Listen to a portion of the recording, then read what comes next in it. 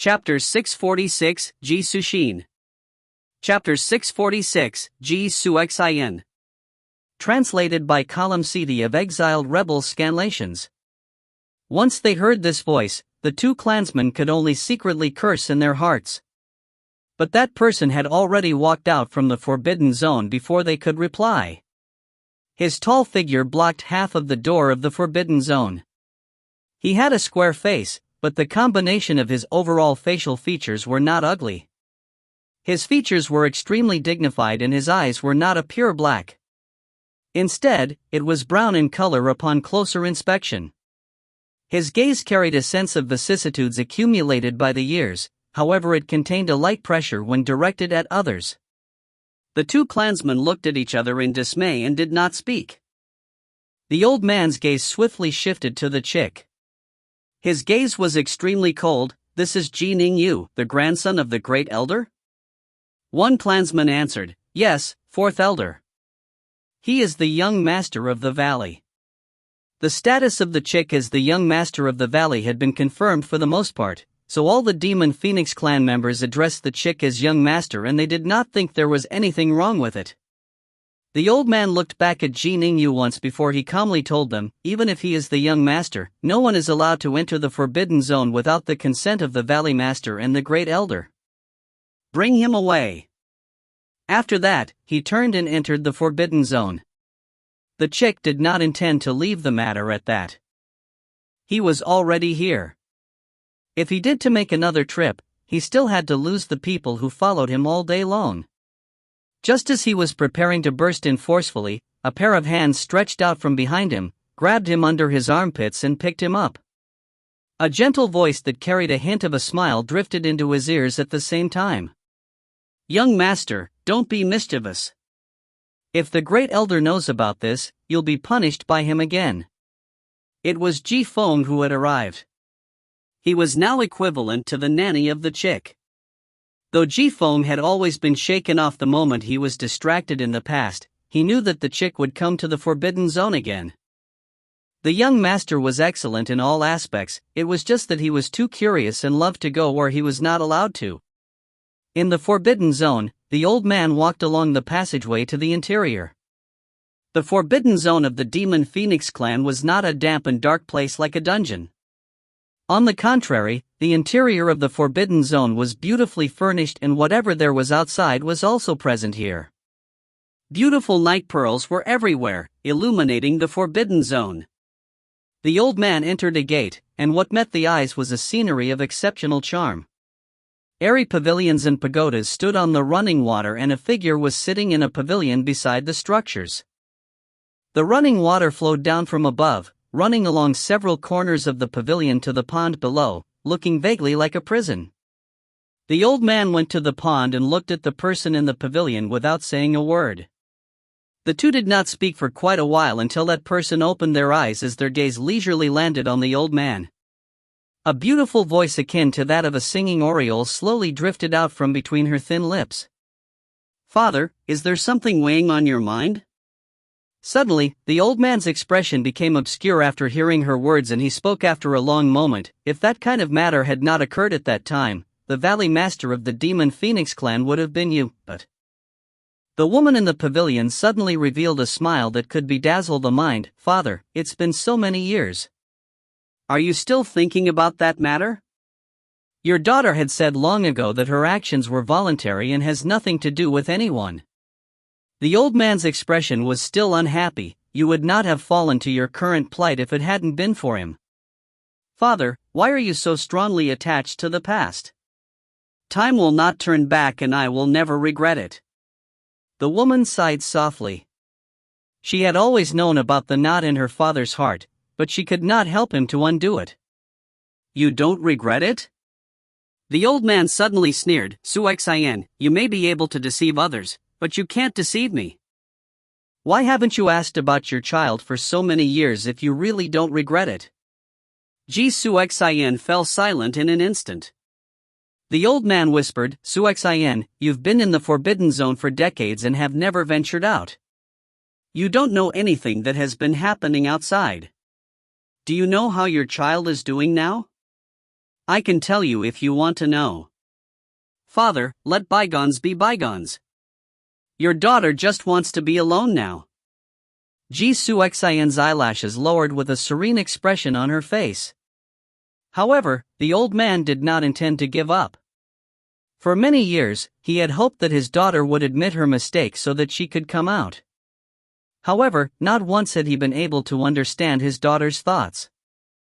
She said that she did not regret what happened, but he never heard her mention anything about that man and her child.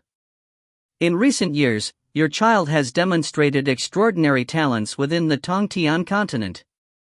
He successively made enemies of many great forces for the sake of one man, and has struggled on the edge of life and death. However, his talent is really outstanding. Some time ago, the Tongtian palace was destroyed in one go by the people he led. That long-established power has now hidden themselves, and he has become a person who can stand on equal footing with top powerhouses like Yuzhen. In the midst of the old man's mild-mannered narration, Ji Suxian's expression changed a little. By the way, your child's name is Ling Xiao. The old man knew that she had never met the child again ever since he was born. Naturally, she did not know of the child's name, so he told her without further thought. Unexpectedly, her expression suddenly changed. Ji Suxian raised her head and her expression was somewhat chilly. Father, you're sure he's called Ling Xiao? And it's the Ling from Ling Yun Zhuangshi? T/N, Ling Yun Zhuangshi, means to have a strong resolution to reach the clouds or lofty aspirations. The Ling, to rise high in this case, in this phrase has the same character as Ling Xiao. Yes, it is. Almost everyone knows about it with his current fame. The old man did not know why her expression suddenly changed and also did not know what was wrong with the name. All he knew was that her daughter's heart that had been as calm as still water for so many years suddenly reacted to this name. Ji Suxian chuckled a few times. Father, I'm tired. Please leave. Anger flashed through the old man's eyes, but eventually it was suppressed before he indignantly flicked his sleeves and left. From beginning to end, he could not understand why his daughter was so stubborn. She had always listened to him in the past, but everything changed since she met that man. For this reason, he had a lot of hatred for that man, and he did not like their child either. Ji Suxian's affair was a taboo in the Demon Phoenix clan. The chick had tried asking people around him, but they remained silent and even took the initiative to change the subject every time. So he only knew that the boss's mother was probably imprisoned in the Forbidden Zone and did not know anything about the rest. The chick was not furious after being taken back by Jifeng.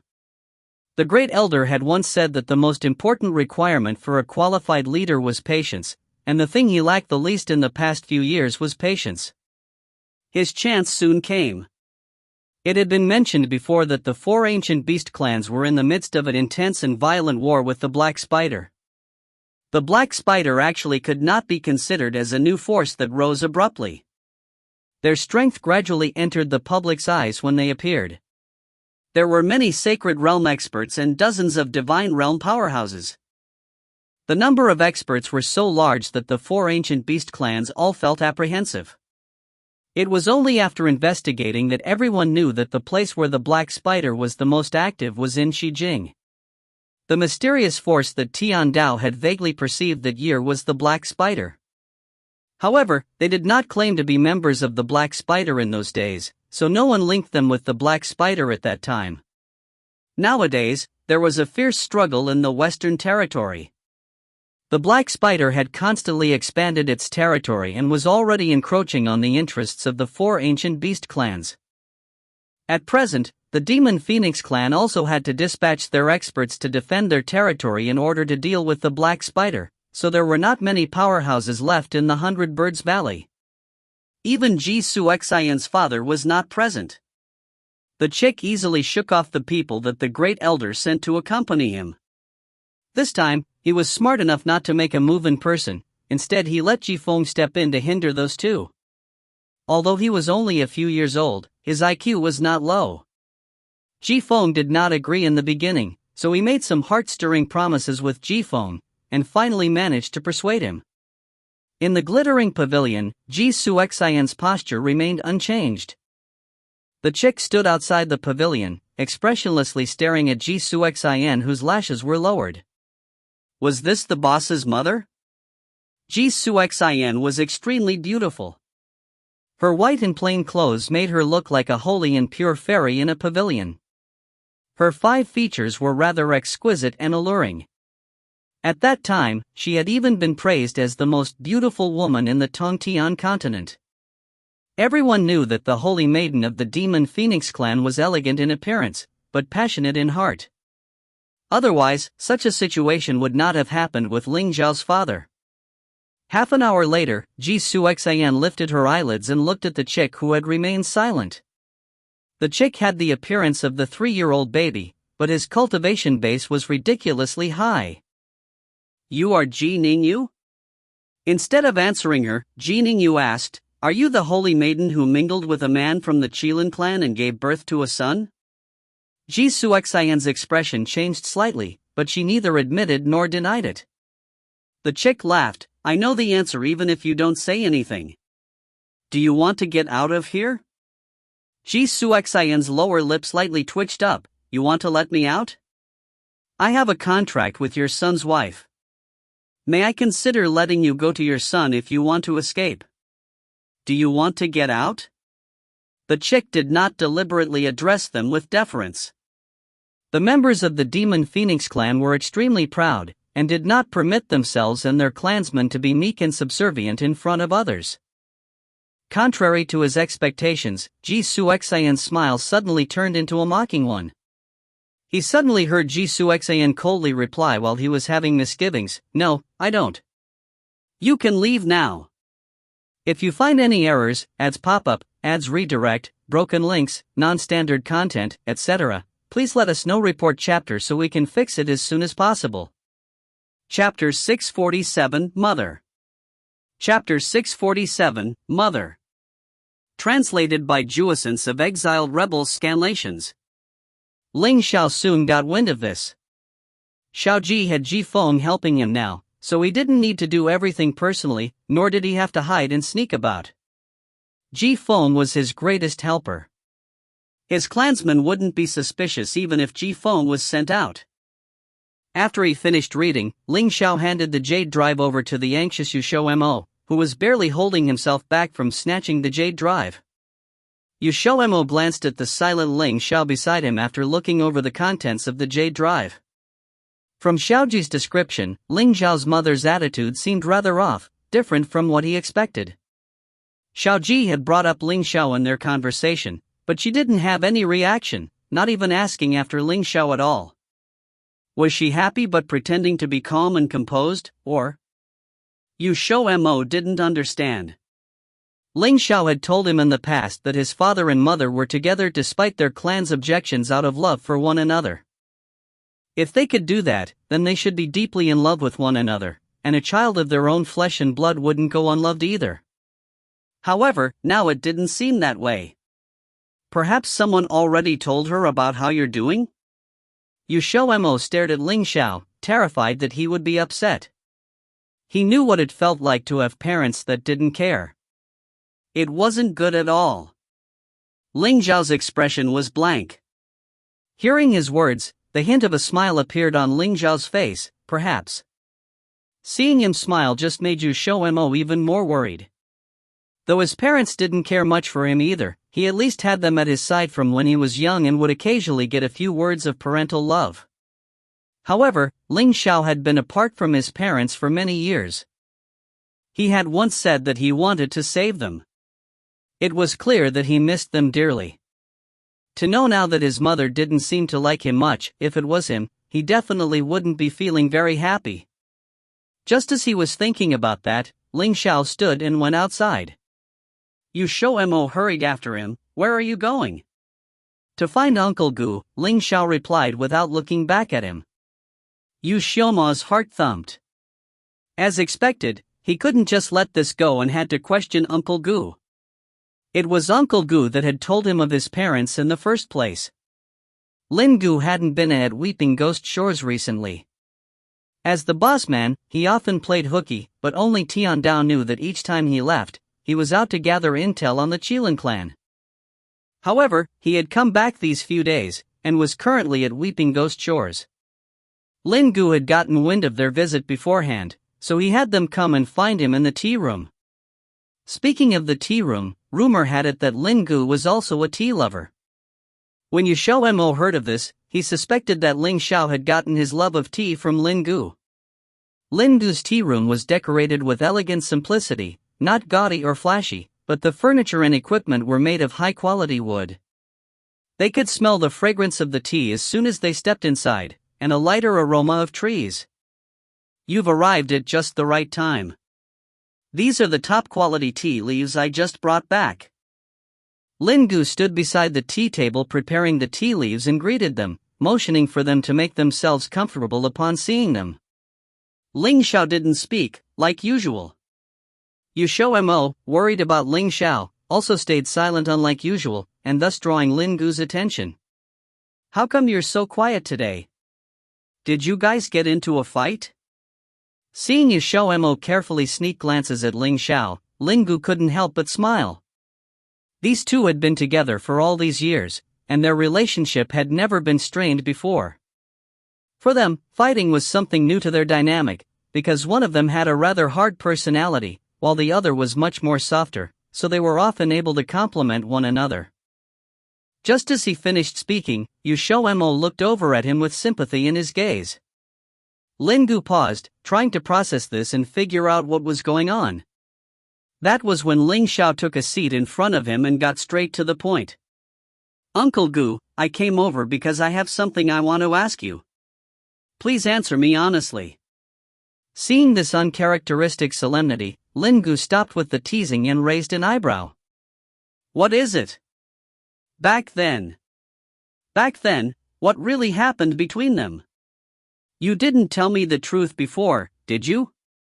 Ling Xiao didn't beat around the bush at all, his expression calm and words so blunt that Lin Gu froze in shock. Lin Gu's hands stopped, and he placed the teapot on the table, looking up at Ling Xiao. Though the word didn't name anyone specific, he knew what Ling Xiao was talking about. He hesitated for a moment and asked, "Did someone say something to make you think that?" "I have people in the Demon Phoenix clan, and they've engaged her, telling her of me, but her reactions didn't match up with what you told me. She doesn't seem to like her son much." "Uncle Gu, you know why that is, don't you?" Ling Xiao's gaze was sharp, gaze bearing into Lin Gu. XiaoMo sat to the side with his head cocked, looking at him with confusion. Seeing his certainty, Lin Gu realized that he wouldn't be able to trick the other and could only say, "Some things happened between your parents back then, but I can't tell you now. You can ask your father when he comes." "Isn't it the same if you tell me?" Lin Gu shook his head. "Sure, I have my reasons, but I can say this. Your mother, she does have something against your father, but she wants to be free. Once you're stronger, I still hope you can free her from the Demon Phoenix clan." Ling Xiao stared at him for a moment. "I understand." Ling Xiao understood what Lin Gu was like. If he wasn't willing to say something, then no matter how much you bugged him, you would get anything out of him. Lin Gu didn't seem relieved by this. He was no longer in the mood for tea. Ling Xiao calmly took the teapot and made a few cups of tea, giving one to XiaoMo, who was looking at him with wide eyes. He only left with XiaoMo after finishing their tea, not at all feeling as if he had ruined Lin Gu's mood. Once they got back to the palace, XiaoMo couldn't hold it in anymore and asked, "Are you really alright?" Ling Xiao looked at him with a slight smile and continued walking inside as he replied, "Why wouldn't I be?" He even seemed rather satisfied for some reason. XiaoMo felt like he didn't have enough brainpower to process this. "What do you mean by that?" XiaoMo ran over and grabbed his arm. His mood sure swung quick, making XiaoMo feel like he had been hallucinating. "What do you mean? What do I mean?" Ling Xiao turned, looking at him rather helplessly. XiaoMo felt that he was feigning ignorance and said, "I feel like your attitude is weird. Do you really want to know about your parents or not?" How come it seems like you don't care now? Ling Xiao shrugged, spreading his hands out to the side in a what can I do gesture. If Uncle Gu doesn't want to say, then what's the use in me worrying over it? Or do you expect me to throw a temper tantrum and cry until he's willing to tell me? XiaoMo's mouth twitched. That's not what I meant. He just thought Ling Xiao to be behaving a little strangely, but he wasn't really sure how to explain it with words. Alright, we'll leave this like that for now. Like Uncle Gu said, after I get my dad out, then I'll be able to find out what happened. I've waited so many years already, what's a little while more? Ling Xiao cut him off, walking over and wrapping an arm around his shoulders so that they could head inside together. But, XiaoMo still found this a little odd. Ling Xiao didn't give him any chance to continue worrying. Was there a need for further consideration? Not to him there wasn't. It was as it was. Thus, he successfully distracted XiaoMo from the topic. This was the tragedy of having a low IQ. In the Demon Phoenix clan, Xiao Ji went and talked some more with Ji Suxian after receiving word back from the boss. However, he made no progress. Ji Suxian remained as she was before, not seeming to desire freedom at all. However, using Ji phone, Xiao Ji figured out what kind of position Ji Suxian had in the Demon Phoenix clan. After she got with Ling Xiao's father, the Demon Phoenix clan basically gave up on her. Only her father, Ji Wufeng, was still trying to persuade her, refusing to give up. Ji Wufeng was an ambitious man. His goal was the position of valley leader, but it was impossible for him to reach it himself, so he treated Ji Suxian as his only hope. Back then, if Ji Suxian hadn't gotten involved with Ling Xiao's father, then she could definitely take the place of valley leader, but this dream shattered without mercy. Thus, he hated Ling Xiao and his father. If he knew that Xiao Ji was one of Ling Xiao's, then he would certainly become Xiao Ji's biggest obstacle. Though Ji Wufeng had laid low for all these years, he had many loyal and powerful followers on his side. In response to this, Ling Xiao's reply was very simple. He told Xiao Ji to become valley leader as soon as possible. Once he became valley leader, then Ji Suxian's freedom could be gained with just a single order from him. Plus, it wasn't as if the Demon Phoenix clan cared about her. However, Ling Xiao still had Xiao Ji ask if Ji Suxian wanted to be free or not. XiaoMo felt that this was almost like harassment, and he doubted Ling Xiao was really trying to win the affections of this mother of his. It was more like it was an obligatory duty to him. Thus, the whole thing with Ling Xiao's mother was resolved just like that. Then they set their sights on the Qilin clan. It was still his mysterious father that was the key in the end. If you find any errors, ads pop up, ads redirect, broken links, non-standard content, etc., please let us know. Report chapter so we can fix it as soon as possible. Chapter 648, The 5 Blessing Spirit Eyes. Chapter 648, The 5 Blessing Spirit Eyes. Translated by R.A. The Forever Remain Dead of Exiled Rebels Scanlations. Please, let me die, stop resurrecting me. One cannot mention the Qilin clan without mentioning Lin Xiaoyi. The main reason the Qilin clan was more difficult to deal with compared to the Demon Phoenix clan lied on this man Lin Xiaoyi.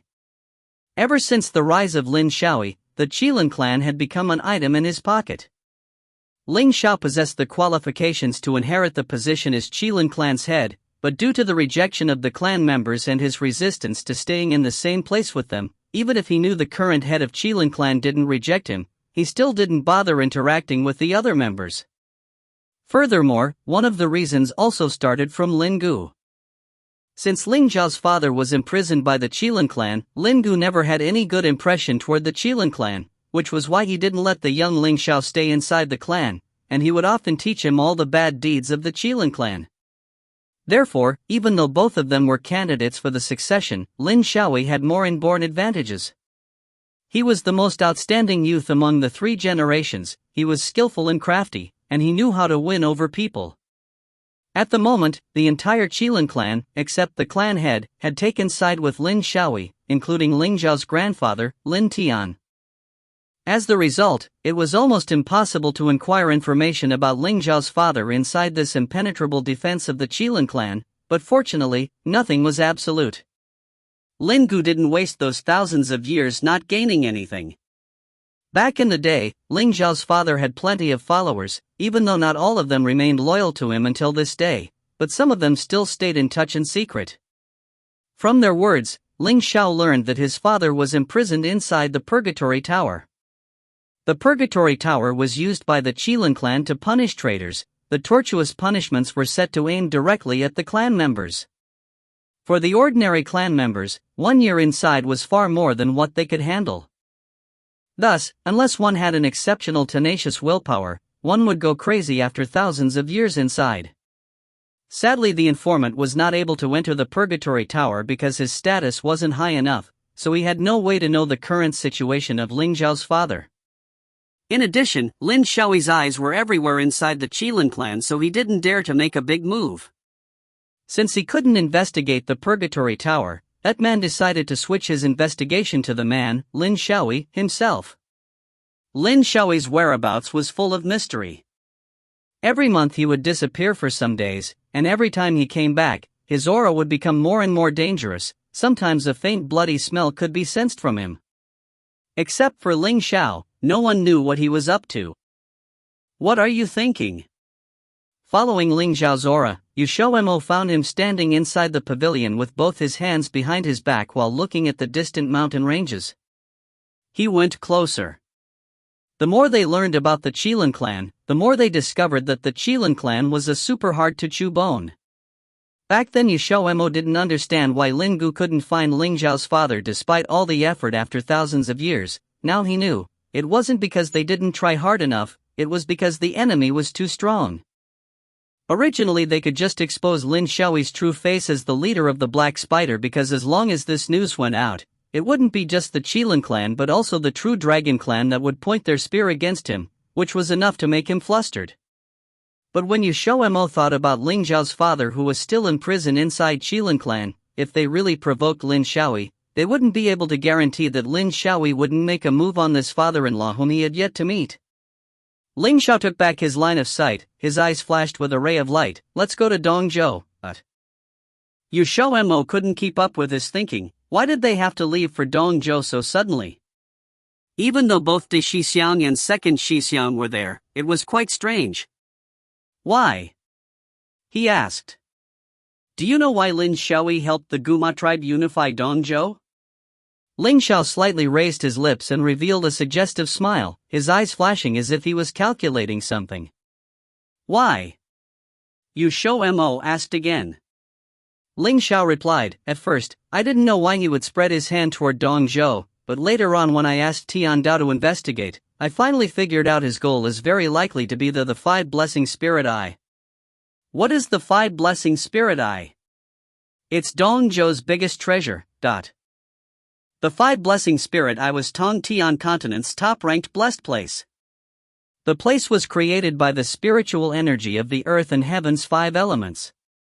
Whether it was practitioners or mages, as long as they cultivated around the Five Blessing Spirit Eye, their cultivation could increase drastically. Moreover, it had no backlash. Especially toward mages, the Five Blessing Spirit Eye could change their soul's quality. Just this effectiveness alone was enough for every mage of Tongtian Continent to rush like ducks and fight manically for the Five Blessing Spirit Eye. After all, there was a reason for Dongzhou to be called the Mage's Paradise during the ancient battles. The place where the Five Blessing Spirit Eye was first discovered was in Dongzhou. It was later deducted that Dongzhou was the most suitable region to nurture the Five Blessing Spirit Eye, and only by then was it exploited without restraint. However, the Five Blessing Spirit Eye didn't exist forever. What practitioners and mages cultivated around the Five Blessing Spirit Eyes was in fact the energy they absorbed from the Five Blessing Spirit Eye itself. From ancient time to the present, some of the Five Blessing Spirit Eyes had been fully absorbed. For example, the Guma tribe's Five Blessing Spirit Eye. The reason why so many transcendent level mages with high level appeared inside the Guma tribe was thanks to the Five Blessing Spirit Eye. But judging from their usage, their Five Blessing Spirit Eye must have disappeared. The loss of 5 blessing spirit I could mean that transcendent level mages may not appear in the future again. The answer to their problem? Stealing others' 5 blessing spirit eye. Not many people knew about the 5 blessing spirit eye because, after all, it was a treasure that defies heaven. Hiding alone wasn't enough. Who would announce it publicly? Like Guma tribe, maybe the only people who knew about it were Emoma and Xiaoyin, who had extremely high status. XiaoMo was extremely looking forward to it, because his current cultivation progress had reached the bottleneck. He had progressed too fast previously, and ever since then, the speed went down gradually. If he didn't grab an opportunity soon, he afraid that it would take him another year to break through to grade 5. The 5 blessing spirit eye sounded like it was prepared just for him. Right now, even if Ling Xiao forbid him from going, he would still go Dongzhou, and also to visit his 2 Shixiangs. Ling Xiao's main purpose wasn't to destroy Lin Xiaoyi's plan.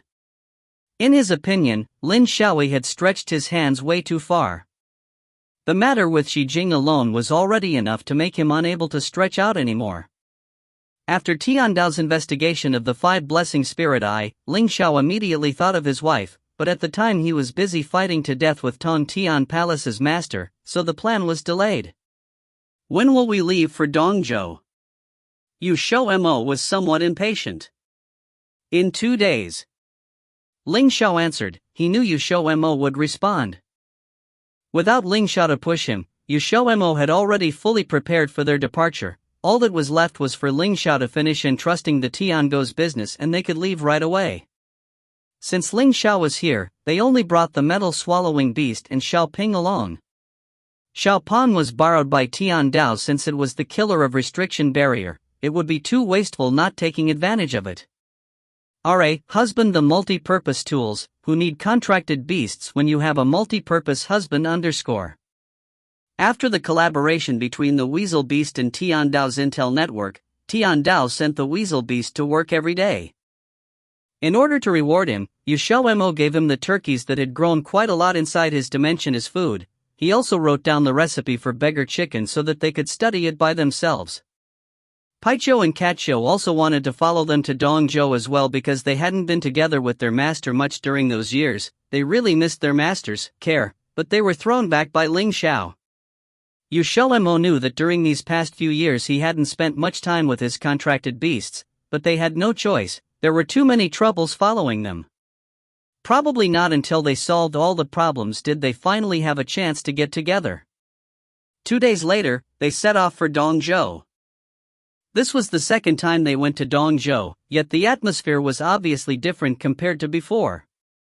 After the war among the 3 tribes broke out, Dongzhou was filled with tension with the strained atmosphere. The scenes of people wearing different symbols and clothings clashing their swords against each other could be seen everywhere. The 2 of them intentionally went to Guma tribe's town. The building that Yin Hui and Su Lang stayed before had been unoccupied since. There was dust everywhere. The situation inside the Guma tribe was not so good at the moment. Even though Xiaoyin had colluded secretly with Machi Shiyuan, on the surface, she still hadn't gone against Emoma. Although Emoma was also doubting Xiaoyin, but since she was a holy maiden, her reputation within the Guma tribe was extremely high, so unless he had evidence to prove that Xiaoyin had betrayed the tribe, Xiaoyin's status in the tribe could not be shaken by one-sided words alone. But Emoma wasn't a fool. He was trying to push Xiaoyin to rebel. With Lin Xiaoyi's help, Emoma restricted Xiaoyin in every aspect as he secretly made moves to go against her. Emoma avoided letting Xiaoyin know all the secret incidents and missions. He thought this move could drive Xiaoyin to a corner, but who would have thought he was the one being used by Xiaoyin instead? The Guma tribe's biggest enemies were Shuishi and Wan Sha, yet Emoma didn't deal with the enemies. Instead, he wholeheartedly focused on pushing his own people away. Xiaoyin let some people spread out the rumor, and now everyone knew about Emoma's conducts and deeds. The Holy Maiden was their moral pillar. How could the tribe had Emoma do such a thing? In that moment, doubts against Emoma had seeded inside everyone. Xiaoyin's chance to betray the Guma tribe was when one of her men was killed by Emoma's trusted aide in front of many people. Xiaoyin purposely set up this plan, and then she left the Guma tribe openly with honor, while stirring up the water inside the Guma tribe even more. She also took with her a group of strong practitioners who were loyal to her, which enraged XiaoMo even further. All this happened before XiaoMo and Ling Xiao arrived in Dongzhou. XiaoMo used 3 days to suppress those voices that spoke against him. The Guma tribe had changed to a dictatorship. In order to annex Shueixi and Wansha, he even promised to give the black spider the first 5 blessing spirit eye they discovered. One must know that XiaoMo was asking a tiger for its skin. Furthermore, the black spider had never revealed their true intentions to them. T/N, asking a tiger for its skin equals asking someone of evil characters for a favor, which was against his interest. If you find any errors, ads pop up, ads redirect, broken links, non-standard content, etc., please let us know. Report chapter so we can fix it as soon as possible. Chapter 649, Collaboration. Chapter 649, Collaboration. Translated by Yen of Exiled Rebels Scanlations. XiaoMo and Ling Xiao left Guma tribe's town and hurried to Shueixi tribe. As a result, they unexpectedly ran into Xiaoyin, who had already betrayed the Guma tribe. When Xiaoyin saw them, she remembered shifting the blame onto them back then, as well as what happened in the cave city underground. If it weren't for Ling Xiao not wanting to get involved with them, they most likely would have become enemies by now. Emoji Shiyuan also wiped away a handful of cold sweat on the spot. Ever since he found out that XiaoMo and Ling Xiao, who he had met at the bottom of the ocean, were friends with his son, he had worried for quite a while. After all, it couldn't be said that there were no grudges between them, it's only that the grudges weren't very big. If Ling Xiao and XiaoMo wanted to get revenge, they could absolutely exploit their relationship with his young son. However, after knowing their purpose in coming, Emoji Shiyuan was neither startled nor happy. It seemed like they were preparing to abandon their former hatred and stop arguing about bygone matters. If things were like this, that would be extremely great, except... Have the two of you confirmed that the powerhouse collaborating with the Guma tribe is the Black Spider? Emoji Shiyuan had also heard of Shi Jing's current situation. The Black Spider was extremely powerful, with all sorts of treacherous and murderous tricks. Before, they were always hidden in the darkness, but now that they had surfaced, nobody had been able to get a handle on them yet. This person, Zuma, Chief Emoji should have heard of her before, right? Ling Xiao said lightly. Emoji Shiyuan suddenly frowned. Of course I've heard of her before. She's the former holy maiden in the Guma tribe. She's exceptionally strong, but she suddenly disappeared several thousand years ago for some unknown reason. Nobody knows where she went. Ling Xiao's fingers knocked against the table. He tapped lightly twice before saying, one word at a time, she's currently in the Black Spider right now. Furthermore, she's also the Black Spider's leader's confidant. Emoji Shiyuan was startled. The magnificent holy maiden had actually joined the Black Spider? Regardless of whether that old fart XiaoMo knew about this or not, this was harmful for them. Zuma's power to rally supporters was greater than Xiaoyin's, and the rumors said that she seemed to have broken into grade 6. Even though they didn't know whether it was true or not, but it was better to be safe than sorry. After quickly calculating, Emoji Shiyuan instantly made a decision. He looked at Ling Xiao, who wore an unfathomable expression. I imagine that the two of you, who rushed from distant lands to Dongzhou, must not have come here purely to collaborate with us, right? What requirements do you have? Chief Emoji is indeed a frank and straightforward person. If I may speak bluntly, I heard that Shueixi tribe has a 5 blessing spirit eye.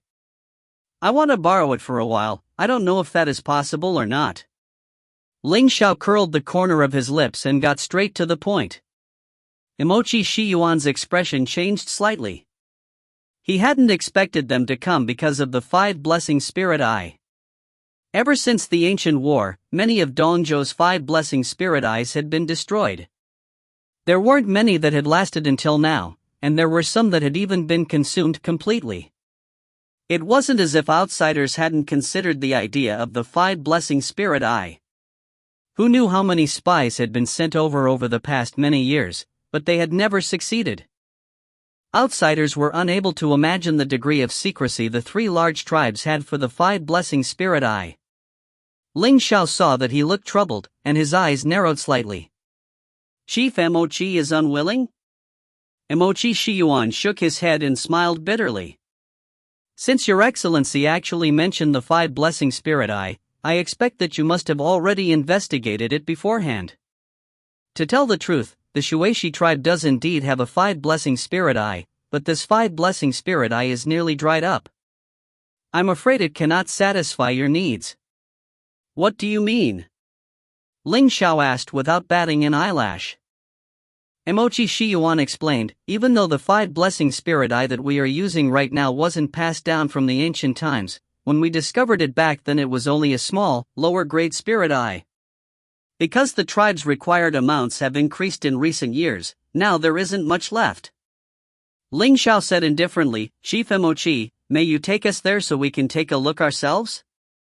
Emochi Shiyuan hesitated for a second before agreeing. He was telling the truth. Indeed, the less people that knew about the five blessing spirit eye, the better, but the value of a nearly dried up five blessing spirit eye wasn't very high. Even if they knew where it was, it didn't matter much. Emochi Shiyuan handed this trivial task to his younger son Emochi Rong. Emochi Rong was a mage, so he often went to the five blessing spirit eye when he was young. Furthermore, he could use this opportunity to deepen their relationship. Of course, right now he still didn't know about Fang Chenlo and Fu Zilin's relationship with XiaoMo. Emochi Rong was very happy when he saw XiaoMo. After returning to the tribe, he was in secluded cultivation the entire time, and he wasn't as free as he had been at Xiaoyao Institution. He also used to have a group of friends by his side at that time, and the one who left the deepest impression was Yan Hui. It was only too bad that they had different interests. The location of the five blessing spirit eye was quite hidden. Even though it was almost dried up, the tribe had still dispatched many guards to protect it, and it had set up layers and layers of traps. If someone wanted to get all the way in, the entrance was extremely hidden, and the inside was extremely complicated, so if they didn't have an acquaintance to lead the way, it was very easy to get lost. Be careful, there are quite a few traps in here. If you accidentally touch one, the location of the secret pathway will change, and we will be immediately sent to another place. Perhaps it's still in the secret pathway, or perhaps we'll be transported out, Emochi Rong explained as he walked. XiaoMo made a sound of admiration. This was an enormous project, the entire secret passageway was an enormous transport circle. It was an ingenious design, and it was a maze on top of that. With 2 layers of safeguards, people unfamiliar with the situation would definitely fall into the trap. After a while, they finally arrived at the five blessing spirit eye. It was a black cave, and they could occasionally see a flash of spiritual light flash across. A gust of extremely rich spiritual energy emitted from the cave, but there were 4 experts guarding the entrance who were all at the divine realm level. Emochi Rong showed the token that his dad gave him, and the 4 guards instantly let them pass. After the 3 of them walked inside, XiaoMo immediately saw that there was something glowing on the floor of the cave. It was about 2 meters long, and 5 different rainbow-colored elements, gold, wood, water, fire, and earth, tangled above the light. Rainbow-colored spiritual energy continuously leaked outside in spurts. This is the 5 blessing spirit eye. Since it's about to dry up, that's why there's sometimes spiritual energy and sometimes not. The light is also pretty dim. If this was before, the rainbow-colored spiritual energy would be several times stronger than right now. Emochi Rong explained. XiaoMo nodded his head, not really understanding. If it dries up, will it be useless? How many days longer do you think you can use what's remaining? If it dries up, then we don't need to send people to guard it anymore. Emochi Rong nodded. Based on my estimations, this place can only be used for another 5 days at the most. Once the 5 elements covering the top disappears, it can't be used anymore. Only 5 days. XiaoMo was a little disappointed. He didn't know whether he could break into grade 4 in 5 days. Emochi Rong said apologetically, "Fellow brother Yu, many apologies for disappointing you." Even though he didn't know the exact situation, he could see that XiaoMo urgently wanted to increase his power level. XiaoMo waved his hand and told him not to overthink things. It was only their fault for coming at a bad time. At that moment, Ling Xiao suddenly said, "Let's go back and tell your dad to give this 5 blessing spirit eye to us. It will be our requirement for exchanging. We will help Shueshi tribe deal with Guma tribe." XiaoMo and Emochi Ron looked at him in surprise at the same time. This kind of deal wasn't worth it at all. You didn't know whether there would be any results in 5 days. Shueshi tribe would simply make a huge profit, and XiaoMo didn't believe that Ling Xiao didn't know. However, he also knew that Ling Xiao wasn't someone who would lose out. It was good enough if he didn't make someone else at a loss. If he said this, he definitely had some other plans in mind. Finally, Emochi Rong still informed his dad. Emochi Shiyuan also thought it was strange, but he couldn't think of what Ling Xiao's goal would be. It was impossible that there was something Emochi Shiyuan didn't know about the 5 blessing spirit eye. Shueshi tribe had already possessed the 5 blessing spirit eye for close to 10,000 years. In that time, they had observed and studied it who knew how many times. If there was some secret, they had long since discovered it.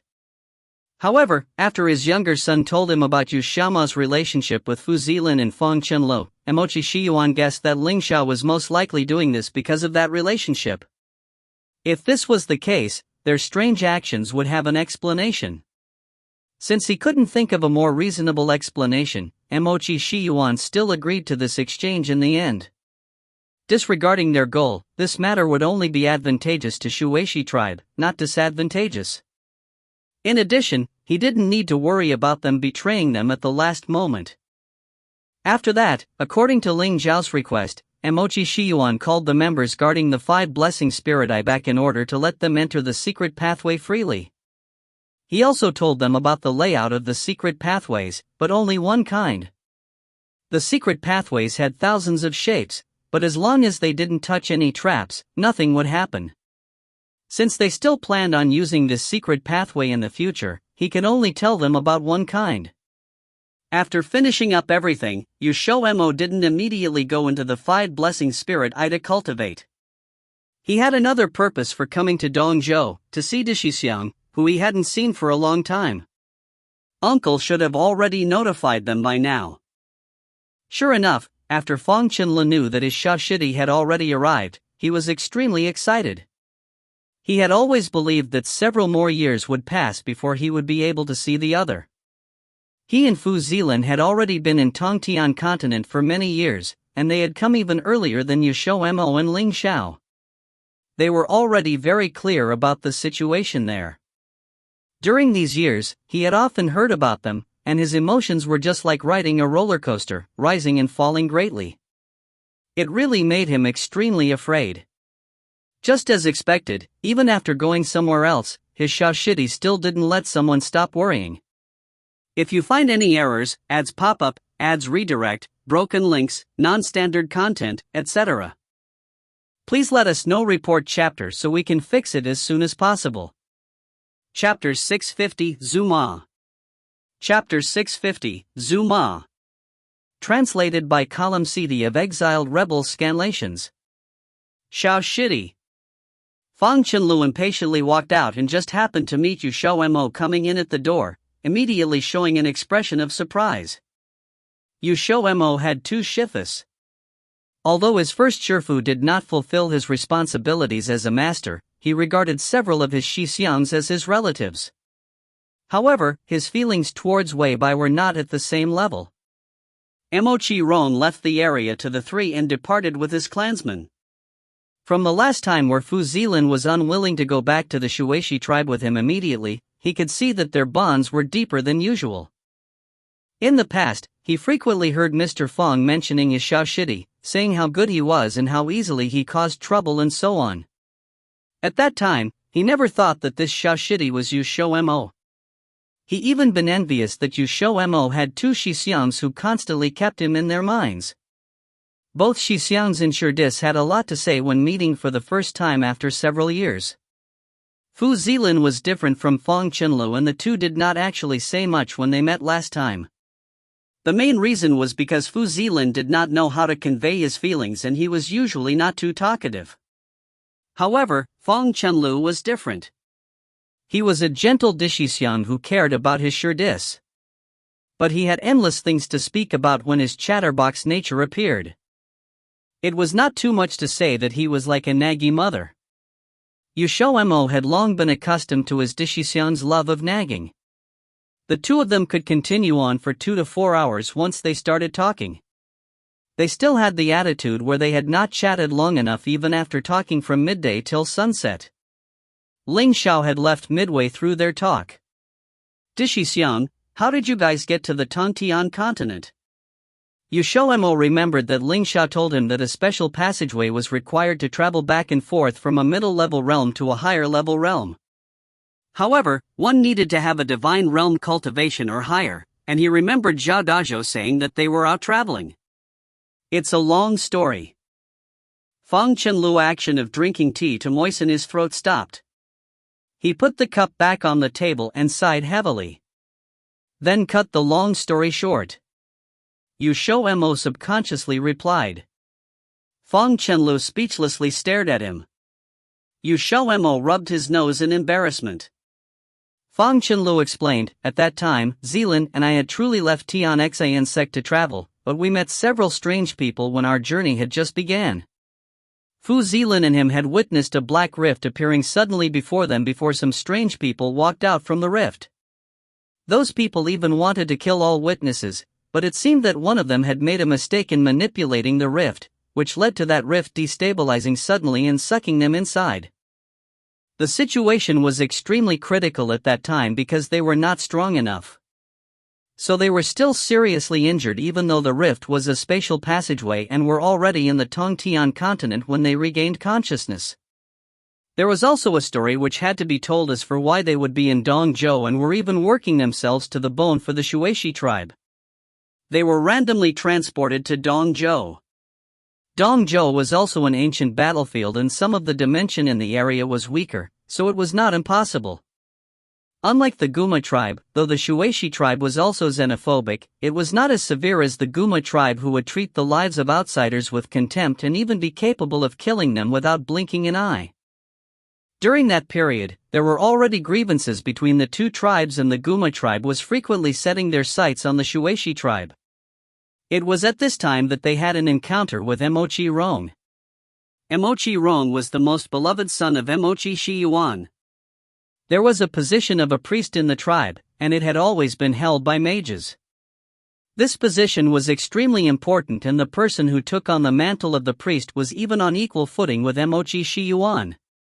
Mochi Shiyuan was grooming Mochi Rong as the future priest. Nevertheless, the Guma tribe was able to take advantage of a gap in their defense regardless of how carefully they protected him. It was Feng Qinlu and Fu Zilin who had saved him when he was being hunted down and his life was hanging on the line.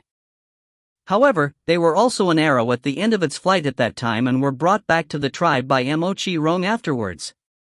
In order to repay the two people, Mochi Shiyuan not only saved them, but also let them stay in the Shuishi tribe when they had nowhere to go. Feng Qinlu and Fu Zilin were both people with genuine talent.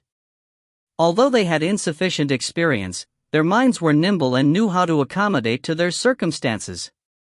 The Shuishi tribe was a big tribe, yet their living conditions were not really good in those days. They helped to improve the situation and were put in an important position after they gained the trust of Mochi Shiyuan. One must know that it was hard to gain the trust of the chief of a tribe, as sometimes putting someone in an important position did not represent trusting that person. It was at this time that the two came into contact with the 5 blessing spirit eye. Their aptitude had improved and their strength advanced by leaps and bounds to become inseparable from the 5 blessing spirit eye. Since then, they had become more earnest in helping the Shuishi tribe. Feng Qinlu was now the priest of the Shuishi tribe.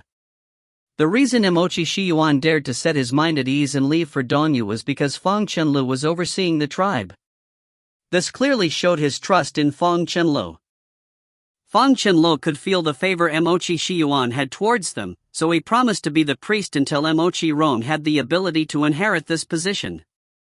Speaking of it, this was a great turning point in their lives. If it was not for that rift and those strange people, they might not have been able to come to Tongtian continent in their lifetime. It was only after living here for several years that they realized how narrow their perspective was. Dishixian, if I'm not mistaken, those strange people you met were probably from the Vermilion Blood Clan.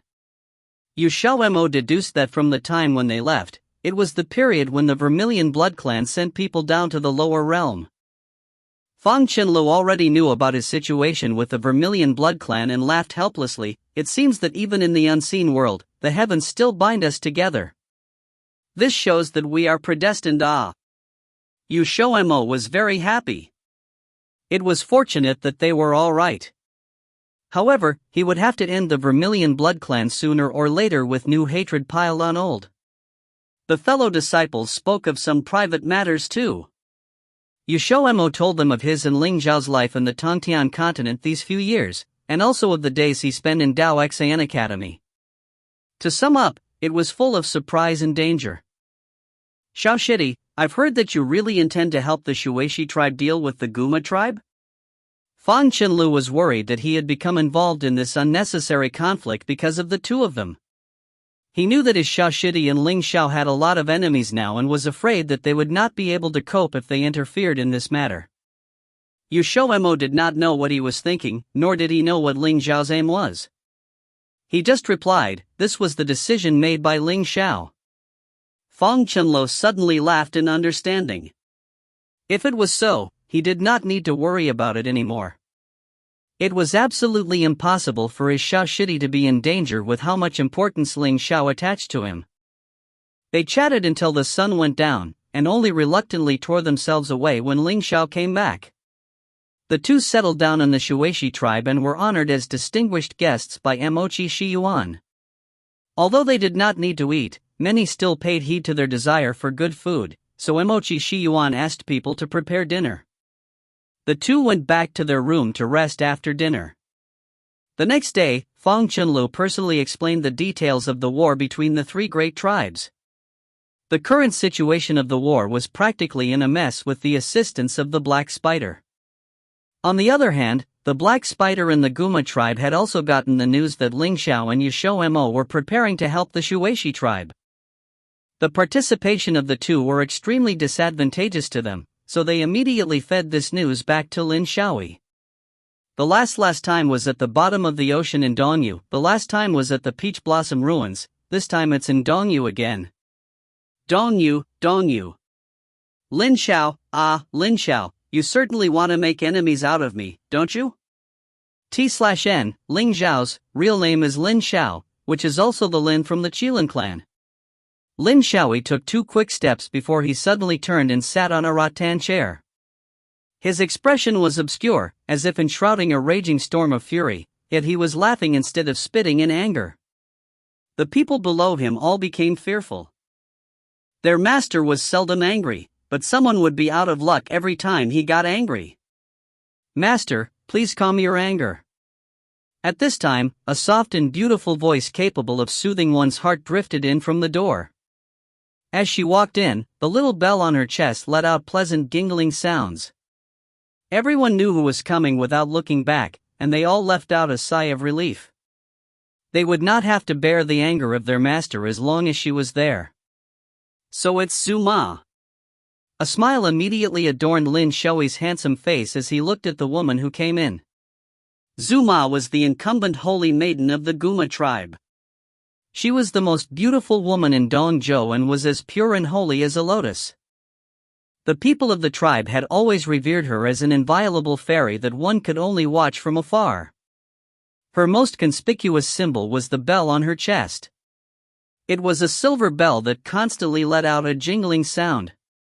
This sound was not just an ordinary noise, but one that could ensnare those with weak willpower. Zuma walked to Lin Xiaoyi and gave a slight bow as she stated, "Master, Zuma is willing to go to Dongzhou to resolve your troubles." "Zuma is considerate. Then I'll have to trouble you with regards to the issue in Dongzhou this time." Lin Xiaoyi leisurely laughed.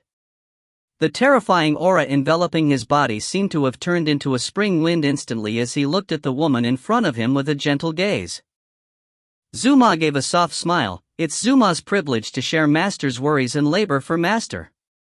Lin Xiaoyi did not speak anymore and only nodded with satisfaction. The next day, Zuma departed with several powerful experts from the Black Spider to Dongzhou. No one except Emoma knew that the incumbent Holy Maiden was coming.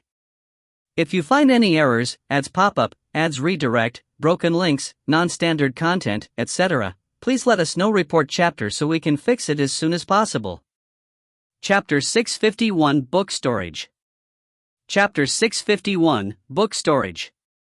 Translated by Juessence of Exiled Rebels Scanlations. The situation in Dongzhou hadn't changed drastically, so the other powers didn't notice the changes being steadily set into motion. Although, at the moment, they were all more concerned with themselves, and probably didn't have the energy to consider others. Zuma's arrival gave the Guma tribe more confidence.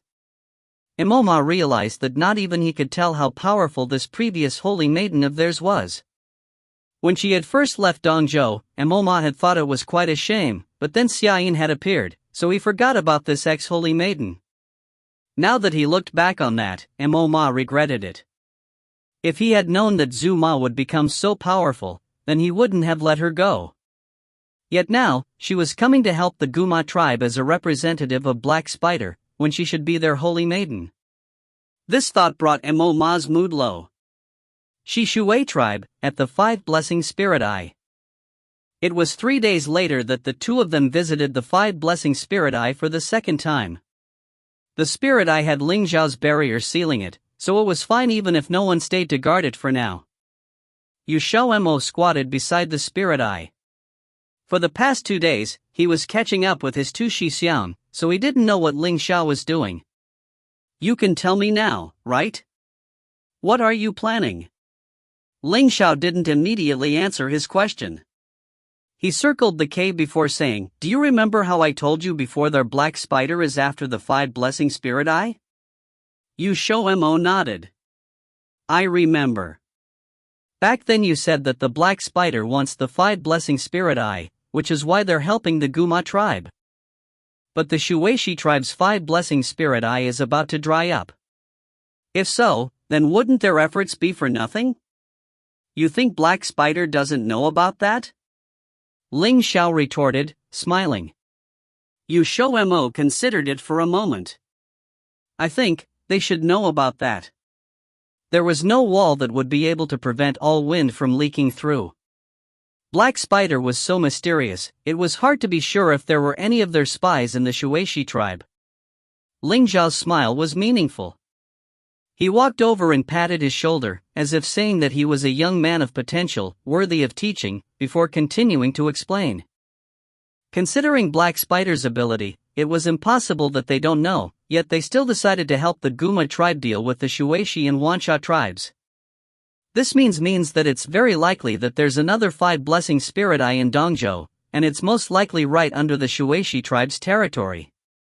XiaoMo's eyes lit up and raised a finger in excitement, saying, "I get it.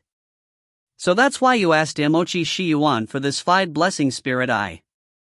You're trying to find the undiscovered Five Blessing Spirit Eye, aren't you?" "That's right. I've been searching for it these 2 days, but I haven't had any luck yet." Ling Xiao rubbed his chin, contemplative. XiaoMo thought for a while, asking, "But why must it be here? That Five Blessing Spirit Eye isn't necessarily around here. Couldn't it be somewhere else?" Ling Xiao shook his head. "I've already looked into it.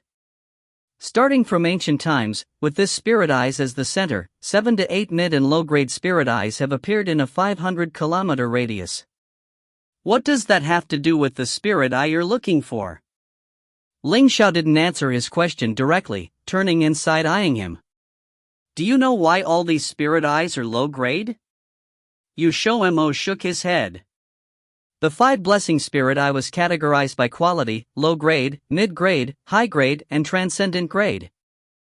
The better the quality, the more effective it was, with transcendent grade as the best, but treasures like the 5 blessing spirit eye weren't so easy to come by. The development of a 5 blessing spirit eye didn't just need enough time, but an advantageous location as well, but Dongzhou was the birthplace of the 5 blessing spirit eye. Why? All those who knew about the 5 blessing spirit eye knew that transcendent grade spirit eyes begot high grade spirit eyes, high grade ones begot mid grade ones, and mid grade ones begot low grade ones, and the better the quality the harder it was to develop. Ever since the 5 blessing spirit eye was first discovered, a transcendent level spirit eye had never appeared. It was a thing of myths, and high grade ones had only ever appeared twice in ancient times. After that, they never appeared again. Low-grade ones were relatively more common, and then mid-grades ones. 7 or 8 5 blessing spirit eyes didn't seem like much, but as a rare sacred area, his was already a shocking number. Some had brought up the problem of the birth of 5 blessing spirit eyes. They had once thought that Dongzhou had a transcendent grade 5 blessing spirit eye, because only transcendent grade spirit eyes could create high-grade spirit eyes, and only that could explain why spirit eyes were so common in Dongzhou. It was unfortunate that their predecessors had never managed to discover the transcendent one before the ancient war. Then, this idea had slowly been lost to time. Though most people either didn't believe it or didn't remember it, but those who would rather believe it existed, even if it didn't, still existed, Black Spider among them. The Shuishi tribe was a great power. If they attempted anything secretly, they were bound to be noticed eventually. Then, when the news of the transcendent grade spirit eye got out, the other powers would definitely try to interfere. Lin Xiao was an extremely possessive person. He would never share anything he desired with others, so he decided to use the most violent method: destroy the Shuishi tribe. Though this seemed like he was delusional about his own power, he did, in fact, have the ability to achieve this. But, that was most unfortunate for him was that he had the unpredictable Ling Xiao as his enemy. As his rival, Ling Xiao was very intelligent. Once he found out about Lin Xiao sending people to aid the Guma tribe in destroying the Shuishi tribe, he began suspecting the others' true intentions. However, if it wasn't for the fact that they just so happened to meet Su Lang and Yan Hui at the town the Guma tribe were gathering at, find out Yan Hui's goal and associate it with Lin Xiao, then Ling Xiao probably wouldn't have realized that Lin Xiao's goal was the transcendent great spirit eye. This was what one called fate. XiaoMo was still confused after hearing all of this, but he gained something from it all. This spirit eye was required if they wanted to find the transcendent great spirit eye. We don't have much time. Are you certain you can find it within a few days? Not long ago, Tian Dao had sent them a message. It seemed that Black Spider had sent a powerful person to Dongzhou. It had been a few days already and that person should have already arrived at the Guma tribe. If they really were after the transcendent great spirit eye, then they wouldn't wait too long to act. I need to calculate its exact location, Ling Xiao replied. Dongzhou was massive, and while the Shuishi tribe was only one of 3 big tribes, and the smallest of the 3 as well, their territory was still immense. If they didn't calculate the location, then they would have to search the area inch by inch, and who knows when they'd find it. Thus, they needed to know the general locations of where previous spirit eyes were discovered. XiaoMo blinked. Then do you know where those spirit eyes are? Ling Xiao shook his head, frowning as he said, Mochi Shiyuan should know it best, but he's suspicious of our intentions. If we let him know of this, then he might desire to possess it himself, so it's all up to you next. Here, he looked at XiaoMo with a meaningful expression, as if scheming something. XiaoMo looked down at himself. What? Would Mochi Shiyuan spill if it was him? He wasn't that charismatic, was he? However, reality proved that XiaoMo's thoughts had gone in the wrong direction. Ling Xiao meant to have XiaoMo use Fang Chenle's position in the Guma tribe to get into the Shuishi tribe's book storage for some research. Dongzhou had always held the oldest culture in the Tongtian continent. Though a war had raged through this area before, much of what existed back then had been preserved. For example, the three big tribes had preserved the most comprehensive collection of books in the entire Tongtian continent. These books were a very important cultural heritage to the tribes. Thus, there was a rule that people generally weren't allowed to enter the book storage to read them. However, Fang Qianlu was the priest of the Shuishi tribe and his position was only second to Emochi Shiyuan, so he could go inside the book storage whenever without needing Emochi Shiyuan's agreement. Fang Qianlu was very efficient. XiaoMo explained everything to him not long later in the day, and by the second morning, he had managed to get things handled. To avoid Emochi Shiyuan's suspicion, XiaoMo had Fu Zilin put on an act with him. Originally, Fu Zilin had helped him create over 10 large bookcases and he hadn't managed to fill them yet. He just had to let Emochi Shiyuan believe that he was going inside for his own book collection. Emochi Shiyuan managed to get a huge boon from the unfair transaction, so he let them go inside to copy a portion of the books. In the morning, XiaoMo happily dragged Ling Xiao and his two Shixiang inside in the name of getting them to help him. In order to not arouse suspicion, he really did take out a pile of jade drives and start copying one by one, aiming to have someone make them into physical books in the future. Fang Qianlu was also helping. It was when the sun got to its highest point that he stood and casually walked towards the second floor. The second floor was the forbidden section of the book storage. The books in there were the ones of true value, which couldn't be given to outsiders. Usually, there were two tribesmen watching over the entrance to the second floor. The two didn't stop Fang Qianlu because of the other's position, and even opened the door for him without prompting. If you find any errors, ads pop up, ads redirect, broken links, non-standard content, etc., please let us know. Report chapter so we can fix it as soon as possible. Chapter 652, Calculations. Chapter 652, Calculations. Translated by Crystal of Exiled Rebels Scanlations. On that day, Fang Qianlu only stayed in the second floor for half an hour before he came down. After that, he only stayed in the library for a little while longer. During that time, he only exchanged a few words with XiaoMo. Once Emochi Shiyuan heard of this and the clan member who guarded the second floor library also said there wasn't any strange activities, he was finally at ease. That night, XiaoMo got a jade drive from Fang Qianlu. Unsurprisingly, the library on the second floor contained a lot of books, some were about the placement of spirit eyes. Fang Qianlu did a quick scan of the materials and copied them into the jade drive. There wasn't much he could copy in 30 minutes, but good thing the books were all sorted into categories, so most of what Ling Xiao needed was in the jade drive. The same night, Ling Xiao started to calculate its whereabouts. At the same time, the people of the Guma tribe was also secretly plotting. Zuma didn't appear personally just to help the Guma tribe fight against the other two tribes, it was mostly for the transcendent level spirit eye. But, they were much faster than Ling Xiao. When they sent people over, they had already calculated the position of the transcendent level spirit eye.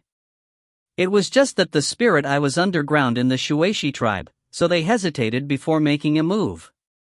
Be prepared and give me 100% of your attention, we're going to fight a tough battle from here on out.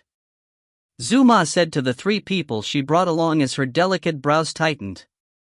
The man who sat closest to her lifted his soft head, as if there wasn't a bone supporting it, and looked at the holy Zuma with eyes that spoke of a devious, yet flirtatious expression, and chuckled, "Master Zuma, the show hasn't even started yet, why so worried?" The man was a general under Lin Xiaoyi. His cultivation base was unpredictably deep but was downright lazy. His original form was a snake, although not as noble as the nine-headed serpent king, it was still an upper-class bloodline in terms of serpents. His cultivation base was the strongest after Zuma, being a level 12 beast, the other two were of the divine realm and that was only because the fight in Xijing hasn't finished yet, so they couldn't lend more people. But, the formation was already really powerful, which was indication enough that Lin Xiaoyi really thought highly of Ling Xiao. Master attached great importance to this mission. Zuma said lightly. The man straightened his body, tilted his head and said with a smile but not really expression, "Of course, it was a transcendent level spirit eye after all." The man was called Fong Yang. Even though Zhu Ma was held in high regards at the Black Spiders, he never really respected her. When the master was there, he would sometimes make pleasant greetings, but otherwise, he always spoke with a dandiacal expression and sometimes not in good temper either. Zhu Ma knew of this as well. As for those who didn't respect her, she didn't let them off easily either. Hearing his nonchalant tone, she immediately said, "It wasn't just one side who knows of the transcendent level spirit eye, our opponent isn't just Ling Xiao."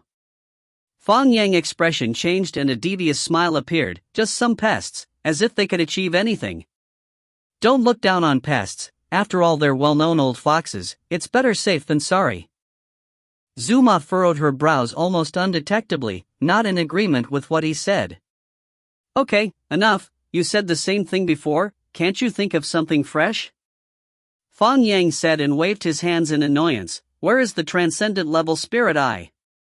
I'll go take a look." No surprisingly, Zhu Ma rejected him.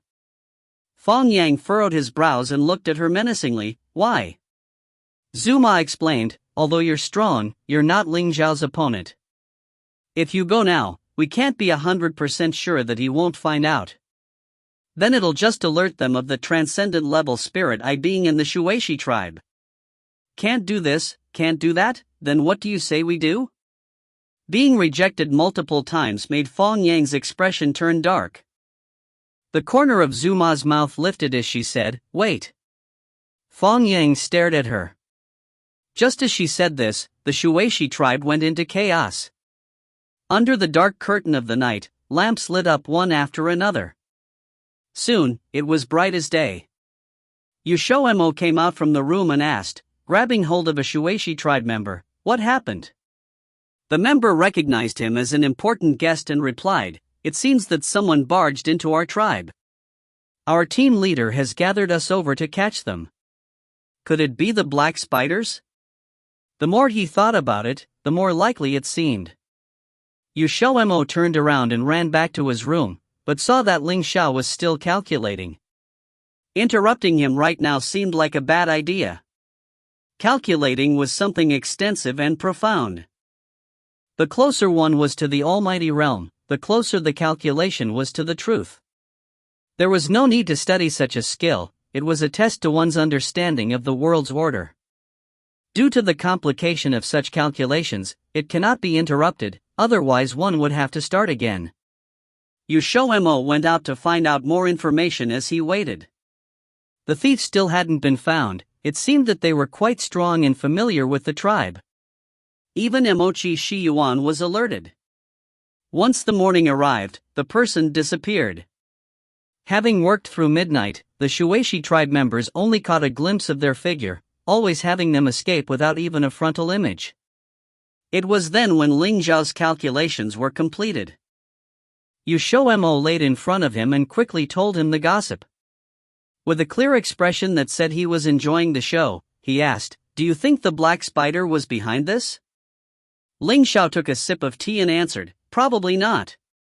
"Why?" From how others' description of the ex-holy maiden, they should be a careful and scheming woman. Before she has confirmation that we know the whereabouts of the spirit eye, she wouldn't send someone over willy-nilly, unless she wants me to suspect something. Thus, most likely this has nothing to do with the Black Spiders or the Guma tribe. XiaoMo blinked, "Then who?" Ling Xiao made a thoughtful face and said as he slowly rubbed his chin, "Good question, but I don't know." XiaoMo. He's just toying him on purpose, right? No matter who that person was, if they weren't part of the Black Spider or Guma tribe, then they were probably not very threatening. Currently he was more curious as to the location of the transcendent level spirit eye. Where was it so that the Black Spider hadn't made a move yet and needed to partner up with the Guma tribe? "Quickly, tell me," XiaoMo urged. But Ling Xiao started to slowly sip the tea. The tea was even one of the good ones given by Emochi Shiyuan, which he had drunk quite a bit over the past few days. XiaoMo heart ached in curiosity, he needed to know now, but Ling Xiao just loved to keep him hanging. By the looks of things, he needed to be fierce. He went and locked the door, then ran back, crawling underneath Ling Xiao's armpits and sat but first onto his thigh. With both hands hugging his neck, and 2 legs hooked onto his waist, he started to shake fiercely. "Aren't you going to tell me? If you don't, I'm not getting off." Ling Xiao held back his laughter and stood his ground, not telling. XiaoMo showed his teeth, then don't blame him if he's heartless. Thus, he went and grabbed little Ling Xiao, even squeezing it a little. The sleeping little Ling Xiao was quickly awoken. Beside his ear came a weak intake of breath from Ling Xiao. It didn't take long before it was completely up, like a skyscraper, making a hill between his legs. It was so fast that XiaoMo was almost unsure of what to do next. In reality, he didn't react. Normally it was Ling Xiao who took the initiative. He usually just laid down and enjoyed, sometimes fighting back, but that was usually guided. "Continue," Ling Xiao said as his chin rested on XiaoMo's shoulder, his eyes half closed and his burning hot breath landing on the other's ear. XiaoMo's face went fully red. He had almost forgotten that this beast loved this and he was a meat bun that gifted himself over.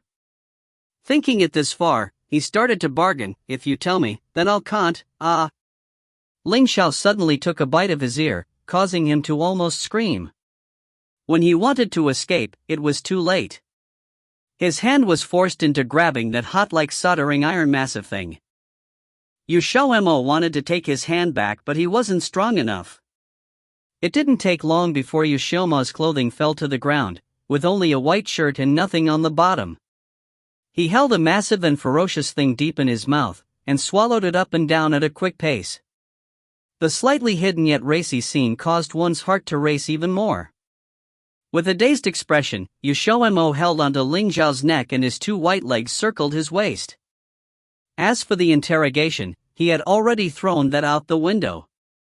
Not only did he not get the answer, he also gave himself up. That's called reaping what you sow. The next day, Ling Xiao's despicable nature came out again and wouldn't allow him to drink spiritual water to heal. Good thing he was already used to it, and his body was much stronger as his cultivation base increased. After resting for a few hours, he recovered. That afternoon, Ling Xiao finally took pity on him and showed him the transcendent level spirit eye. But once XiaoMo saw that place, he was so shocked that his chin almost fell off. No wonder the black spiders would partner up with the Guma tribe. If they didn't, they would have made such a ruckus that everyone would have figured it out. If you find any errors, ads pop up, ads redirect, broken links, non-standard content, etc., please let us know. Report chapter so we can fix it as soon as possible. Chapter 653 Assemble. Chapter 653 Assemble. Translated by Yen of Exiled Rebels Scanlations. The building in front of them was Shuishi tribe's ancestral shrine. It existed ever since the Shuishi tribe was built, and it was long established. The ancestral shrine was imposing and spectacular. It occupied over 5,000 square meters, and it was Shuishi tribe's signature building. Its entire structure gave off a concentrated, simplistic aura, and because it was an important forbidden zone, there were about 20 to 30 clan members guarding it inside and out. Normally, the ancestral shrine wasn't open to the public unless it was time to pay respects.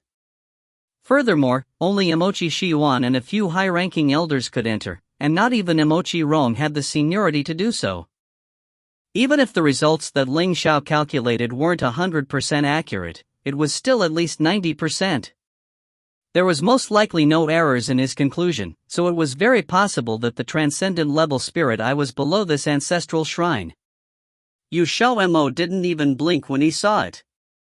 If the black spider made a huge ruckus below the ancestral shrine, there was a high chance it would lead to the ancestral shrine shaking or collapsing.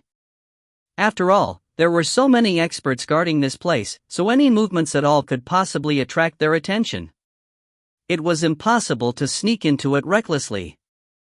He could suddenly sort of understand why the Shuishi tribe never discovered that there was a world-shaking rich treasure ground here despite always having been located on top of the transcendent level spirit eye. The ancestral shrine was the most important place for any major powerhouse or sect. Generations and generations would all make offerings to their ancestors here, and there wasn't even enough time to protect everyone, so it was impossible to make any large movements nearby. No wonder Emochi Shiyuan had never discovered that he was sitting on a mountain of treasure. This kind of situation seems to be unfavorable for us as well. XiaoMo scooted closer to Ling Xiao and whispered carefully. Ling Xiao took him in a circle around the ancestral shrine. Emochi Shiyuan had indeed protected the ancestral shrine extremely tightly, but it still wasn't impossible. Why do you think I wanted that 5-blessing spirit eye from Emochi Shiyuan? Ling Xiao asked in reply, as if guiding him. XiaoMo shifted his eyes with a pondering expression. He sketched out the position of the spirit eye and ancestral shrine in his mind, and his eyes suddenly lit up. I know, don't tell me that you wanted. Ling Xiao dragged him away. It was enough to just think about it, there was no need to say it out loud.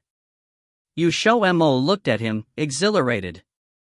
Could it be that the person who snuck into the tribe last night was here to look for the transcendent level spirit eye beneath the ancestral shrine? It's not a could it be, it's an absolutely. Ling Xiao said without even looking back. Shueshi tribe was the tribe that ranked last among the Dongzhou's 3 large tribes. Not only that, it lagged behind the Guma tribe quite a bit, and it had no treasures whatsoever that others coveted besides the 5-blessing spirit eye. The two of them returned to the room. Ling Xiao decided to go to the lower grade spirit eye after a while. Since someone had already infiltrated Shueshi tribe at night, that meant that the transcendent level spirit eye could be exposed at any moment. The plans had to be carried out soon. Ling Xiao told XiaoMo to let Feng Chenlu know. Feng Chenlu wasn't very clear on what their plans were, but it didn't hinder him from being biased towards his own Xiaoshidi. Emochi Shiyuan did owe them a favor, but he had pretty much paid it all back during these few years. Moreover, Xiaoshidi had promised that his plans wouldn't harm the Shueshi tribe. The transcendent level spirit eye wasn't the Shueshi tribes in the first place. Even if it was located underneath the ancestral shrine, whoever was able to take it would take it. Emochi Shiyuan also learned of this soon after. However, he didn't harbor any suspicions, since he was still very busy after what happened last night, so he didn't have time to worry about anything else. After passing through the secret pathway, the two of them appeared in the 5-blessing spirit eye's cave. XiaoMo happily pulled out 2 shovels from his dimension. This was still his first time digging a tunnel, so he was in fairly high spirits. Ling Xiao's plan was to utilize the spirit eye to create a passageway that would lead to the ancestral shrine. Even though the 2 objects were fairly far apart, it wasn't very difficult with their abilities. It was just a problem of time, they had to dig a tunnel in a short amount of time. XiaoMo released the metal-swallowing beast and Xiaoping. Even though the metal-swallowing beast was small, it was still pretty capable. It could always be of some use when digging tunnels, and it was better than having nothing. Xiaoping was sent to guard the cave. If anyone came in, it would instantly notify them. At first, he also wanted to find the giant rock, but the giant rock had to protect Dishixian and second Xixian. In addition, even though it was his contracted demon beast, bringing a contracted demon beast along while he was cultivating would still make people a little suspicious, so he had no choice but to give up on this idea. Ling Xiao had already confirmed the direction of the tunnel. All they had to do was dig down in that direction. Even though the transcendent level spirit eye was beneath the ancestral shrine, it should be very deep below ground, or else there was no way the Shueshi tribe wouldn't have found out about it. What they had to do now was to dig continuously downward. The mission to dig a tunnel officially began. XiaoMo brandished his shovel as his soul force furiously began to churn. The dirt and stones beneath his hands were just like tofu, and the dirt that he dug out was temporarily stored inside his dimension. Ling Xiao was even faster than him, as if this was his specialty. The sun went down very quickly. The cave was dark in the first place, but luckily, they had come prepared. XiaoMo fished out several night pearls, and their surroundings immediately lit up. When it was the dead of night, the sound of metal and rocks colliding would occasionally emit from the cave. At that moment, The two people who were currently working hard didn't know that the Shueisha tribe was currently being honored with the mysterious black-clothed man's presence again. Because the other party had come randomly and didn't harm anyone, Emochi Shiyuan didn't know what the black-clothed person's goal was either. After the black-clothed person left, Emochi Shiyuan thought that he wouldn't come back. But after a short amount of time, another mysterious person appeared in the same situation as the first. They made a circle inside the tribe, as if they were searching for something, but they didn't find anything, so they left. Emochi Shiyuan finally grew angry.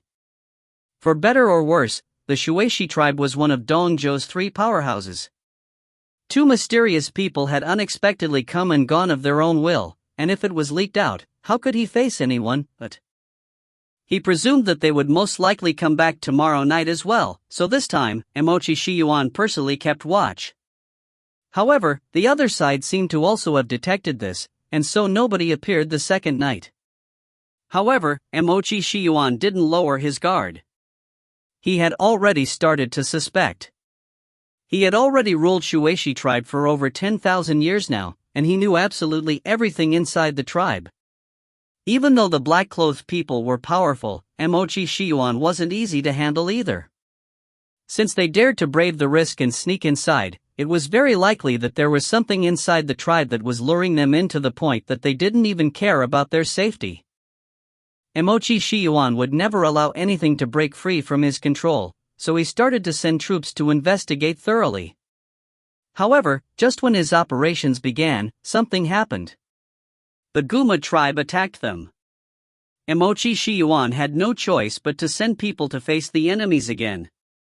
A large majority of the tribe's experts were drawn out, and everything was really too coincidental.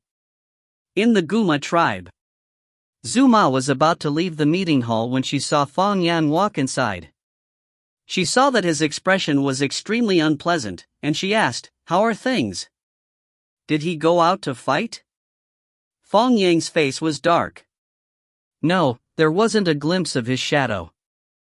Unless we dispatch everyone, Shueisha and Masha can still handle it with their ability at it." Today, he stood in the formation shouting for Ling Xiao to come out and fight a match with him the entire time, but never mind fighting back, he hadn't even seen his shadow. Only then did he know Ling Xiao hadn't come over at all. Perhaps he thinks that he doesn't need to act right now? An expert standing next to Zuma mused. Fong Yang immediately laughed coldly. "Are you implying that he's looking down upon this young master?" The person explained hastily, "No, of course not. Didn't he fight a match with Tongtian Emperor? I imagine he's most likely waiting for master to make a move." Fong Yang sneered, clearly looking down upon him. However, he didn't retort, because this was true. If they really did start fighting, he definitely wouldn't be Ling Xiao's opponent. There was too much of a gap in their strength levels, but there was still a possibility if Zuma acted. This isn't impossible, but I believe that the most likely reason is because he already knows the position of the transcendent level spirit eye. 2 days ago, I received news from someone in Guma tribe who infiltrated Shueisha tribe. Ling Xiao made an agreement with Emochi Shiyuan. Emochi Shiyuan handed over the nearly dried up spirit eye to them, and they would help Shueisha tribe to resist Guma tribe. But starting from 2 days ago, they entered the 5 blessing spirit eye and haven't come out since. Zuma's expression didn't change as she spoke. It was precisely because of this that they would arrange for people to go attack Shueisha tribe, preparing to force Ling Xiao out. Unexpectedly, he hadn't appeared, which instantly confirmed their conjectures. What should we do next? If he doesn't appear, we're still not able to attack the Shueisha tribe.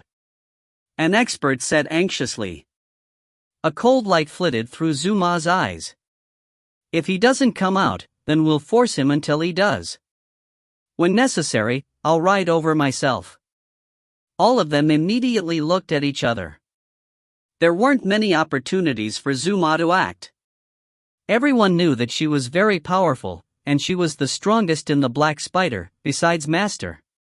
But ever since she had become a member of the Black Spider, she had only appeared 2 or 3 times, so there were very few people who had witnessed her method of fighting before. Several unusual expressions flashed through Fang Yang's eyes. The next day, Fang Yang personally led the experts from the tribe and the Black Spider as they rushed to the battlefield. This time, the troops seemed to outnumber any time previously, alarming Shuishi and Masha. They thought that this was finally the last battle, and they immediately assembled all of their experts. If you find any errors, ads pop-up, ads redirect, broken links, non-standard content, etc., please let us know. Report chapter so we can fix it as soon as possible. Chapter 654, Pulling Aggro. Chapter 654, Pulling Aggro. Translated by Column CD of Exiled Rebels Scanlations. For 2 whole days, XiaoMo himself did not know how many meters they had dug.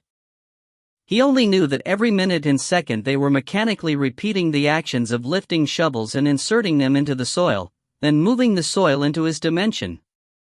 He would occasionally peek into his dimension these 2 days and had found that the pile of soil was now as high as a hill. Although digging tunnels was an extremely boring thing, but practice made perfect, and he did not feel unhappy with someone accompanying him. Ling Xiao, how long more must we dig? XiaoMo planted his butt on the ground and looked at Ling Xiao, who was still digging the tunnel. The tall figure in the narrow passage gave a feeling of being unable to stretch out one's hands and feet. The light of the night pearl illuminated his profile, outlining half of a perfect silhouette as the black hair sticking to the side of his face swayed with his movements. It is clearly a very tiring job. XiaoMo stared blankly as Ling Xiao had given him the feeling that a man who was working seriously was the most attractive. Ling Xiao's movements were faster and he did not use a shovel to dig. He had discarded it after digging with it for an hour at the beginning. Though his method wasted more spiritual energy, it was not a problem for them. However, the rate of depletion of spiritual energy was faster than ever because of the continuous usage of spiritual power. XiaoMo had continuously handed him bottles of spiritual water and Ling Xiao was now on his 3rd bottle. Ling Xiao stopped and turned around to see him lazing on the ground after hearing what XiaoMo said, then he replied, "The progress has been faster than expected. Only 1/3 is left." XiaoMo embarrassedly stood up. 3/4 of their current progress achieved was due to Ling Xiao's efforts. He had not dug a tunnel before, so he always felt that it was not easy. Thus, he had not dug much in the past 2 days. Has the location of the highest grade of spirit eye been determined? XiaoMo walked up to him and asked. Although they knew that the highest grade of spirit eye was beneath the ancestral temple, they were unable to calculate how deep it was, so they need to personally confirm it while they were digging. I've almost got it, it's in the southeastern direction. Ling Xiao made a gesture to illustrate his words as he spoke. His feeling became clearer as the distance shortened. XiaoMo nodded in understanding. Since it has been confirmed, there was no need to continue digging without a definite goal as they did 2 days ago. At that moment, Xiao Ping, who was guarding the barrier, suddenly flew in. Ling Xiao was the first to discover this. Unless someone came, and Xiao Ping would not come if nothing happened. Sure enough, when they returned to the cave and took a look, Fu Zilin was standing outside the barrier. XiaoMo was momentarily astonished and immediately let him in. "Second Xixiang, why did you come here? Did something happen?" Fu Zilin knew of their secret plan, and before XiaoMo went into secluded cultivation, he had told them that they were not to be disturbed when it was unnecessary. For them to have come here despite knowing this meant that something big had happened. Fu Zilin cut straight to the point and explained his purpose for coming here. It is indeed a major event, and it was also a critical moment of change in the structure of Dongzhou. Fang Yang led experts from the Black Spider and the Guma tribe to attack the Shuishi tribe in order to force Ling Xiao out. This was the largest battle of the 3 great tribes to date. Fortunately, Mochi Shiyuan had made preparations for this. The Wansha tribe had stationed many experts in the Shuishi tribe as they did not worry that the Guma tribe would attack the Wansha tribe. The reason why the Guma tribe had set their sights on the Shuishi tribe was mainly due to their location. Of the 3 great tribes in Dongzhou, the Shuishi tribe was located between the Guma and the Wansha tribe. It was impossible for them to seize the Wansha tribe unless they could bypass the Shueisha tribe. Originally, the alliance between the Shueisha tribe and Wansha tribe was enough for them to fight to a standstill with the Guma tribe and the Black Spider. However, Zuma made a move since their purpose was to force Ling Xiao out. As the incumbent holy maiden of the Guma tribe, Zuma's strength was beyond doubt. Even Emochi Shiyuan feared her somewhat. The original situation that was in a balance was broken because of her. Then, Zuma called Ling Xiao out and declared that she wanted to meet him, otherwise she would level the Shueisha tribe. Emochi Shiyuan was so angry that his face turned blue. However, the situation was not good for them. The Shueisha tribe and Wansha tribe would only suffer heavy casualties even if they continued fighting, so he asked Fu Zilin to find Ling Xiao. What's coming will come after all. A glint flashed through Ling Xiao's eyes, as if he had foreseen this situation. He then told XiaoMo, "You stay here. I'll go out to meet her."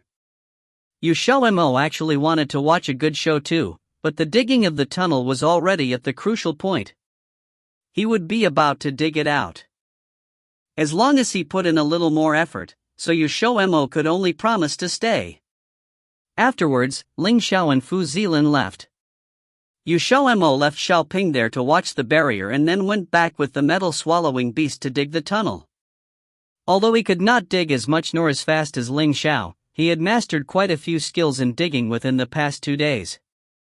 His speed was so fast that the metal-swallowing beast who witnessed this let out rumbling sounds from time to time. You'd better dig with all your might. Now is a good opportunity. The people from the Shueisha tribe have gone out to face the attack and there's not many left in the tribe now. Let's quickly dig it out before the battle is over. XiaoMo said to metal-swallowing beast at his feet as he continued digging. The metal-swallowing beast's claws were digging rapidly, so much so that the excavated earth flew everywhere and some even fell onto XiaoMo's clothes and dirted them. However, XiaoMo did not bother about this. Digging a tunnel was a dirty job. He also was not like Ling Xiao, who was able to keep himself clean and tidy from beginning to end. If worst comes to worst, he could just change his clothes after he was done. One man and one beast, one master and one servant, dug very quickly, and they had advanced several meters in the next moment. At the same time, Ling Xiao rushed to the battlefield with Fu Zilin. The battlefield was in a state of mutual hostility and the sight of crackling sparks could be seen everywhere. Both sides were itching to tear each other to shreds. "Brother Ling, I'm afraid I'll trouble you for the next part." Emochi Shiyuan hurriedly walked over. Although Ling Xiao was much younger than him, the one with greater strength had the power to speak, so they now spoke to each other as if they were of the same generation. He had been thinking about asking Ling Xiao to step in even if Zuma did not bring up her demand. Wansha tribe's chief, Wan Tong, also came with Emochi Shiyuan. Wan Tong was a man of few words. Under his leadership, though the Wansha tribe was not outstanding, it was sound and stable and was in a better situation than the Shueisha tribe. Wan Tong nodded slightly in greeting when he saw Ling Xiao. Looking at the other fraction, Ling Xiao's line of sight fell on the woman in white standing at the lead. Her white clothes fluttered and she looked cold and heavenly. Her strength was even above Mo Ma. Zuma's eyes were also focused on him. Her cold eyes met his gaze when he looked over, and an oppressive feeling suddenly rose in the air. She gave a slight and unobservable frown after persisting on holding his gaze for a moment. Sure enough, he's very strong. It's no wonder that Master has always regarded him as an opponent. Zuma lifted her lips as she stated with indifference. At this time, Yan Hui, who stood not far behind her, came up and said in a low voice, "Lady Zuma, you must be careful. The strength of this man, Ling Xiao, cannot be judged based on rumors alone." Zuma glanced at him. When the matters in Dongzhou have been resolved, you guys can return to Xijing." Yan Hui was pleased. "Thank you, Lady Zuma." Su Lang, who heard their conversation, bit his lower lip unhappily. He had investigated Yu Xiaoma's matters ever since Yan Hui had dealt such a severe blow to him. It was truly as Yan Hui had said, XiaoMo was already a grade 2 or 3 mage before he had hit 25. The psychological blow from this matter had a great impact on him. As the second in command of the Black Spider, Zuma did not only have self-confidence, but also strength.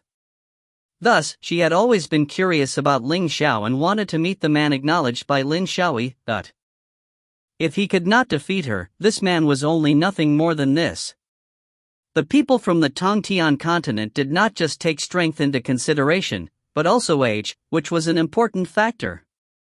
For one who was too young and inexperienced, their actual combat effectiveness would be greatly reduced even if they had strength.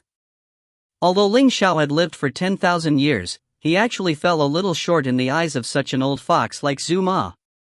The reason why the Tongtian emperor was defeated and forced to hide was also due to this. With how intelligent and wise Zuma was, she also knew this truth. If you want to fight, then come. At that moment, Ling Xiao suddenly walked out. His handsome and aloof figure was extremely lofty as his leisurely gaze fell directly on Zuma. His tone was little casual, as if he was just performing a perfunctory gesture, and the tension of battle completely could not be seen from him. Instead, he seemed more like guest player walking around the scene. Zuma's beautiful eyebrows wrinkled slightly, showing a trace of displeasure.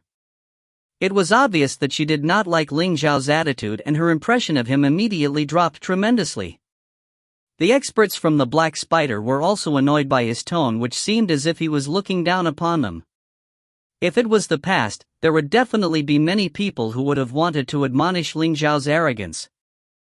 However, Ling Xiao's name had truly become famous in the Tongtian continent since the first battle in the Tongtian palace, and no one dared to regard him as a character that was not worth mentioning. Your Excellency is very confident in himself. Zuma is really looking forward to it. Zuma took 2 steps forward. Her hands were folded on her chest. The vast world contrasted with her figure clothed in white gave the impression that she was an independent white lotus that had abandoned the complexities of the world. She lifted her head and straightened her posture with indifference and arrogance, as her gaze directed at Ling Xiao flashed with several cold rays of light. Ling Xiao smirked. His smile seemed to be ridiculing her, then cut the crap talk and quickly get the fight over with. I'm busy and don't have time to deal with a woman like you. Suddenly a wave of killing intent that could not be ignored rose in Zuma's eyes. In a split second, aggro was pulled to the max. If you find any errors, ads pop up, ads redirect, broken links, non-standard content, etc., please let us know. Report chapter so we can fix it as soon as possible. Chapter 655, 5-Tone Spiritual Energy. Chapter 655, 5-Tone Spiritual Energy. Translated by Juessence of Exiled Rebels Scanlations. While everyone on the battlefield sweated over what Ling Xiao said, someone silently snuck into the Shueshi tribe. As XiaoMo said, the Shueshi tribe had sent all their strongest out to meet the enemy. Those that were left to guard the tribe weren't that powerful, apart from the still well-protected ancestral shrine. However, it seemed that the black-robed person's target was the ancestral shrine. In reality, that person wasn't weak at all. No one noticed when he snuck into the shrine, not until he triggered the first trap in the ancestral shrine and panicked. The 20 to 30 guards at the ancestral shrine immediately went on guard, erupting with killing intent like soldiers. The elder that was overseeing things calmly took command, sending them to capture the black-robed person. He originally wanted to send someone to inform Emochi Shiyuan, but, considering the ongoing battle, he was worried that it might distract the other, so he had someone keep this hushed up. XiaoMo didn't know of these things. Seeing his target getting closer and closer, he grew more and more excited, his soul power flowing through him wildly. He didn't feel any weariness, but his speed had doubled. The metal-swallowing beast sped up, claws digging as if unwilling to be beaten. In the end, he accidentally threw some mud at XiaoMo's face, causing him to eat mud. He threw a fist at the metal-swallowing beast's head. With a bump on his head, the metal-swallowing beast whimpered a bit before starting again. Zhaoping, who was tasked with watching over the barrier, was bored on his own and ran over to dig with them halfway through. XiaoMo originally wanted to send him out to keep watch again, but he refused, clinging onto XiaoMo's clothes and refusing to let go. So XiaoMo had no choice but to let him be. Luckily, there were 2 layers of protection outside. Even if someone managed to get in, there was still Ling Xiao's barrier. However, he hadn't expected an intruder so soon. Just as they were about to reach the target, someone suddenly disturbed the barrier. Though they didn't make much of a commotion, XiaoMo still noticed them. He hesitated for a moment before sending Xiaoping alone to check. If it was a friend, then things would be easy to deal with, if not. It wasn't long before Xiaoping returned and, as expected, it wasn't a friend. The other wore dark, practical clothes with even their face wrapped up, exposing only their eyes. Doubtlessly, they were most likely after the 5 blessing spirit eye. XiaoMo decided to ignore them for now. The barrier was there, after all, and even if that person was powerful enough to break through Ling Xiao's barrier, they wouldn't be able to do it immediately. If they weren't, then they could just leave them there and deal with them after they managed to dig up that transcendent grade spirit eye. Thus he and the 2 contract beasts continued to dig. Soon, it was close, just a little more time. XiaoMo thought only about speed and time, his soul power working frantically and his speed reaching a limit he didn't even know of. His once still sea of consciousness also began to move, at first slowly, then faster and faster. He didn't notice the 5 blessing spirit eye flowing through the tunnel they were digging behind him was slowly sinking into his body. XiaoMo only felt like he had infinite energy and his excitement rose. At the same time, the black-robed person who was worrying over how to break through the barrier suddenly looked over, feeling something, and widened his eyes in surprise. The 5 blessing spirit eye had begun to change, the 5 colored elements flashing faster and faster, releasing 5 colored spiritual energy that drifted further inside, clearly with a target in mind. He had heard that someone was cultivating in here, but hadn't expected it to be true. Since the interior of the cave was vast, it was impossible to see what was happening inside from the entrance, so the black-robed person could only tell that someone was inside, but he couldn't eliminate other possibilities. He wanted to inside to check the situation out, but the barrier was in his way. He attempted to attack the barrier, but realized that this barrier was extremely strong. The one who set it must be extremely powerful. With his current strength, it would take quite a while before he could break through. The black-robed person glanced inside again before turning and leaving with disappointment. XiaoMo had never felt so free, like a newborn being baptized. He had no worries or frustrations, like he was in his mother's arms. The metal-swallowing beast and Xiaoping's movements started to slow subconsciously. 2 small pairs of eyes stared at their master. They saw wisps of 5 colored spiritual energy continuously seeping into their master's back. This spiritual energy had a comfortable aroma which made them feel rather drowsy. It didn't stop until there was a boom, like an explosion erupting with XiaoMo at its center. The shockwave slammed into the walls, causing mud to fall off and the tunnel to shake. XiaoMo's body swayed a little, absorbing the 5 colored spiritual energy even faster, just like he was about to advance. The 2 demon beasts saw the worry in each other's eyes. He was going to advance at an important time like this? This was the Shuweishi tribe's territory. If they were found out to have dug a tunnel here, then it was over. The 2 demon beasts were practically running in circles with panic. Their master had already sat down to advance. Advancement couldn't be interrupted, and this time it came without warning. No one had been prepared for it, and XiaoMo himself wasn't even sure what happened. The good thing was that the low-grade spirit eye could help supply the spiritual energy that XiaoMo needed. They only hoped that others wouldn't notice. However, the 2 little demon beasts needn't worry. Usually, XiaoMo would almost certainly be found if he advanced here, but today was different. Someone had snuck into the tribe and attacked the shrine. The tribesmen were busy stopping these people and didn't have the energy to focus on other things. Due to XiaoMo's advancement, they had wasted quite a lot of time. He woke up 3 hours later, and after figuring out the time, he was shocked. Not bothering to check his cultivation base, he hurriedly ran to the end of the tunnel and found the two demon beasts doing their best to dig. I was scared for a moment. XiaoMo let out a huge sigh of relief. Thankfully, the metal-swallowing beast and Xiaoping were smart. Though they hadn't made that much progress in 3 hours, it was pretty good. Leave it to me, you guys go and rest. XiaoMo placed them to the side.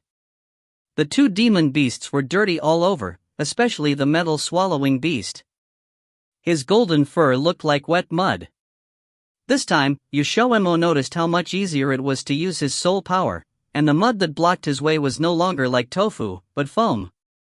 If it wasn't for that others might notice them, XiaoMo would do something bigger. Then, there was a crack. XiaoMo retracted his hands with a pained expression and found that the nail on his middle finger had cracked open, exposing a little bit of flesh. It hurt so much, wow. He cleared away the almost yellow-colored mud and found a large chunk of metal. The metal was dark red in color, very hard. He struck it with his spade and only managed to make a 5-centimeter deep mark. Xiao, go. XiaoMo threw the spade aside and immediately sent the metal-swallowing beast up. The metal-swallowing beast lunged forth with a howl. He had smelled this snack ages ago. The quality of the metal was high, it was exactly what he liked to eat most. The metal was about 3 meters wide, and it didn't take long for the metal-swallowing beast to devour most of it. He wanted to eat more, but XiaoMo grabbed him. Don't eat too much. If there's more later on, you might be too full to eat it. Reality proved him right. The further they got, the better the quality of the metal. In the end, it got to the point where even XiaoMo couldn't do anything to affect it. He had never seen such strong metal before. The metal-swallowing beast lunged forwards with excitement, but was caught by XiaoMo halfway. The metal-swallowing beast pouted with displeasure. XiaoMo comforted him, saying, "Patience. This is great metal. We can dig up some and store it in the dimension. You can eat whatever is left." Thinking that his master was storing food for him, the metal-swallowing beast became even more excited. Contract beast and master dug up a large portion of this high-quality metal. 2 hours later, there was nothing left, only a sticky mud. XiaoMo noticed that this mud held a dense water element and then fire element, as he found when it almost burned his hand off. Then, there was some nature element, life force seeping from the mud. As for earth element, it was everywhere. XiaoMo excitedly realized that the transcendent great spirit I wasn't far from here.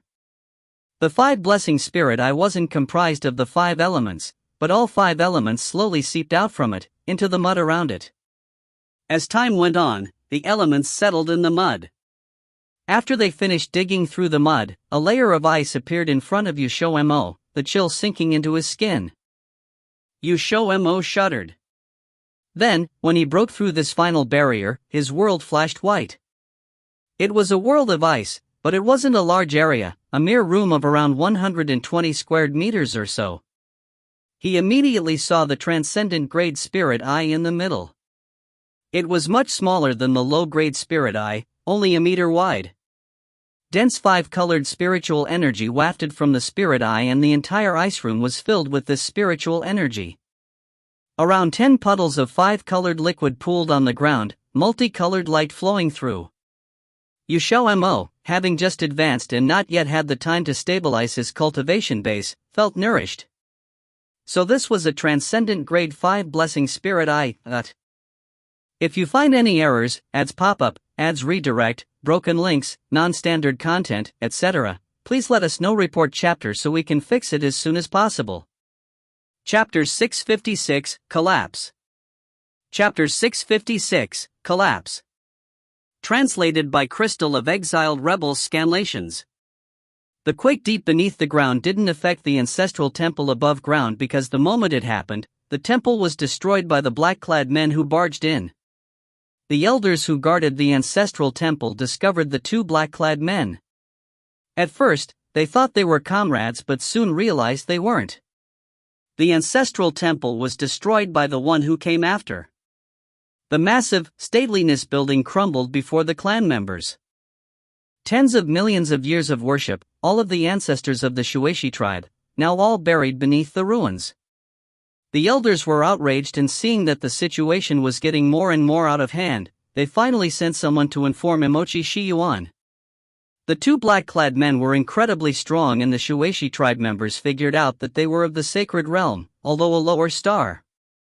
However, most of the powerful members of the tribe were fighting another battle. All those left were Emperor and Divine Realm practitioners. None of them were their opponents. The black-clad men didn't stop there. Their real motive was the transcendent level spirit eye beneath the ancestral temple. After a few nights testing, they were sure of its whereabouts. Now that the tribe was in a mess, with everyone trying to find the two black-clad men, a third person secretly entered. His objective was the mountain behind the tribe, where the lower grade 5 blessing spirit eye was. With a spy's map, that person quickly found the entrance to the 5 blessing spirit eye, and the disappearance of the guards helped him in. Once he easily passed through the maze, he also encountered Ling Zhao's barrier. As expected, I can't enter the barrier. Good thing I came prepared. In the darkness, their eyes glinted insidiously and in complacency, as if they were certain of obtaining the object inside. At the same time, XiaoMo had already leaped into the layer of ice. Almost the moment he broke through it, another layer froze on top of it. The icy world became an enclosed world, once again. The transcendent level spirit eye emitted a warm and calming spiritual energy, causing XiaoMo to feel sleepy. He felt the urge to simply sit down and cultivate, however, he regained his senses quickly. Slapping himself in the face, XiaoMo tried to get rid of his sleepiness. He didn't think the 5-colored spiritual energy would feel this comfortable. It would be bad if he was lured into sleeping. Thinking it this far, XiaoMo walked in front of the 5 blessing spirit eye. The spirit eye was a meter in length and width. He had thought that the transcendent level spirit eye would be much bigger than the lower grade one, but it was actually tiny. However, that was much more convenient for him. XiaoMo investigated the surroundings and the depth of the spirit eye. It wasn't more than 2 meters deep. It wasn't connected to anything either. That way it was possible to just move the whole thing into his dimension. Taking action, he pulled out a shovel and tried to shovel out the spirit eye, but that was when the steel shovel broke. XiaoMo looked at the shovel handle speechlessly. In frustration, he slapped his head. When he punched through that layer of ice above, he thought that the ice layers would be very fragile, but what he didn't realize was that the closer it was to the spirit eye, the harder it was. Just then, the metal-swallowing beast jumped onto his head and spit out a piece of metal. With a thunk, it dropped beside XiaoMo's foot. XiaoMo was shocked, and when looked down, it was a piece of metal the exact same shape as the broken shovel. Even though he had been contracted with metal-swallowing beast for a long time, it was the first time he realized that this little beast could also spit out metal, and in different shapes as well. The gold metal was the toughest one they saw when they reached the end of their tunnel digging adventure. XiaoMo took off the broken piece of metal and replaced it with the new one. The next time he plunged it into the ice, it worked. XiaoMo used his soul power to its maximum efficiency, and in less than 15 minutes, he dug up a 3 meters deep, 2 meter wide groove. He could only use the dumbest, but also the most useful method for getting out the whole spirit eye. Although it wasn't time efficient, the outcome was pretty good. With the past few days of digging, XiaoMo's skill had drastically improved. After an hour, he dug out the ground beneath the spirit eye. Now only one side was still connected to the spirit eye. But, if he dug it out and the spirit eye tilted, then broke, all of his efforts would have gone to waste. XiaoMo thought long and hard about what to do, and then suddenly turned his gaze onto the 2 little demon beasts. Both the metal-swallowing beast and Xiao Ping felt a shiver down their spine. 10 minutes later, XiaoMo carefully dug at the last piece of ice. As long as this layer broke, the spirit eye would be completely separated from the ice. He tried to keep it in, but still couldn't help but say to the little demon beasts below, "Guys, be careful, we're almost there." The two little demon beasts were flushed red as they held the transcendent level spirit eye above their heads. XiaoMo used them as support for the spirit eye. After that, XiaoMo rubbed his hand together and lifted his gold shovel, ready for the final strike. Boom! The sudden explosion scared both the beasts and the human. The world beneath the ice layer started to shake violently, and with it, sounds of something cracking could be heard. XiaoMo instantly turned towards the direction of the noise and discovered a blurry, human shadow appearing behind the ice layer that they came in from. The other was forcefully breaking through the ice layer, and by the looks of things, he was about to succeed. XiaoMo turned pale from fright. Wasn't there a barrier outside? If someone touched the barrier, there was no way he wouldn't have noticed. Just then, a small cracking sound appeared, and it came from beneath his feet.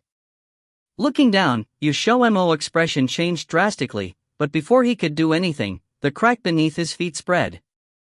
At that moment, XiaoMo had an unspeakable gratefulness to his foresight.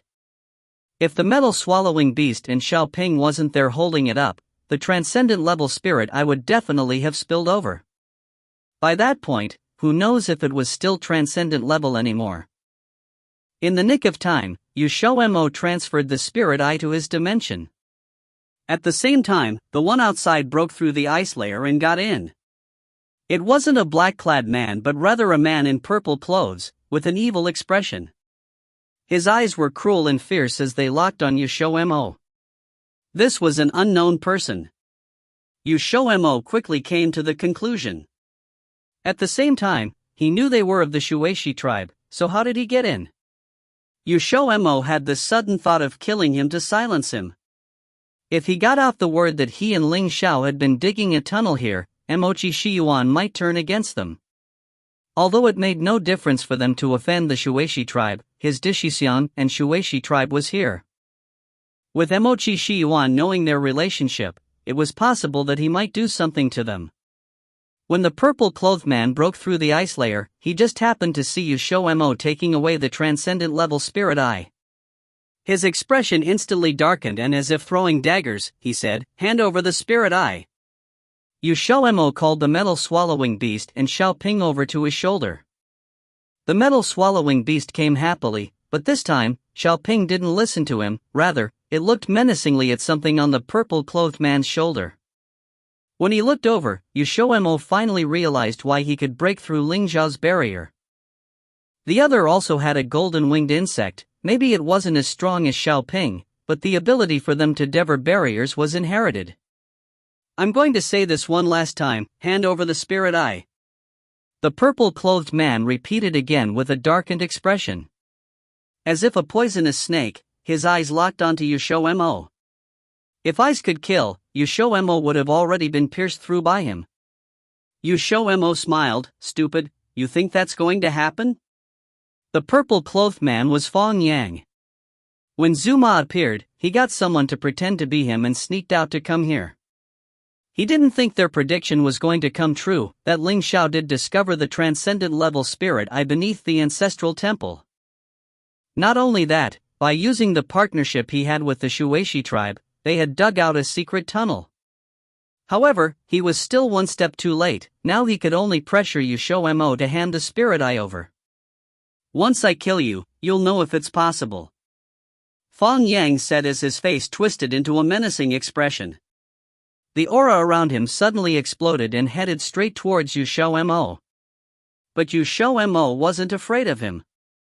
If this was before he advanced, then he might have been a bit worried, but Fong Yang was very unlucky, attacking him when he had just advanced. With the help of the 5 blessing spirit eye, his level was very stable, so even if they fought, he might not lose. His grade 5 mage pressure emitted from his body, like a tiger, it pounced at Fong Yang. The two strong forces collided and their impact quickly spreaded, hitting the ice around them. Suddenly the ice world shook again, but this time, they weren't as lucky. Sounds of things cracking occurred in quick succession and was spreading at an alarming speed. By the looks of things, it was about to collapse. Fong Yang's expression shifted and he quickly dashed out. XiaoMo quickly ran after him. He didn't want to be buried underground either. Going into the dimension wasn't an option either. If it collapsed, he would still be buried when he came out. Also, they were quite deep underground. If they were buried, the chances of them making out was quite slim. Fang Yang knew that, which was why he hurried out so fast. Just as XiaoMo got out of the ice, behind him came the sound of something crumbling. Not only that, the tunnel couldn't handle the pressure either and quickly collapsed as well. If you find any errors, ads pop-up, ads redirect, broken links, non-standard content, etc., please let us know. Report chapter so we can fix it as soon as possible. Chapter 657 Duel. Chapter 657 Duel. Translated by Yen of Exiled Rebels Scanlations. XiaoMo had just run out of the tunnel when a beam of devouring cold light suddenly attacked straight towards him. If it weren't for him being prepared, it would have most likely hit him. The one who attacked him was Fang Yang, who had run out of the tunnel before him. After dodging the ray of light, XiaoMo saw that Fang Yang was standing at the entrance of the cave with a dark and ruthless expression on his face, staring at him. He had a weapon in his hands that he got from who knows where, and he waved it a few times as rays of sword-light crisscrossed towards him. There was no way to make large movements in the narrow cave, and XiaoMo had no choice but to raise his hand and erect a defensive barrier. The sword light sliced against the barrier and dissipated after a while, allowing him to swiftly return fire. XiaoMo flicked several resonance bullets towards him, but they were all blocked by Fang Yang's blade. XiaoMo's figure flashed, and he disappeared in an instant. Fang Yang's eyes grew apprehensive, and he suddenly turned half to the left as he sliced downwards with the sword in his hand simultaneously. With a clang, the sound waves erupted, causing their ears to throb, and a golden-colored shovel showed its true appearance along with XiaoMo's figure. Using a shovel as a weapon? Fang Yang's mouth was about to reveal a sneer when XiaoMo didn't give him the chance to do so. He swung the golden shovel and continuously attacked Fang Yang, faster than lightning, and Fang Yang had no choice but to use his large sword to block him over and over, always on the defensive. The metallic sounds echoed in the narrow cavern. Very quickly, Fang Yang found that something wasn't quite right. After his weapon, the large sword, collided several times with his opponent's golden shovel, it actually started to change shape. The middle of the blade was beginning to curve at a speed visible to the naked eye, as several small nicks appeared in it at the same time. Fang Yang was completely shocked. Master had rewarded him this blade, and its degree of solidness could be compared to black iron. It had brought him success for countless years, but now it was actually ruined by an unremarkable shovel? XiaoMo saw that it really was working, and his movements grew even sharper as he started to smash the golden shovel towards Fang Yang even more feverishly. Immediately, his sword began to curve even more, and it didn't look like it could take much more. Fang Yang's expression was extremely gloomy, and he had no choice but to withdraw. XiaoMo was waiting for this exact moment. Right when he was withdrawing, the golden shovel smashed towards his head quickly and violently. Fang Yang only had enough time to defend as both of his hands lifted towards the top of his head as an expansive burst of spiritual energy condensed into a thick barrier instantly above him. XiaoMo's golden shovel had already slammed downwards, and the reverberating energy struck the walls of the cave, creating a tiny hole. The energy and blood in Fang Yang's body was churning as a mouthful of blood welled up in his throat. He almost spit it out, but it was forcefully suppressed back down by him. Before this, he hadn't expected to get hurt. Even though he knew he would most likely run into XiaoMo, he had never looked very highly upon him. Because Ling Xiao's brilliance was too great, many people only paid attention to Ling Xiao and unconsciously forgot that there was someone super talented beside him. However, it wasn't because of this that Fang Yang held XiaoMo in contempt. XiaoMo's profile was long since circulated within the Black Spider. He was a grade 4 mage, equal to the 1 or 2 star Sacred Realm level. Meanwhile, Fang Yang was a 3-star expert, so it was clear from the start who should be strong and who should be weak. But Fang Yang had also made a mistake. It wasn't as if XiaoMo was dead, so he could always advance. Anyone who was vaguely familiar with his advancement circumstances would know that he advanced extremely quickly and unsteadily. For example, compared to the profile from a year ago, he could very likely have advanced in that time. It seemed like the price for his mistake was to get injured. XiaoMo saw that his complexion wasn't very good, and he immediately pressed in to finish it with a very excited expression, continuously chasing him and hitting him like a madman. Fang Yang was essentially being suppressed and smacked, and he discovered that his own strength level was actually a little lower than XiaoMo's. Unfortunately, he didn't have time to change his plans, because XiaoMo didn't give him a chance to breathe at all, slamming down his golden shovel like he'd gone crazy. Up until there was a crack. Wood shavings went flying, and the golden shovel that the metal-swallowing beast spat out flew upwards, broken. XiaoMo calmed down at once. Only then did he find out that, even though the golden shovel was made out of gold, the handle wasn't. Instead, it was made from wood. Because he used it too frequently and too forcefully, no matter how hard the wood was, it couldn't bear it, and it finally splintered. Fang Yang's expression was extremely panicked, and he was finally able to take a breather. He saw that XiaoMo looked like a sinister demon that had crawled out from the pits of hell, ominous and menacing, as if he wanted to flay Fang Yang alive and pull out his bones. It had been a very long time since he was in such a sorry situation. However, XiaoMo's reaction time wasn't slow. After the golden shovel broke, he grabbed the handle and swiftly stabbed it towards Fang Yang along with a surge of churning soul force. Fang Yang had already calmed down and steadily caught the handle. When he looked at XiaoMo, he saw him reveal a sudden smile towards him, and Fang Yang's heart went cold. XiaoMo wasn't trying to attack him at all. What could a handle do, after all? He didn't think that this thing could hurt Fang Yang. His true goal was just to make the other lower his guard, and after Fang Yang gripped the handle, a burst of accumulated soul force soared angrily towards Fang Yang. Fang Yang was caught off guard and had no choice but to meet this burst of energy head-on. Two energies collided against each other, and their bodies flew several steps backward because of inertia. XiaoMo was waiting for this exact opportunity. He quickly retreated towards the exit of the cave. He had long since determined the correct angle, and the exit was behind him. By the time he retreated to the cave exit, Fang Yang had already recovered, and he immediately released a wrathful roar, about to rush over. XiaoMo waved his hand, and the dirt that he piled in his dimension before immediately cascaded out. Even though there wasn't that much, it blocked the exit. The dirt was soft and loose, so it definitely wouldn't block Fang Yang for very long. While XiaoMo ran, he threw out the dirt from his dimension. After Fang Yang got rid of the first pile, he discovered another pile after that. The same pattern looped over and over like that before it finally vexed him, and he wanted to slam a fist into the secret passageway, but fortunately, his reason returned at the last moment. Triggering a trap in the secret passageway would change the entire layout.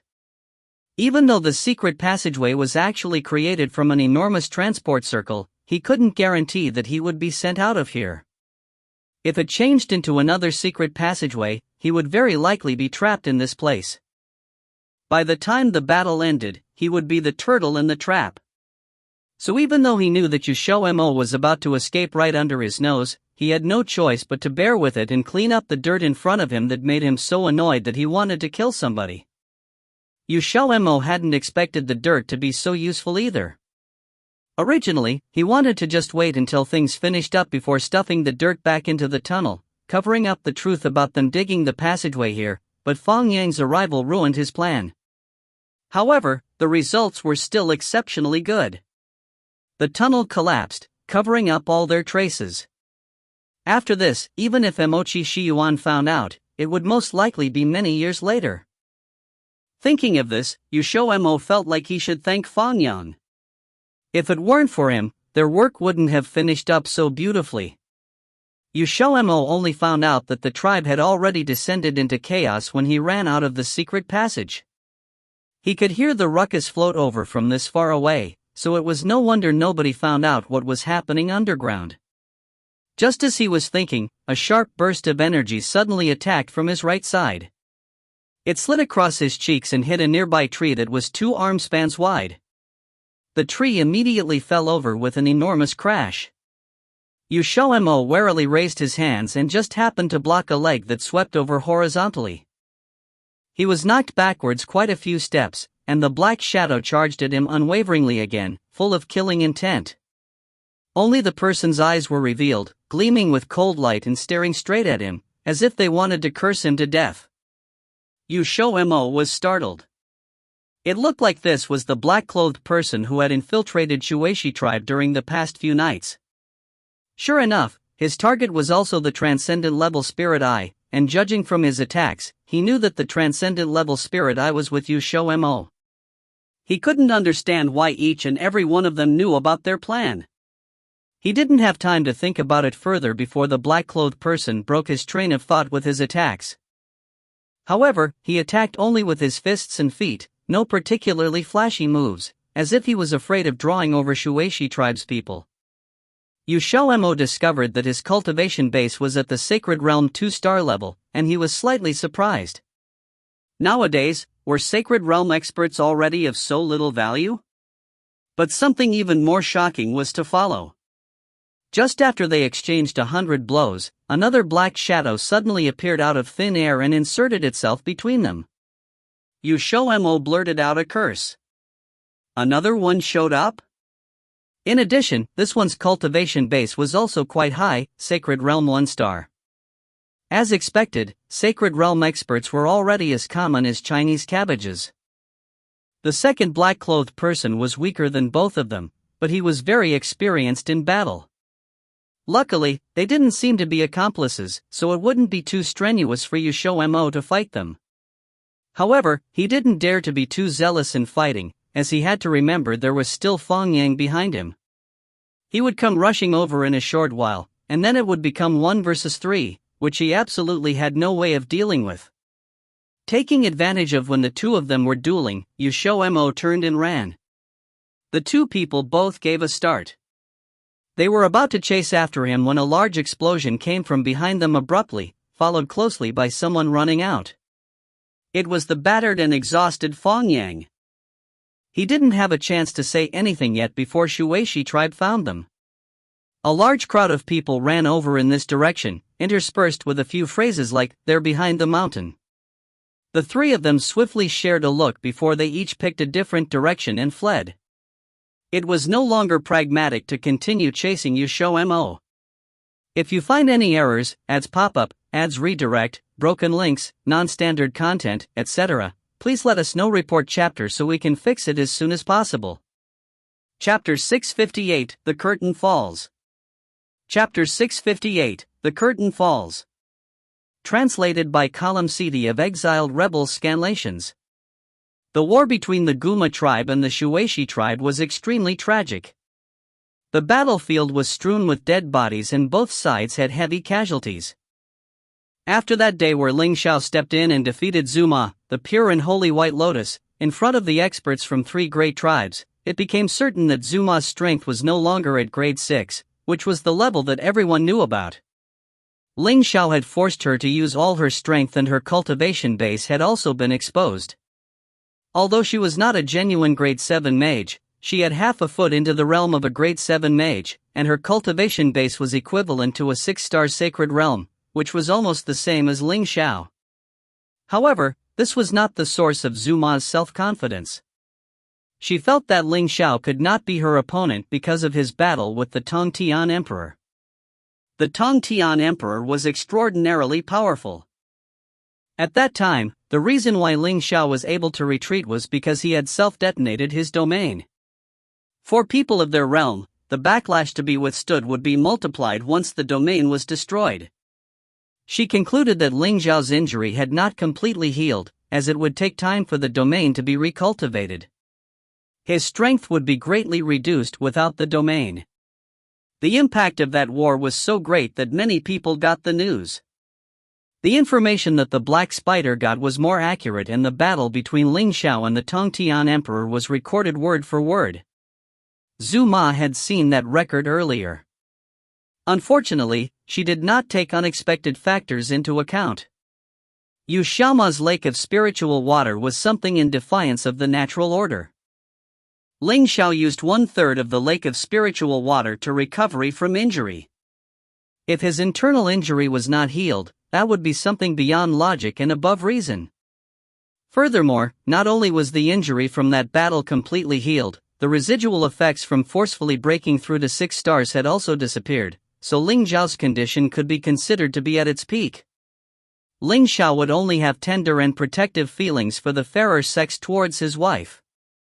Moreover, for the sake of his wife, it was impossible for him to show mercy to Zuma even if she was a woman. He had not forgotten that a few months later would be the stipulated time for his arrangement with Lin Xiaoyi. Even if the mage assemblage was not held, he knew that Lin Xiaoyi would not leave the matter at that. Since the person who would be fighting at that time would probably be Zuma, he should still pave the way for his wife first even if he was not going to deal a blow to Lin Xiaoyi. Zuma was badly injured by Ling Xiao. A white lotus that had become a ravaged lotus was carried back to the black spider in the Guma tribe's camp. It was unfortunate that XiaoMo was not there, otherwise he would be able to witness the awe-inspiring scene of his man which had left the scene almost in complete silence at that time. Finally, the first person to react was Wan Tong, who led the experts of the Wansha tribe to pursue the retreating enemies and coordinated with Mochi Shiyuan. However, the Guma tribe and the Black Spider would not be easy to bully just because of Zuma's defeat as they were still very strong. The two sides fought till it was pitch dark, and there constantly were people sustaining injuries and dying. Everyone knew that this war would draw a conclusion to the thousands of years of struggle in Dongzhou. The battle lasted 2 days and 2 nights. The situation of the Guma tribe and the Black Spider became worse and worse. This was especially so for the Black Spider as most of the experts brought by Zuma were slaughtered by Ling Xiao. There were just 12 left of the dozens of experts, and those people only managed to keep their lives because they ran away quickly. The Black Spider no longer zealously continued fighting afterwards, instead, they abandoned the Guma tribe and ran away. The pressure on the Guma tribe increased sharply and Mo's eyes became red with anger when he saw that he was about to fail. He knew that he would come to no good end if he fell into the hands of Mochi Shiyuan and Wan Tong, so he chose to self-detonate. Some people were caught up in the power of his self-detonation. Those unfortunate ones had no corpses left, while the fortunate ones still suffered heavy injuries. In the end, both sides suffered. However, the Guma tribe was reduced to becoming the spoils of war of the two great tribes without the help of the Black Spider. XiaoMo arrived while everyone was cleaning up the scene. Mochi Shiyuan had already rushed back to the tribe with some people. The news regarding the ancestral temple had already been conveyed to them some time ago, but he was unable to leave because of the tense and messy situation of the battle. Therefore, he could only rush back after the battle. However, he cleverly asked Fu Zilin to stay behind. Ling Xiao felt it immediately as soon as he appeared. XiaoMo stealthily signaled the gesture of okay to Ling Xiao. Though others could not understand it, Ling Xiao could because XiaoMo had explained it to him before. "Were you hurt?" Ling Xiao came up and gave him a look over. Besides his clothes being a little dirty, there was really nothing that had happened. XiaoMo stuck out his chest and proudly declared, "How could something have possibly happened to me? Those people aren't as strong as me, and I've already shook them off." "Those people?" Ling Xiao asked as he raised an eyebrow. XiaoMo nodded, "Yes, there were 3 people and their goal was the highest grade of Spirit Eye. There were 2 men in black with masks and the other was a man in purple clothes. I didn't expect such people to know about the highest grade of Spirit Eye. However, that man in purple saw me keeping the Spirit Eye in my dimension and I'm afraid that he would reveal the information about it. The highest grade of 5 Blessing Spirit Eye was the #1 treasure in the world. If news of it spread out, who knew how many wolves, tigers and leopards would be drawn over? He would have surely killed Fong Yang to silence all witnesses if it was not for his fear of being discovered by the people of the Shueshi tribe. If I'm right, he should be Fong Yang of the Black Spider." Ling Xiao muttered to himself irresolutely for a moment. He had heard Mochi Shiyuan mention that the Black Spider had another general named Fong Yang. He was a sacred realm expert who also wore purple clothes. That man had already died in his hands, but his strength was obviously not as strong as what Emochi Shiyuan had said. If it was known by Feng Yang, it meant that Lin Xiaoyi would also know about it. If that Lin Xiaoyi really attached that much importance to a highest grade of Spirit Eye, maybe the confrontation between him and Ling Xiao would be brought forward. XiaoMo was somewhat worried.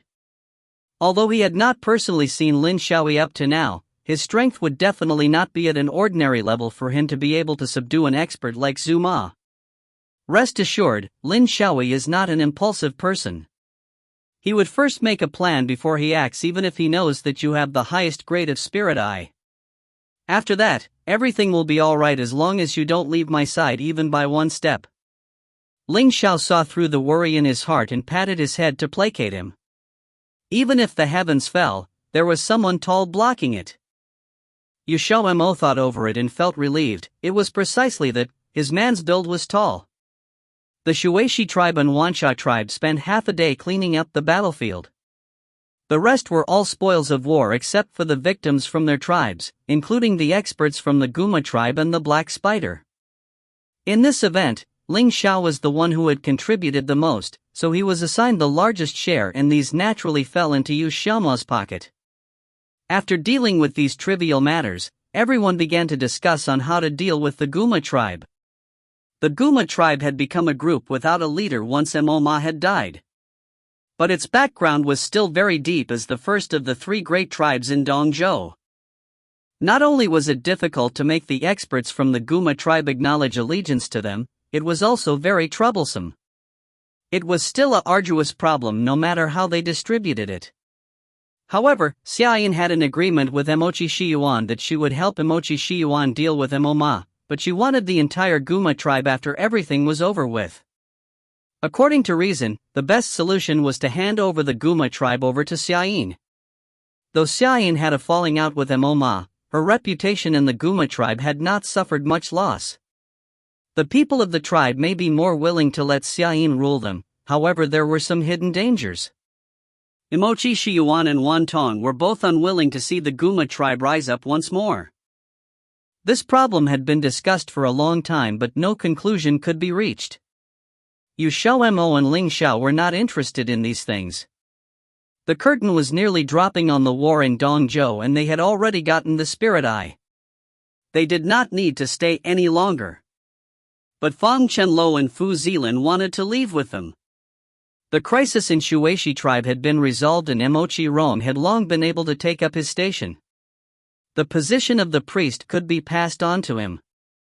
XiaoMo heard that Emochi Rong and Yin Hui had fought once. Both of them were evenly matched and none could get the upper hand. In the end, Yin Hui and the rest of the people from the Black Spider fled together. However, Emochi Shiyuan was reluctant to let Fang Chenlo and Fu Zilin go, especially Fang Chenlo. Fang Chenlu was much more valuable to the Shueshi tribe than he had ever imagined. It would be a huge loss to the Shueshi tribe when he left.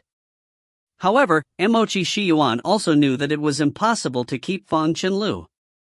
It was still alright if XiaoMo and Ling Xiao were not here, but he knew that it was impossible to persuade them after knowing of their relationship.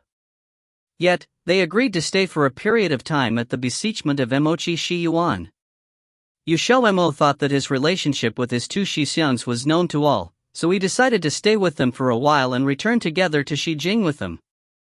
During this period, he did not dare to enter into his dimension to cultivate the Spirit Eye as he was afraid of being discovered by Emochi Shiyuan.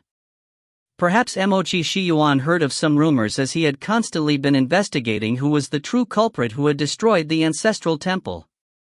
On the day of the incident, two black-clad men had run to the back of the mountain, so XiaoMo was worried that Emochi Shiyuan would make an association with the Five Blessing Spirit Eye at the back of the mountain and discover the tunnel inside. Fortunately, Emochi Shiyuan did not do much investigation because the Guma tribe's matters had not been resolved. Things took a turn for the better with Fang Chenla's guidance afterwards. In the end, it was decided that the Guma tribe was to be handed over to Xiaoyin, but they wanted Xiaoyin to swear that she would never be enemies with the Shueshi and Wansha tribes. Of course, this was provided that they did not take the initiative to attack the Guma tribe. Half a month later, they finally set out to return to Xijing with a group of 5 people. The situation in Xijing was also developing faster than XiaoMo had anticipated. If you find any errors, ads pop up, ads redirect, broken links, non-standard content, etc., please let us know. Report chapter so we can fix it as soon as possible. Chapter 659, Conspiracy. Chapter 659, Conspiracy. Translated by Juessence of exiled rebels scanlations. Returning to Xijing meant that they had to pass through Whitebone Town. Originally, they hadn't planned on stopping, but XiaoMo observantly noticed that the town didn't seem quite right. The prospering town had a beaten-down air to it, and there weren't many people on the streets. XiaoMo thought he was seeing things at first. He remembered passing through Whitebone Town with Ling Xiao on their way to Dongzhou.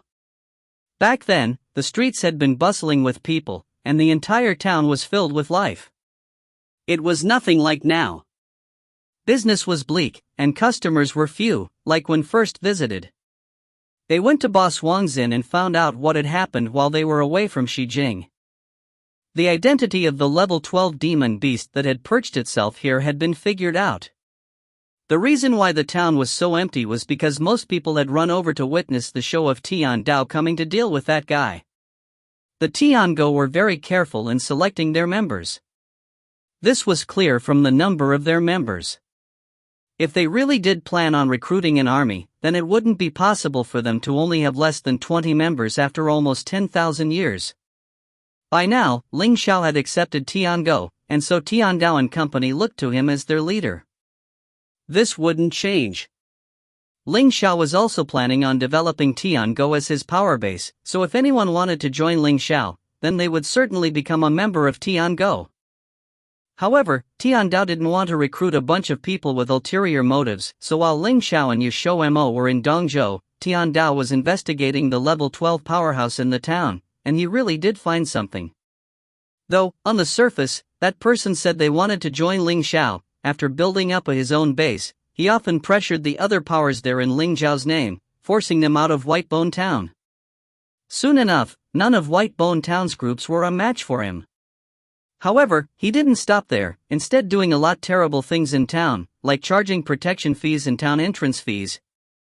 Whitebone Town was protected by Tiango. Chang'e took the position of a member of Tiango and often boasted without shame. Apart from that, he often bullied outsiders under the banner of Ling Xiao and Tiango's name. With these incidents becoming known, the people no longer held the same worshipful and amiable attitude when Tiango and Ling Xiao were brought up. Tiandao had already confirmed that Chang'e was here to throw dirt on their names. A few days later, after Tianming came back from his mission, Tiandao sent him and Tianhan to deal with Chang'e. By now, Tianming was already a sacred level 1 star. As for Tianhan, his body had been destroyed before, and it was already lucky enough for him that he was able to recover it. Though his strength hadn't been able to be improved much, he was already at the peak of 7 star. Both of them were battle-thirsty. Though they weren't as crazy as Tiangue, they were equally as good at challenging those levels above them. Tiandao thought that they were enough to deal with that troublemaker, but reality was always surprising. Tianming and Tianhan lost, and afterwards, they sent back important information. Chang'e wasn't a level 12 1-star at all, but 2-star. He just used something to conceal his true cultivation level, tricking others into thinking he was 1-star. Tiandao was suspicious that Chang'e had been sent here by someone, but they hadn't found the mastermind behind this yet. This person had hid themselves well, and no matter who he sent to gather intelligence, they always only came back with what was already known or obvious. However, ever since the Weasel Beast became a part of Tiango's information network, the situation had changed. Very few people knew of the Weasel Beast's existence, and even less knew that he could control all other rodent demon beasts, so Tiandao had the Weasel Beast's minions keep an eye on Chang'e. As expected, they eventually found out who had sent Chang'e. Chang'e was good at keeping secrets, but no matter how good he was, he would let something slip sometime. Plus, he had to communicate with whoever was behind this. The Weasel Beast's minions followed the trail he left and, While they couldn't figure out who exactly was behind this, they knew where that person came from. Chang Yi was sent over by the Black Spider. Before the Dongzhou incident had even ended, Black Spider was becoming even more wild and vicious in their expansion in Xijing. Tian Dao had never thought that Black Spider would set their eyes on them. No matter what intentions they had, they would sit there and wait, and it would be great if they could find out what Chang Yi's goal. Thus, the next day, Tian Dao contacted Tian Gui. By now, 3 of Tian Dao's 12 members were sacred-level elites. It was just that 2 of them were only 1 star, while only Tian Gui was 3 stars. However, since it was never certain when Tian Gui would return or where he would go, getting into contact with and waiting for him to come back would require time, so it took a while before he arrived. Knowing that the opponent was 2 stars, Tian Gui was a little reluctant. He generally liked to challenge those levels above him and didn't have any interest in those weaker than him. However, he was a member of Tiango and he couldn't refuse these missions. The next day, he set off for Whitebone Town. The show boss Wang was talking about was the battle between Tian Gui and Chang Yi. Both of them were level 12 powerhouses. Fighting here would destroy Whitebone Town, so they went into the Ghost Toon mountain range. Many of the other practitioners followed suit. They weren't too late to the show. Tian Gui and Chang Yi had set off 2 hours ago. Boss Wang pointed them in the right direction. Even if they weren't going to go and help, it was worth it to watch. As a 3-star, there was no need to worry about Tian Gui not being able to deal with a 2-star. After all, the combative Tian Gui even had a chance to win against a 4-star. XiaoMo hadn't forgotten the moment he found out how Tian Gui managed to kill a 3-star practitioner of Tongtian Palace while only at 2 stars. Not long later, they arrived at their destination. Rumbling booms shook the landscape, thunderclouds boomed in the sky every now and then, the earth shaking and mountains trembling. The intensity of the battle was as clear as day. There were many unfamiliar presences as well, all looking around. Ha! That's not right. Didn't they say that Tian Gui only had 1 opponent? XiaoMo expressed his confusion. He only just noticed that it was a 2-on-1 fight. 2 against Tian Gui's 1. Seems like the situation has changed, Fang Chunlo said softly. He had been told about the situation here by his smallest shitty and he had also heard of the whole thing with Chang Yi. Not far off, the 3 figures were tightly engaged with one another. Apart from Chang Yi, the other was also another member of Black Spider. He was also a level 12 powerhouse, but he wasn't just 1 or 2 stars, but a 4-star practitioner. This was very much unexpected. This person came in after Chang Yi built up his base in Whitebone Town. He was rather strong, but he never displayed any particular talent. Later on, he simply acted as a normal underling of Chang Yi's, performing not at all out of the norm when going up against others. Thus, no one ever suspected that he was with Chang Yi from the beginning. In order to successfully execute their plan, they had barely interacted, perfectly playing their roles of subordinate and superior. This was why not even the Weasel Beast had figured out that they had something to do with one another. This battle was also a part of their plan. In reality, Black Spider was never targeting Ling Xiao or Tiango in the first place, but Tian Gui. Tian Gui was the 3rd critical figure in Tiango. His death would be a huge blow to Tiango and this was also Lin Xiao's gift to Ling Xiao. It was just that Tian Gui was far too difficult to draw out. Unless Tian Dao called him back, it would be extremely hard to catch him, which was why they had planned to this degree. What they hadn't thought of was that Tian Gui's opponent would be so uncooperative, dragging things out so that they only managed to execute their plan today. Ling Xiao, shouldn't we go and help Tian Gui? XiaoMo asked Ling Xiao nervously. Wait a little while longer. Ling Xiao watched for a while before looking away, seemingly uncaring. XiaoMo asked, why? Ling Xiao replied, haven't you realized that Tian Gui is enjoying this? As he said, Tian Gui really was enjoying this unfair 2-on-1 fight. His opponent being stronger than him didn't cause him any fear. On the contrary, his expression was one of wild excitement, his eyes bloodshot. He strikes swift and heavy. Cheng Yi wasn't all that strong, and often was almost blown away by Tian Gui's attacks. In the end, he even had to temporarily retreat to catch his breath. XiaoMo heard the spectators booing. Fearing death was human nature, but others would still react with disdain when this fear was displayed. The end is nigh, Ling Xiao commented lightly. The four immediately looked towards Tian Gui. Tian Gui was the kind of person who grew fiercer as the battle raged on longer. Without Cheng Yi, his attacks grew even more piercing, and his movements even more unpredictable. His opponent was flushed all over, spiritual energy being depleted at a shocking pace. Not long later, a dark, bloody shadow flew in their direction, crushing a small mountain not 50 meters away from them with a massive boom. Seeing this, Cheng Yi's face twisted in shock, turning to flee without another thought for his companion's fate. A cold anger flashed through Tian Gui's eyes as he gave chase without hesitation. If you find any errors, ads pop up, ads redirect, broken links, non-standard content, etc., please let us know. Report chapter so we can fix it as soon as possible. Chapter 660, The Real Reason. Chapter 660, The Real Reason. Translated by Crystal of Exiled Rebels Scanlations. The impact of three divine realms fighting was vast, causing a state of devastation all around.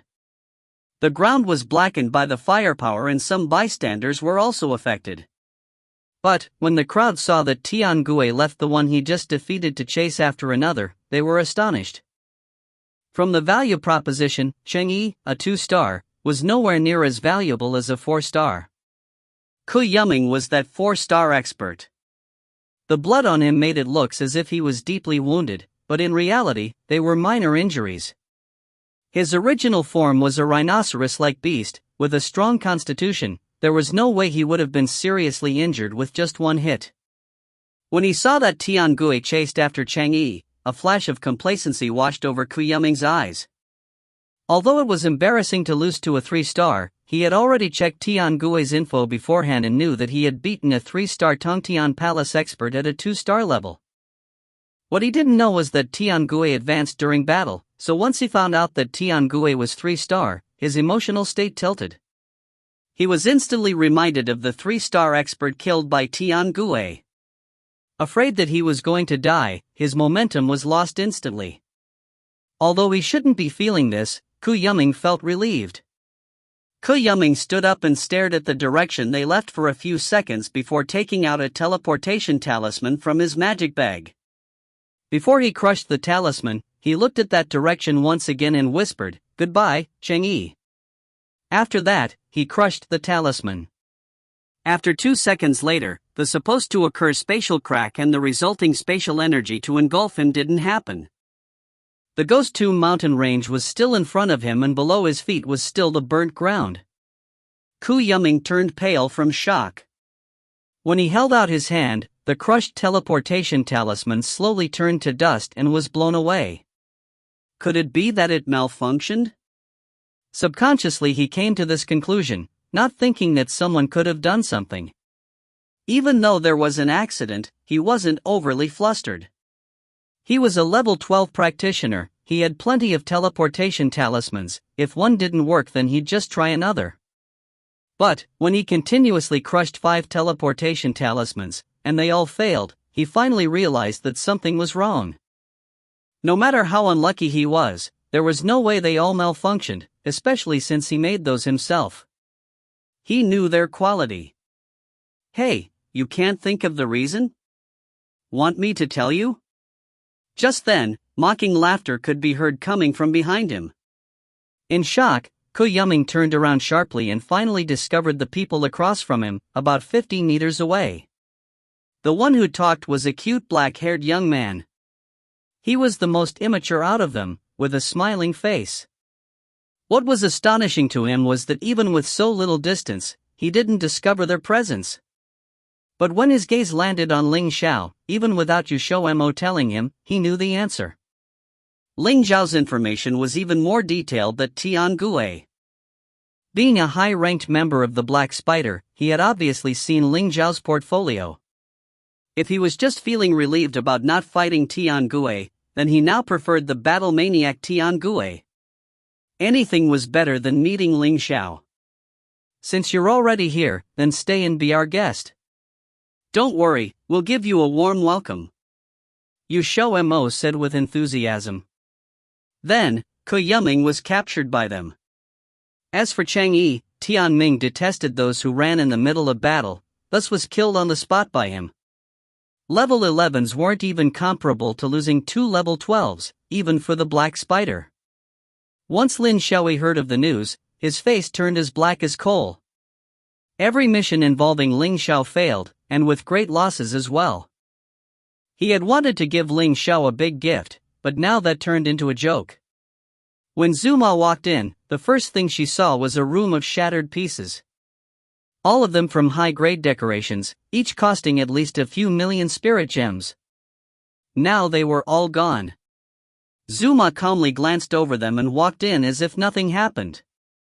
She then said to the maids standing by the side who had their heads so low, it almost touched the ground, "You guys can leave." As if pardoned from a death sentence, the 4 maids quickly hurried off. Once they were the only ones left, Zuma slowly walked in front of Lin Xiaoyi and said with a light smile, "No matter how angry you get, that doesn't change anything. We faced great losses from the 2 operations, and the conflict between the Black Spider and the 4 ancient beast clans is just getting stronger. If we don't think of a solution fast, our plan of many years would be destroyed in a day." Zuma paused a bit before continuing, "I never understood why you choose such a roundabout method. Even though Ling Xiao is quite strong, but he isn't near your level right now. Why do you let him go, giving him the chance to grow?" Lin Xiaoyi's anger had already died. Hearing her words, his lips curled up. "Are you saying I should go myself?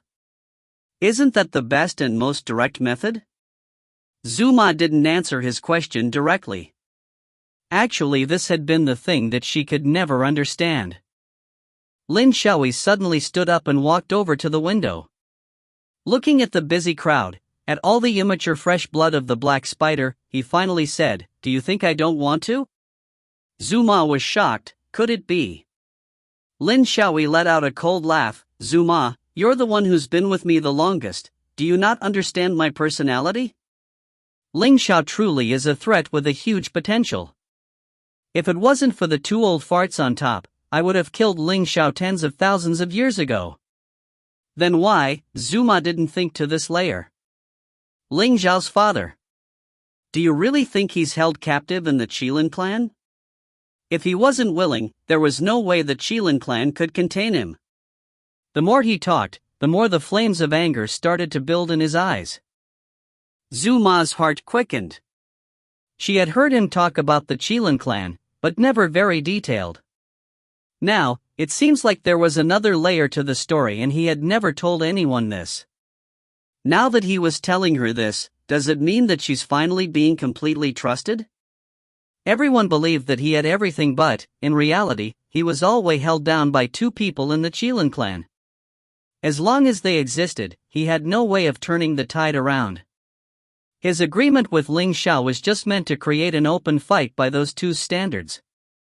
It was also the reason why he couldn't do anything major himself. He wasn't their opponent now, so he was waiting for a chance. It shouldn't be long before he had everyone in the Tongtian continent beneath his feet. Cheng Yi's death also affected the White Bone town. After a while of effort, their force were starting to come together, with over 100 members situated in the small town. Only a small fraction was inside the Ghost Tomb mountain range. Hearing that Cheng Yi was killed, these people instantly fled the town like frightened birds.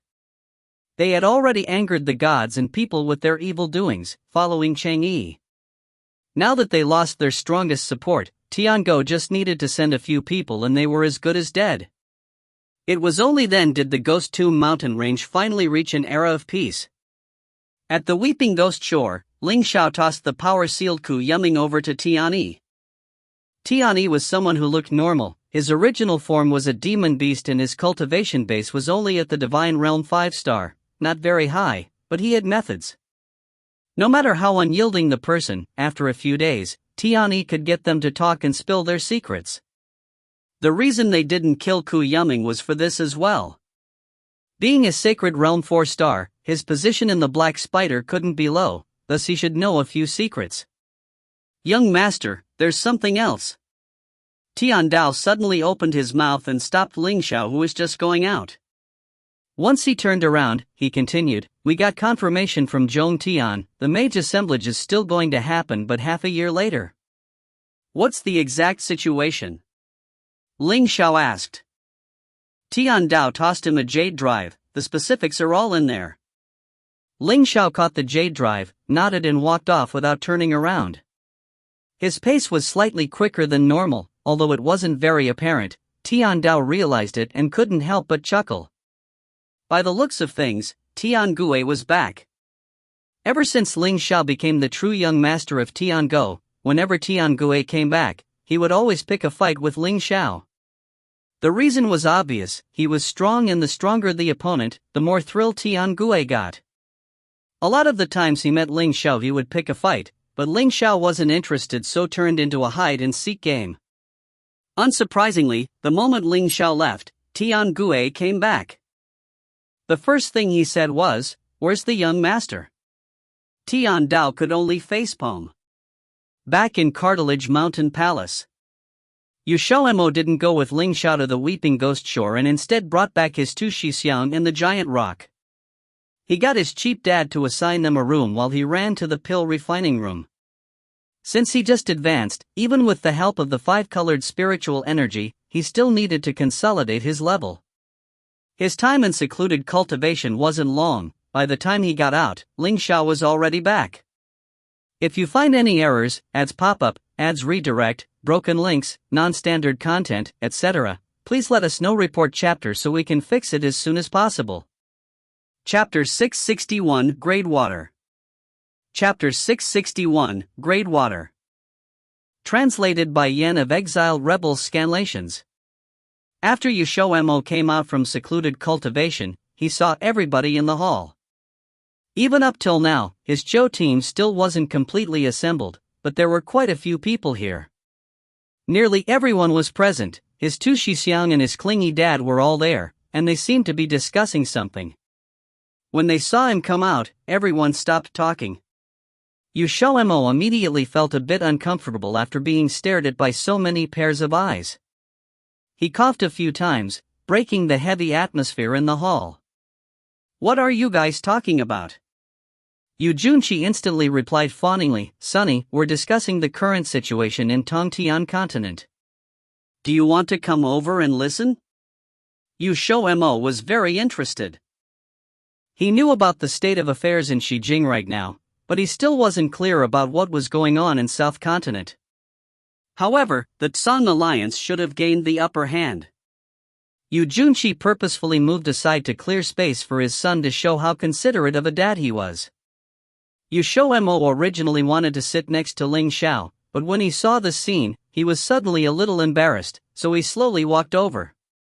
He was about to throw himself into his dad's embrace, when halfway there, a hand lightly tugged him over. He tumbled completely into an expansive hug, and he landed on somebody's thighs at once. Yu Junqi, who had extended a hand. After a while, Feng Chenle coughed lightly and broke the silence. XiaoMo recovered and immediately started to struggle. "Don't move!" Ling Zhao's voice spoke threateningly next to his ear. XiaoMo was about to speak when he felt something hard and stiff pressing against his butt. He stiffened instantly. No wonder his voice was so threatening. What would happen in the hall if they discovered this situation? Now XiaoMo couldn't even leave if he wanted to. Ling Xiao was in heat because of him. If something embarrassing happened, XiaoMo would be embarrassed as well, so he had no choice but to bear the pressure from everybody else, thicken his face, and continue to sit on Ling Zhao's thighs. He coughed. "What were you guys talking about?" Yu Junqi had a bitter face and didn't speak. Feng Chenle had no choice but to explain. "We were discussing Zhong Tian. Ling Xiong said that Xiaoyao Institution decided to hold a mage assemblage on their own. Moreover, this won't be the last time. Rumor has it that they'll host one every 10 years from now on. Correct. Even though Tongtian Palace isn't supporting them from behind anymore, it is said that the rewards that the Mage Association and Beast Transfiguration Guild are providing are also very rich. When the time comes, many mages will most likely participate. Yu Junqi continued. XiaoMo nodded and suddenly said, "Did they say what prizes there were?" Yu Junqi shrugged. "Sonny, the first place reward is a priceless treasure for many mages. However, it's not very useful for you." "What in the world is it?" "I heard that the reward is grade water, which helps rainbow-level mages to raise their grades. Even though rainbow-level mages have rainbow-colored souls, it's still extremely hard to level up their grades. Sonny, your grade level is already maxed, so even if you got first place, it's useless for you." Yu Junqi explained. Grade water was something from the legends. Even though it wasn't as uncommon as spiritual water, it was still better than the 5 blessing spirit eye, which was 1 grade lower. You could see how highly the Xiao institution valued the mage assemblage since they brought out this as the first place prize. Even the 2 associations would covet such an object. In addition, the mages who placed in the top 10 would receive the opportunity to become Xiao institution's recorded elders. It was different from being an honored guest. Recorded elders had real power, and they could even enjoy Xiao institution's resources. However, they first had to enter Xiao institution, and they couldn't refuse when they were occasionally needed. XiaoMo and the rest might not care about it, but for those people without a background, this was an extremely big temptation. Then should I go participate? XiaoMo looked at Ling Xiao. He was indifferent to whether they participated or not, but Lin Xiaoyi and Ling Xiao still had their promise. Ling Xiao held his hand, as his calm expression revealed a hint of a profound smile. Go, of course you should participate. Even if there wasn't that promise, that woman would still go participate. She's already halfway to the grade 7 realm, but she's still missing one thing. Her soul grade still isn't completely at grade 7 yet. Correct, the higher the soul grade is, the harder it is to raise it. Not everyone's the same as Xiao Shidi. Holy Maiden Zuma has already become famous for many years, but as far as I know, she was a grade 6 mage 10,000 years ago. Now, her soul grade has only raised half a grade. She probably needs at least another 10,000 years for the other remaining half, unless she uses the grade water. There's even a possibility she might not be able to raise it in this lifetime. Fong Chenlu added on. Guma tribe was their enemy, and back then, he had profiled all of the experts in Guma tribe, Zuma included. Okay, I understand. XiaoMo immediately was full of fighting spirit. His goal for entering the mage assemblage was to prevent Zuma from getting the grade water. XiaoMo asked when the mage assemblage was. Even though it had been extended half a year, it was still less than a year away. Originally, they wouldn't need to prepare for such a long time, but this was Xiao Institution's first time personally conducting the assemblage from start to finish on their own. There were many areas that needed preparation and confirmation. Furthermore, Tongtian Continent's situation still wasn't stabilized yet, so everything needed time. Afterwards, they discussed Xijing's situation again. Even up till now, the 4 ancient beast clans didn't know that Black Spider's leader was Lin Xiaoyi. If they found out, Lin Xiaoyi and the Black Spider's situation would become very difficult. After the deliberation, they decided to leak out that information. Even though they didn't have proof, people were always naturally suspicious, whether they were human or demon beast. As long as they planted a seed of doubt in someone's mind, it wouldn't be able to be easily removed. What's more, the Black Spider rose suddenly and had their base set up in Xijing. There were people who had long since started suspecting that the Black Spider's leader was a prominent demon beast in Xijing. After confirming the results, Ling Xiao told Yu Junqi to go to Tiango to look for Tian Dao. After telling Tian Dao about this, Yu Junqi should tell him to create a plan, and the meeting ended thereafter. The two of them went directly into the dimension upon returning to the room. XiaoMo had already cleared out all of the mud in the dimension. Now it was vast and empty, and only the 5 blessing spirit eye that they placed next to the spiritual water lake remained. The nature of the 5 blessing spirit eye and spiritual water lake were very similar, they were simply different methods leading to the same outcome. However, the reason it was called a spirit eye was because there was something that looked very much like an eye at the bottom of it. Rumor had it that it was a rainbow stone that the 5 elements nurtured. After years of settlement, this kind of rainbow stone would slowly release 5-colored spiritual energy. When this 5-colored spiritual energy was at its richest, it would take shape as a rainbow liquid, which was what the 5 blessing spirit eye was in XiaoMo's dimension. What existed at the beginning was this transcendent level spirit eye. The biggest difference between the transcendent level spirit eye and its high-grade, mid-grade, and lower-grade counterparts was that the other rainbow stones weren't actually real rainbow stones. For example, if the transcendent level spirit eye's rainbow stone was the mother stone, then the high-grades one was its child. The child stone wasn't as valuable as the mother stone. The biggest difference was that the child stone couldn't give rise to more stones, while the mother stone could nurture new transcendent level spirit eyes as long as the requirements were met. XiaoMo didn't know how to go about doing it, but Ling Xiao did. The two of them moved the transcendent level spirit eye into the small wooden house.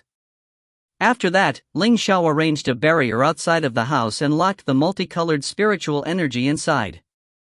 The 5 blessing spirit eye had a lifespan, which was related to the 5 blessing spirit eye's volatility. The only reason why the transcendent level spirit eye could accumulate so much rainbow liquid was because there was a layer of ice encasing it in a sealed space, preventing the multicolored spiritual energy from diffusing out. Over the years, it was only about 1 cubic meter large, so once it was out in the open, the spirit eye would still keep leaking, even if nobody was near it to cultivate and inhale the multicolored spiritual energy. How should we take care of this transcendent level spirit eye? XiaoMo asked. Ling Xiao was silent for a second. You just advanced. For now, you should primarily focus on consolidating your realm near the spirit eye. Okay. XiaoMo responded before he suddenly lifted his head. Then what about you? I heard my dad say before this that you forcefully broke into the 6-star realm when I was locked in Tongtian Palace for a year. There aren't any after effects, are there? And how did you do it? Ling Xiao knew that he was going to ask about this. Do you still remember when I used the white tiger's corpse to refine a few drops of blood essence? XiaoMo nodded and looked at him in awe. You aren't trying to tell me that you used the white tiger's blood essence to forcefully advance, are you?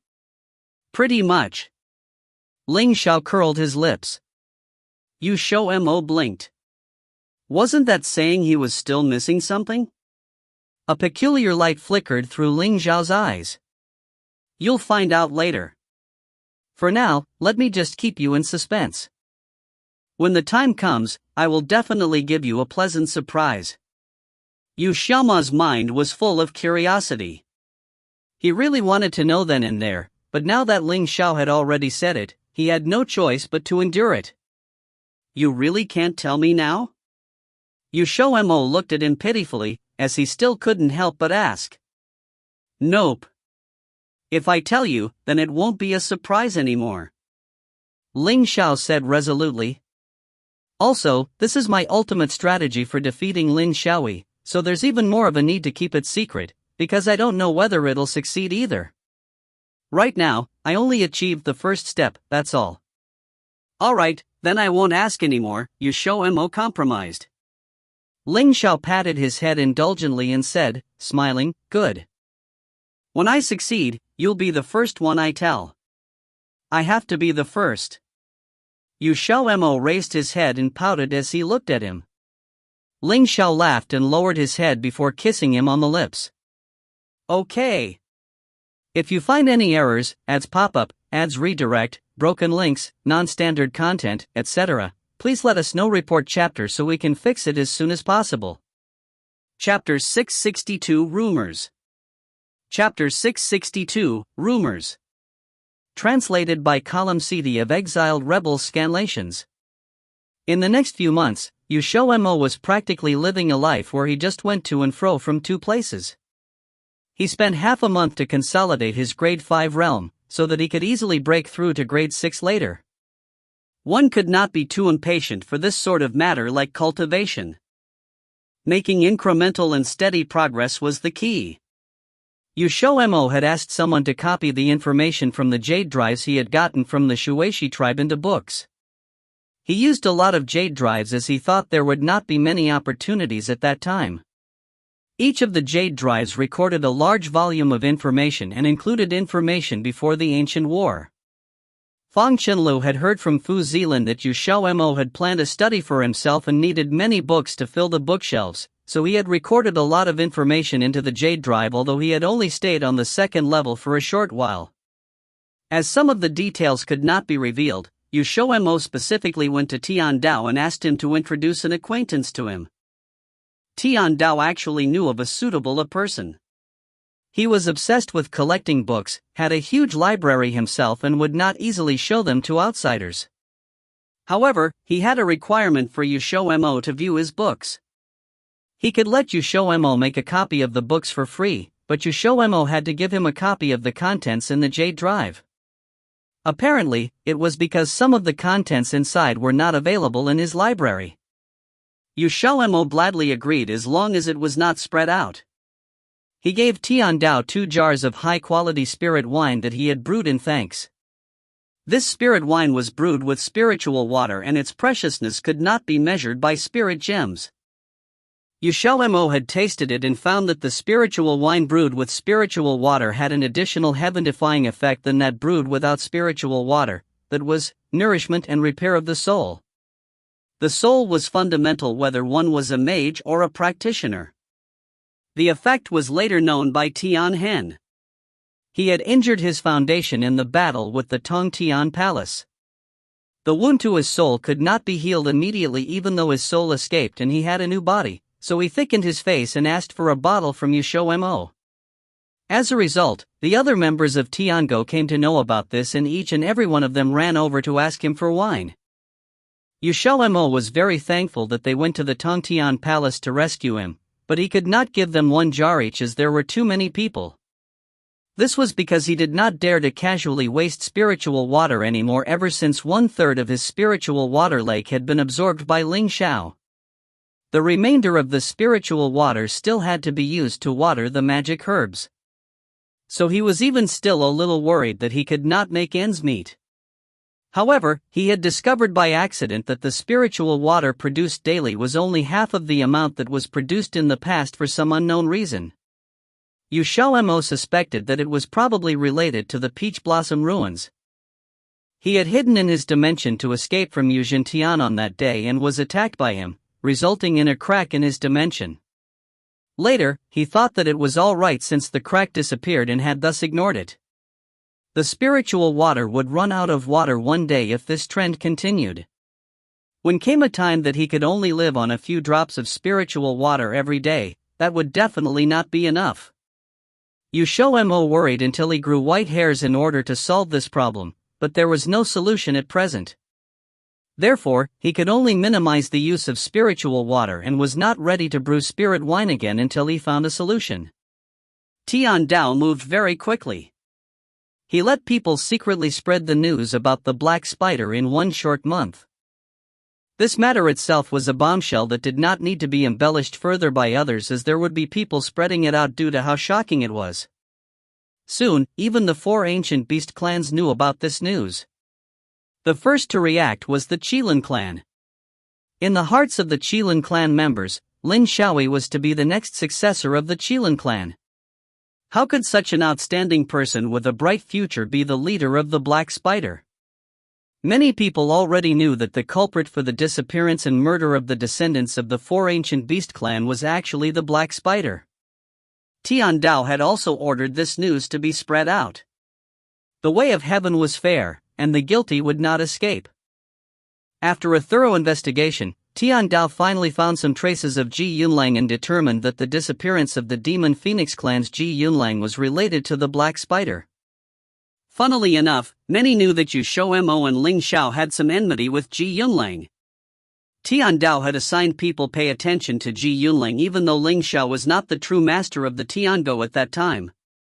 If not for this, it was still unknown when the truth could be revealed. The Demon Phoenix clan immediately pointed their guns at the Black Spider as soon as the news came out. The culprit of the disappearances was apparently the same person, so the other three clans did not need to investigate anymore. Since the Black Spider was the real murderer of a descendant of the Qilin clan, why would Lin Xiaoyi harm his own people if he was the leader of the Black Spider? Furthermore, what good would his actions bring to him if he did that? All kinds of doubts came out one after another. Everyone put their attention on the Qilin clan and Lin Xiaoyi's every move was monitored. Zuma dared not meet him any longer and could only contact him secretly. Following the war in Dongzhou, the Black Spider suffered tremendous losses once again. The Demon Phoenix clan sent people to exterminate a Black Spider stronghold and slaughtered 78 level 11 experts and 1 level 12 expert. Lin Xiaoyi had not yet made a statement before the Qilin Lord, who was quite mysterious and was always appearing at one moment and disappearing at the next, had summoned him. The Qilin Lord's cultivation base was the pinnacle of a 7-star level 12. As he was an emperor beast, he was much stronger than Yuzhen Tian. He once participated in the ancient war and was injured in that war. Thereafter, he had always been in secluded cultivation and the number of times he came out during that period was pitifully little. As a result, even Lin Xiaoyi did not know whether he had been restored to his full strength. He was afraid that the summons this time would not be so simple, but Lin Xiaoyi did not have 100% certainty, so he just hesitated for a moment before he went to meet the Qilin Lord. The Qilin clan lived within the void. All the people of the Qilin clan had always been living here and the Qilin Lord lived in the tallest building. Lin Xiaoyi ascended the flight of steps with light footsteps and soon arrived at the gate of the building. Before he could knock on the door, the voice of the Qilin Lord that carried profound vicissitudes sounded from within and let him in. Clan head, may Xiaoyi know what matter he has been called over to do? Lin Xiaoyi's gaze skimmed over the water wall. The shape of a figure could be vaguely seen from behind the water wall and it was none other than the Qilin Lord. Although Lin Xiaoyi could see that figure, he could not feel his aura. The reason why he could not confirm whether the injury of the Qilin Lord had recovered was because of this water wall blocking him. The figure behind the water wall moved a little. A moment later, the voice of the Qilin Lord drifted out with a trace of aloofness and venerableness. During this period, you will stay within the clanland and not go anywhere. Lin Xiaoyi's gaze chilled. Clan leader, there's no need for further words. I already know what's going on outside. If you're innocent, the rumors will be discredited. The Qilin Lord interrupted him with unquestionable strength. Yes. Lin Xiaoyi slowly lifted his lids. After Lin Xiaoyi left, the Qilin Lord walked to the bedroom and sat on a stone bed inside. The stone bed was engraved with an ancient array, which was simple and time-worn. Who knew how many years it had existed for? A red light suddenly appeared and the Qilin Lord sitting on it disappeared. He reappeared in a place which was dark and damp, akin to a prison. But the further one went, the wider the space became. After several complicated steps, the Qilin Lord finally appeared on an ancient altar which was engraved with strange patterns all around, looking like an array and yet not. In the middle of the altar, there was a neatly assembled set of bones of a Qilin beast. The bones were golden in color and faintly emitted a crushing pressure. This pressure would probably break through the clouds if it was not suppressed by the altar. The Qilin Lord silently stood in front of the altar with his hands clasped behind his back for quite a while. His voice echoed slowly in front of the altar, carrying a hint of imperceptible gloominess. In the blink of an eye, it's been so many years since you've passed away. I have kept this secret for a long time, but somehow, I have a hunch that it can't be concealed any longer. This is all I can do for you. Lin Xiaoyi was confined and unable to come out in person to do many things. Therefore, Zuma could only personally step out. Besides, many people already knew her identity. The Guma tribe had also fallen into Xia Yin's hands, and she had nothing to do with the Guma tribe any longer. Fortunately, Lin Xiaoyi seldom handled the affairs of the Black Spider personally. Instead, he left it to Zhu Ma and others, so it did not have much impact on the Black Spider. Yet, the anger of the Demon Phoenix clan, True Dragon clan and Black Turtle clan was not that easy to pacify, particularly when it was discovered that Ji Yunlang's disappearance was related to the Black Spider. Ji He was not willing to take things lying down and had been inciting the True Dragon clan and Black Turtle clan to fight against the Black Spider. Currently, the Black Spider was no longer as wild and arrogant as before. Zhu Ma asked Lin Xiaoyi for instructions for the last time, and finally decided to temporarily cease all activities to let the Black Spider recover for a period of time. Coincidentally, the mage assemblage would be happening in a few months and Zhu Ma would also attend at that time. As for the agreement with Ling Xiao, it went without saying that it would also be settled at the mage assemblage. The chaotic situation in Xijing was finally alleviated after the Black Spider went silent. The major forces had lost numerous experts over the years. However, the rumors did not extinguish together with the conflicts, but intensified instead. This was because the news that Lin Xiaoyi had been confined had spread, and many people speculated that the reason why the Black Spider withdrew was also due to this. With the peace in Xijing, it was not long before the South Continent tactfully became quiet too. If you find any errors, ads pop up, ads redirect, broken links, non-standard content, etc., please let us know. Report chapter so we can fix it as soon as possible. Chapter 663, Registering for the Assemblage. Chapter 663, Registering for the Assemblage. Translated by Juessence of Exiled Rebels Scanlations. During this time, XiaoMo and Ling Xiao were keeping an eye on the situation in the South Continent, too. After Zui Yin ascended to sacred level, the Tsang Alliance maintained an advantage in their battle against the Vermilion Blood Clan. Not even Yuzhen Tian's wife, Lady Yin's family could tip the scales. The True Dragon clan was in XiaoMo's debt, and XiaoMo was friends with the Tsang Alliance, so when the Silver Dragon clan asked for aid, the True Dragon clan didn't decide to help the Vermilion Blood clan. Lady Yin was Yuzhen Tian's wife, so it was understandable that the Silver Dragon clan would lend a helping hand, but the True Dragon clan had no reason to, unless they wanted to make enemies of the Tsang Alliance for the Silver Dragon clan. However, that was clearly impossible. The Tsang Alliance was powerful and influential. Their information network spanned across the entire Tongtian continent. Offending them meant nothing good. The True Dragon clan refused to get involved, so the Vermilion Blood clan and Silver Dragon clan could only depend on themselves. Yuzhen Tian never gave up on the idea of adding another sacred level practitioner to their ranks, because if it weren't for the Silver Dragon clan's help, then they would have to bow their heads to the Tsang Alliance, unless, of course, they could kill Zui Yin. However, that was clearly impossible. If Yuzhen Tian personally engaged, then so would Fu Tsangxiong. In the end, the situation would become like a twisted rope, strung tight and liable to break at any time. It would cost both sides a lot of manpower and money.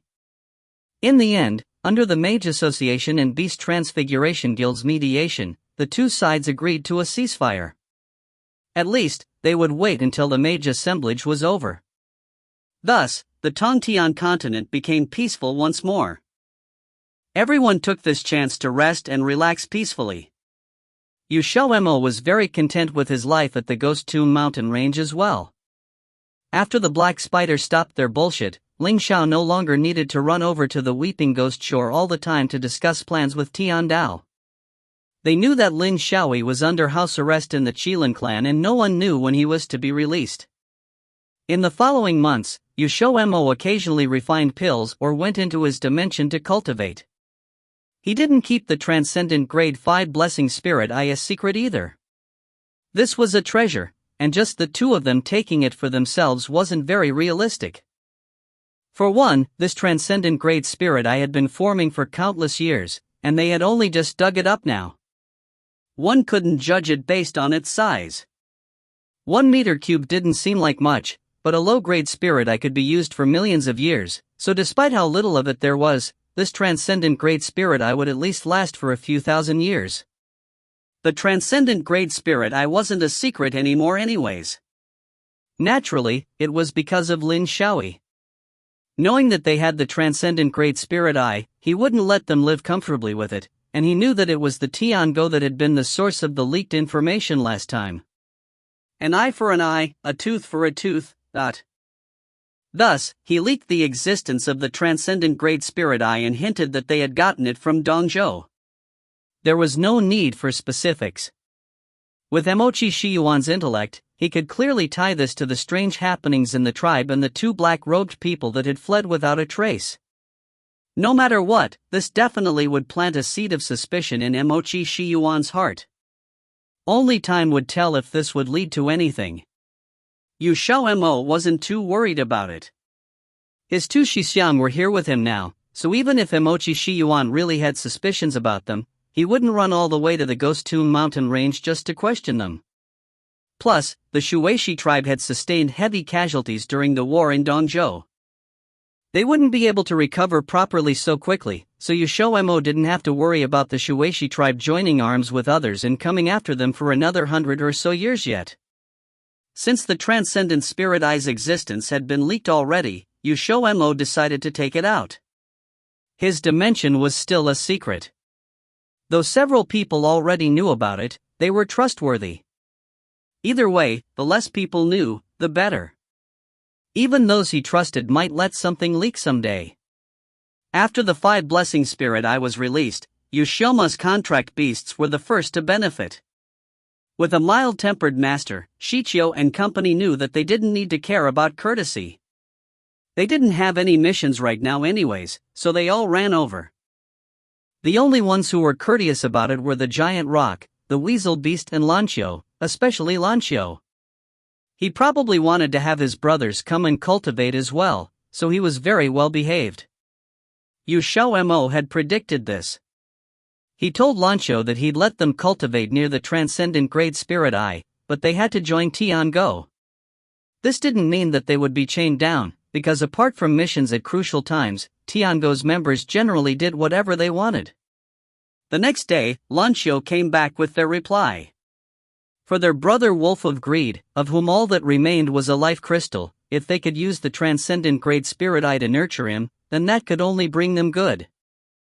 Plus, they were in XiaoMo's debt, so they were all willing to join the Tiango.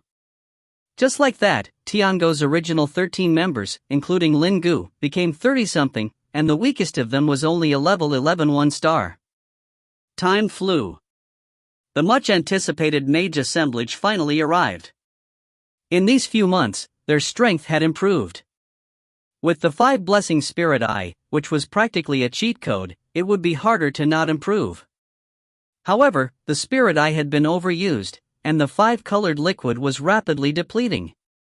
During this time, the Black Spider had sent people into the Ghost Tomb mountain range to gather info on the Transcendent Great Spirit Eye, but they couldn't find anyone who was willing to say anything. The Ghost Tomb mountain range had pretty much become the Tiango's territory, and the weasel beast had eyes and ears everywhere. They would know as soon as an unfamiliar face appeared, so all of Black Spider's people either returned empty-handed or were made to stay in the Ghost Tomb mountain range for good. But if it wasn't for the Qilin clan putting Lin Xiao under house arrest, XiaoMo and company might have to face Lin Xiao personally. For his plan to be executed smoothly, Lin Xiao had to get that 5 Blessing Spirit Eye. Unfortunately for him, things happened the way they did. Not even Ling Xiao had expected this, because he was already waiting for Lin Xiao to come. The mage assemblage was being hosted in Zhongtian, but not at the Xiaoyao Institution, but in the Tongtian Palace. This wasn't any new news. After the Tongtian Palace was destroyed by Ling Xiao and company, the Tongtian Emperor had vanished along with his minions, abandoning the Tongtian Palace. The Xiaoyao Institution cleared away the ruins of the Tongtian Palace and then built a simple, wide and open structure. Since they didn't know exactly how many mages would attend the mage assemblage, they had cleared away most of the remaining structures in the Tongtian Palace and built a massive plaza. When XiaoMo and Ling Xiao arrived, they were almost blinded by the sheer number of people crowded into the plaza. The chaos in the Tongtian continent had only persisted for a couple years, but the consequences were widespread. XiaoMo had originally believed that there wouldn't be many people attending the mage assemblage. However, he had forgotten one detail. The mage assemblage hosted by the Tongtian Palace only allowed rainbow-level mages to attend, but once the Xiao institution took over hosting, they had lowered the requirements. That meant that level 10 mages could attend as well. In addition, XiaoMo had underestimated how tempting the Great Water was to mages. He didn't know this, but the Great Water was better than the prize that the Tongtian Palace would award to the winner, because most people didn't like those illusory and empty rewards, they preferred practical and useful prizes. Amazing! XiaoMo exclaimed. This was even more of a spectacular sight than the student recruitment at Xiao institution. Ling Xiao patted his head. Don't underestimate the allure of Great Water. Plus, this is the Xiao institution's first mage assemblage. There aren't very strict requirements for the attending mages, so many of the mages here are veterans. They're all after the Great Water. You'll have quite the battle to fight. That's right, Zuma isn't my only opponent. XiaoMo could sense many powerful presences in the plaza. Probably those veterans. He had thought there weren't many grade 5 and 6 mages, but now it seemed that a lot of people were just hiding or otherwise keeping a low profile. Go and register first. Right. Today wasn't the first day of the mage assemblage. Registration came first, and it was happening right here in the plaza. If it was happening in Xiaoxian City, then the streets would probably be totally clogged up by now. 3 days after registration, the mage assemblage would start. XiaoMo didn't inform Qiao Wuxing and company, but he knew that they would definitely sign up and attend. They might not be able to beat those veterans, but the experience would be worth it. Since there were so many people, they waited for a full hour. After registering, the two followed the crowd, leaving the plaza and heading for Xiaoxian City. The mage assemblage was great for Xiaoxian City's economic prosperity. By now, Xiaoxian City's inns and hotels and whatnot were practically filled to the brim. XiaoMo and Ling Xiao were rather late to the party, and most inns didn't have any rooms left. They wandered on the streets for around 2 hours, and it wasn't until the sun had almost set that they found a free room in a large hotel on one of the most prosperous streets, the Wushuang Hotel. It was only after asking that they found out that the Wushuang Hotel had requirements to meet if one wanted to rent a room. Only grade 3 and above mages could live here. They had pulled a steady level of aggro with that. If you find any errors, ads pop up, ads redirect, broken links, non-standard content, etc., please let us know. Report chapter so we can fix it as soon as possible. Chapter 664, Floor. Chapter 664, Floor. Translated by Crystal of Exiled Rebels Scanlations. If the mage assemblage didn't occur, probably no one would know exactly how many rainbow-leveled high or mid-grade mages there were. Most shied away from the public eye, so most were unfamiliar faces. At first, XiaoMo thought that with the level restriction placed on this hotel, there wouldn't be many living there. However, he forgot that high-level mages' haughtiness also grew with their level. Of course, not all mages were like this, but most were. Thus, when the hotel only accepted third-grade rainbow and above mages, many grew a sense of superiority by staying there. Those who stayed elsewhere weren't qualified. With that comparison made, they started to feel superior to others. As the news spread, more and more rainbow mages came to stay at the Wushuang Hotel. So, when XiaoMo and Ling Xiao hurried over, the hotel was almost full. Speaking of the Wushuang Hotel, XiaoMo remembered Xiao Wushuang, Xiao Wuxing's cousin, the one who usually stayed in the South Continent's Beast Transfiguration Guild. XiaoMo had a suspicion that the hotel had something to do with Xiao Wushuang.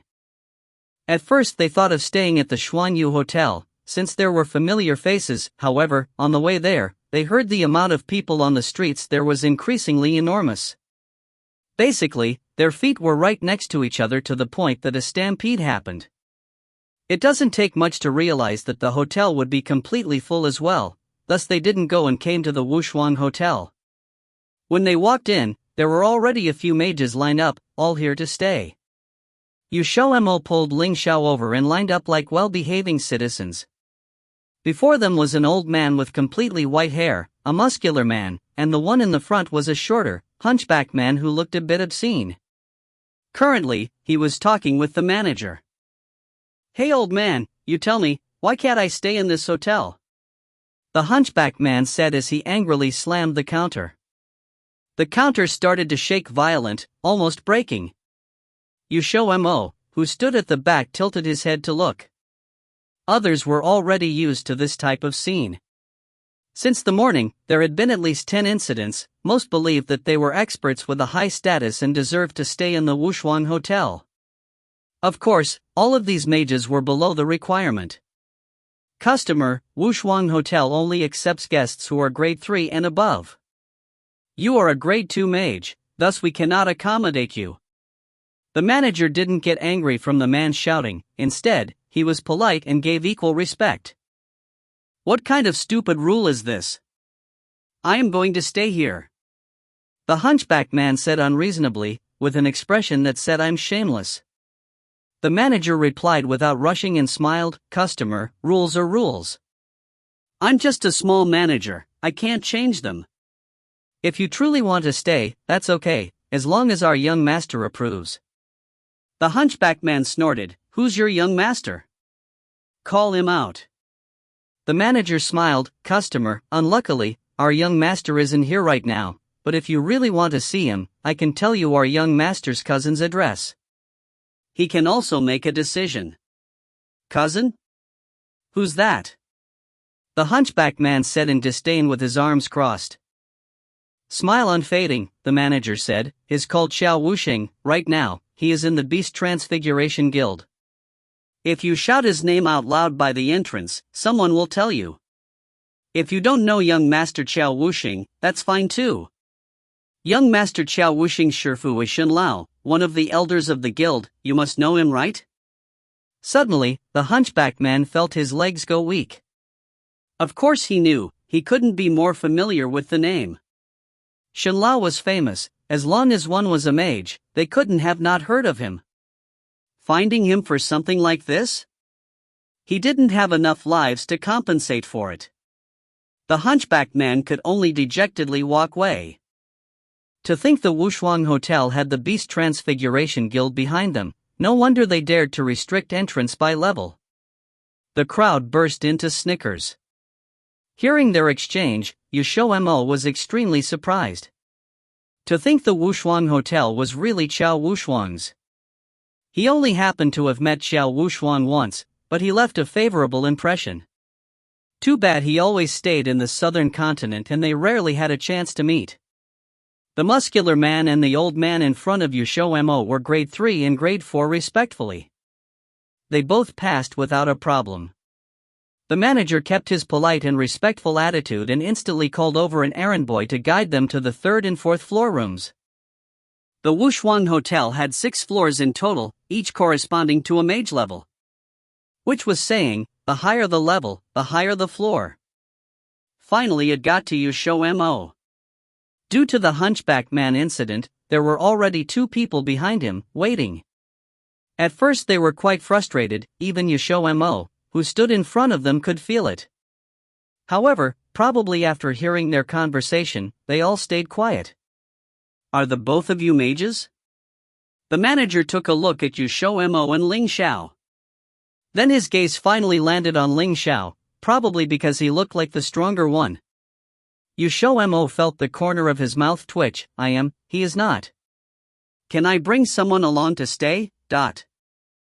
The facial expression on the manager's face blanked for a moment as his slightly surprised gaze landed on XiaoMo, then he replied, "Of course, just as long as it's not over 2 people.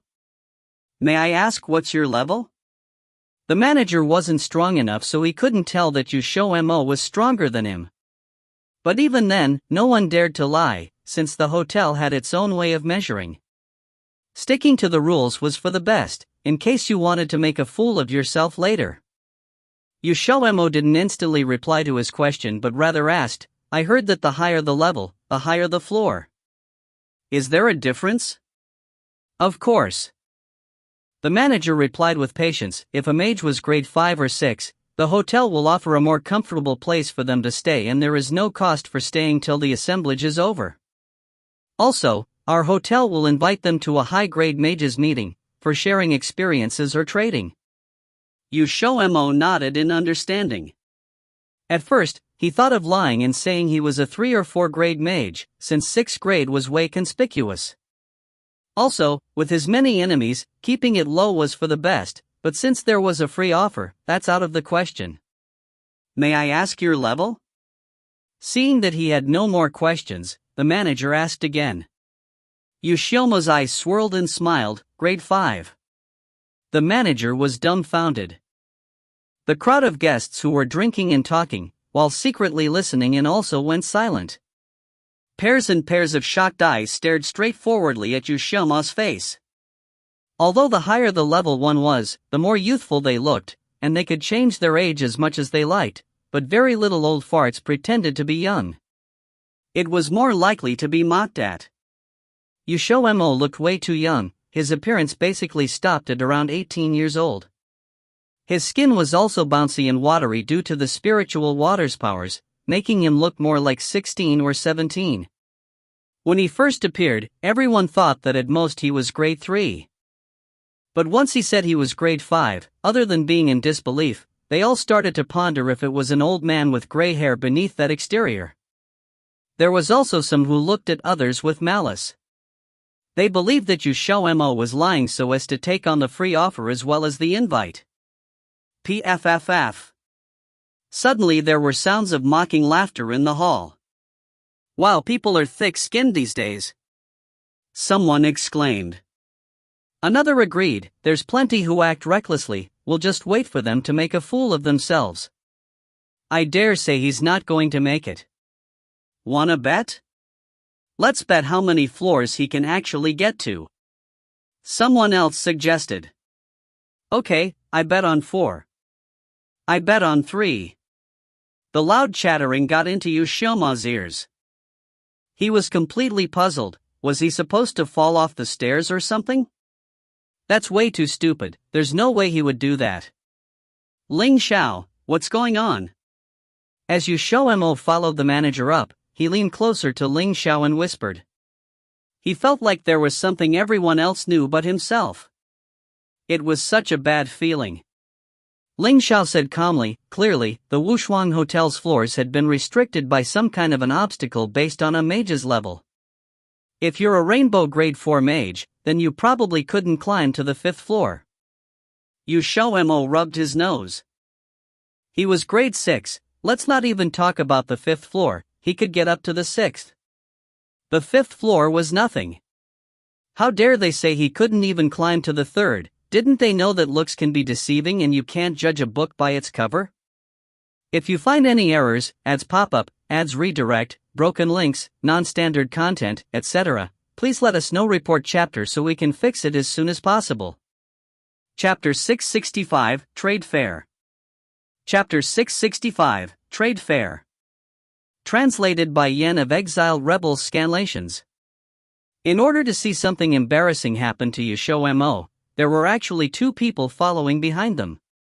XiaoMo was rendered speechless when he looked behind. They were truly a senseless group of people, so what if he looked soft and delicate? So what if he was a grade 5 mage? Should he be glad that he said he was grade 5, because if he said he was grade 6, wouldn't they all laugh their heads off? The calmest one was the manager, who led them directly to the 5th floor. The 5th floor seemed to be high, but it actually wasn't. They got there quite soon. The manager stood at the entrance to the stairs. He spread out his hands and said to XiaoMo, this way. Your room is the 3rd one on the left. This is the room card for your room. When you wish to check out, all you have to do is bring the card back to the front desk. He handed a small black card to him as he spoke. XiaoMo took it and nodded. Thank you very much. It's my duty, that's all. The manager laughed lightly before he turned and went back downstairs. He unexpectedly didn't plan on waiting. The two people following behind them shared looks of dismay. Typically, if guests lied about their cultivation base, the manager would follow them from beginning to end to prevent the guests from flying into a rage if they lost face. But since he actually left, did that mean XiaoMo's cultivation base was actually grade 5? Downstairs, those who bet that XiaoMo wouldn't be able to reach the third or fourth floor had long since revealed ugly expressions. They continuously cursed their bad luck. XiaoMo tossed the room card in his hand and shot a glance at the two people below who were preparing to watch the show. His lips curled and he finished walking the stairs to the 5th floor without any obstructions with Ling Xiao. The two people's faces were ashen, and they immediately dejectedly went back down. Since he was actually a real grade 5 mage, it made them too surprised. Now they'd done it, they'd offended a grade 5 rainbow level mage. They could only pray that he was magnanimous and wouldn't bear a grudge against them. XiaoMo didn't know what they were thinking, or else he would have mocked them. Since they knew they would offend someone, why would they bother placing a bet just then? There was simply something wrong with their brains. Holding the room card, XiaoMo entered the third room on the left of the corridor. Even though a grade 5 mage was only lower than a grade 6 mage by 1 level, it was still a very uncommon high-grade mage. The room that Wushuang Hotel prepared naturally wouldn't be too bad. The room was very spacious, equivalent to a presidential suite. It was made of soundproof wood, and when the door closed, they couldn't hear anything from outside. It was also an exceptionally good place to cultivate. It is indeed very comfortable. Even something free can be this good. XiaoMo threw himself onto the bed, rubbing his cheeks against the soft comforter as he let out a satisfied sigh. Ling Xiao sat next to the bed. Grades 5 or 6 mages are still considered the peak in the continent. Wushuang Hotel isn't lacking in spirit gems, and furthermore, they will get on these mages' good sides. What would they have against that? That's also true. The next day, the shopkeeper gave XiaoMo an invitation. The invitation was for the gathering that was mentioned earlier, set up by several large hotels in Central City. They invited all of the high-grade mages, or in other words, those of grades 5 or 6. As for grade 7, none had appeared yet in Tongtian continent. Zuma couldn't be considered a pure grade 7 either. However, Zuma was someone from the Black Spider. She most likely wouldn't participate. The gathering would be happening the next night. The location was in a pawnshop located on a street behind Wushuang Hotel. Of course, on the surface it was a pawnshop, but in reality, it was a place for trade. The gathering wouldn't purely be just a gathering, it also included a trade fair. Anyone who was interested could attend, the communication fair was just secondary. XiaoMo accepting the invitation meant that he would attend. Next, they still had 2 days to spare. In any case, lazing around was still lazing around, so they might as well go take a look. If they ran into any acquaintances, it would be even better. Speaking of which, XiaoMo discovered that he still hadn't notified anybody else after arriving in Central City. He asked for Ling Xiao's opinion. Might as well. When the time comes, you can ask them about the mage assemblage's situation. Ling Xiao was lying on the bed as he recommended, bored to death. XiaoMo found the manager that night. Since the boss of the hotel was Xiao Wushuang, the manager definitely had a way of notifying them immediately. In addition, he felt like the manager was neither haughty nor humble, and didn't care whether he was favored or humiliated, so he should be pretty good at getting things done. Sure enough, the manager wasn't surprised in the slightest when he found out XiaoMo wanted to find Xiao Wuxing. On the contrary, he smiled at him and said, "Master Yu, I will immediately send someone to notify young Master Wuxing." "Ah, you know me?" XiaoMo was startled. The manager laughed. "Master Yu is the 2 young masters' friend. Of course I know you." Originally, he wanted to tell young Master Wuxing of his own accord, but then he was worried that they didn't want young Master Wuxing to know, so he hesitated and didn't notify them. Now he was very glad.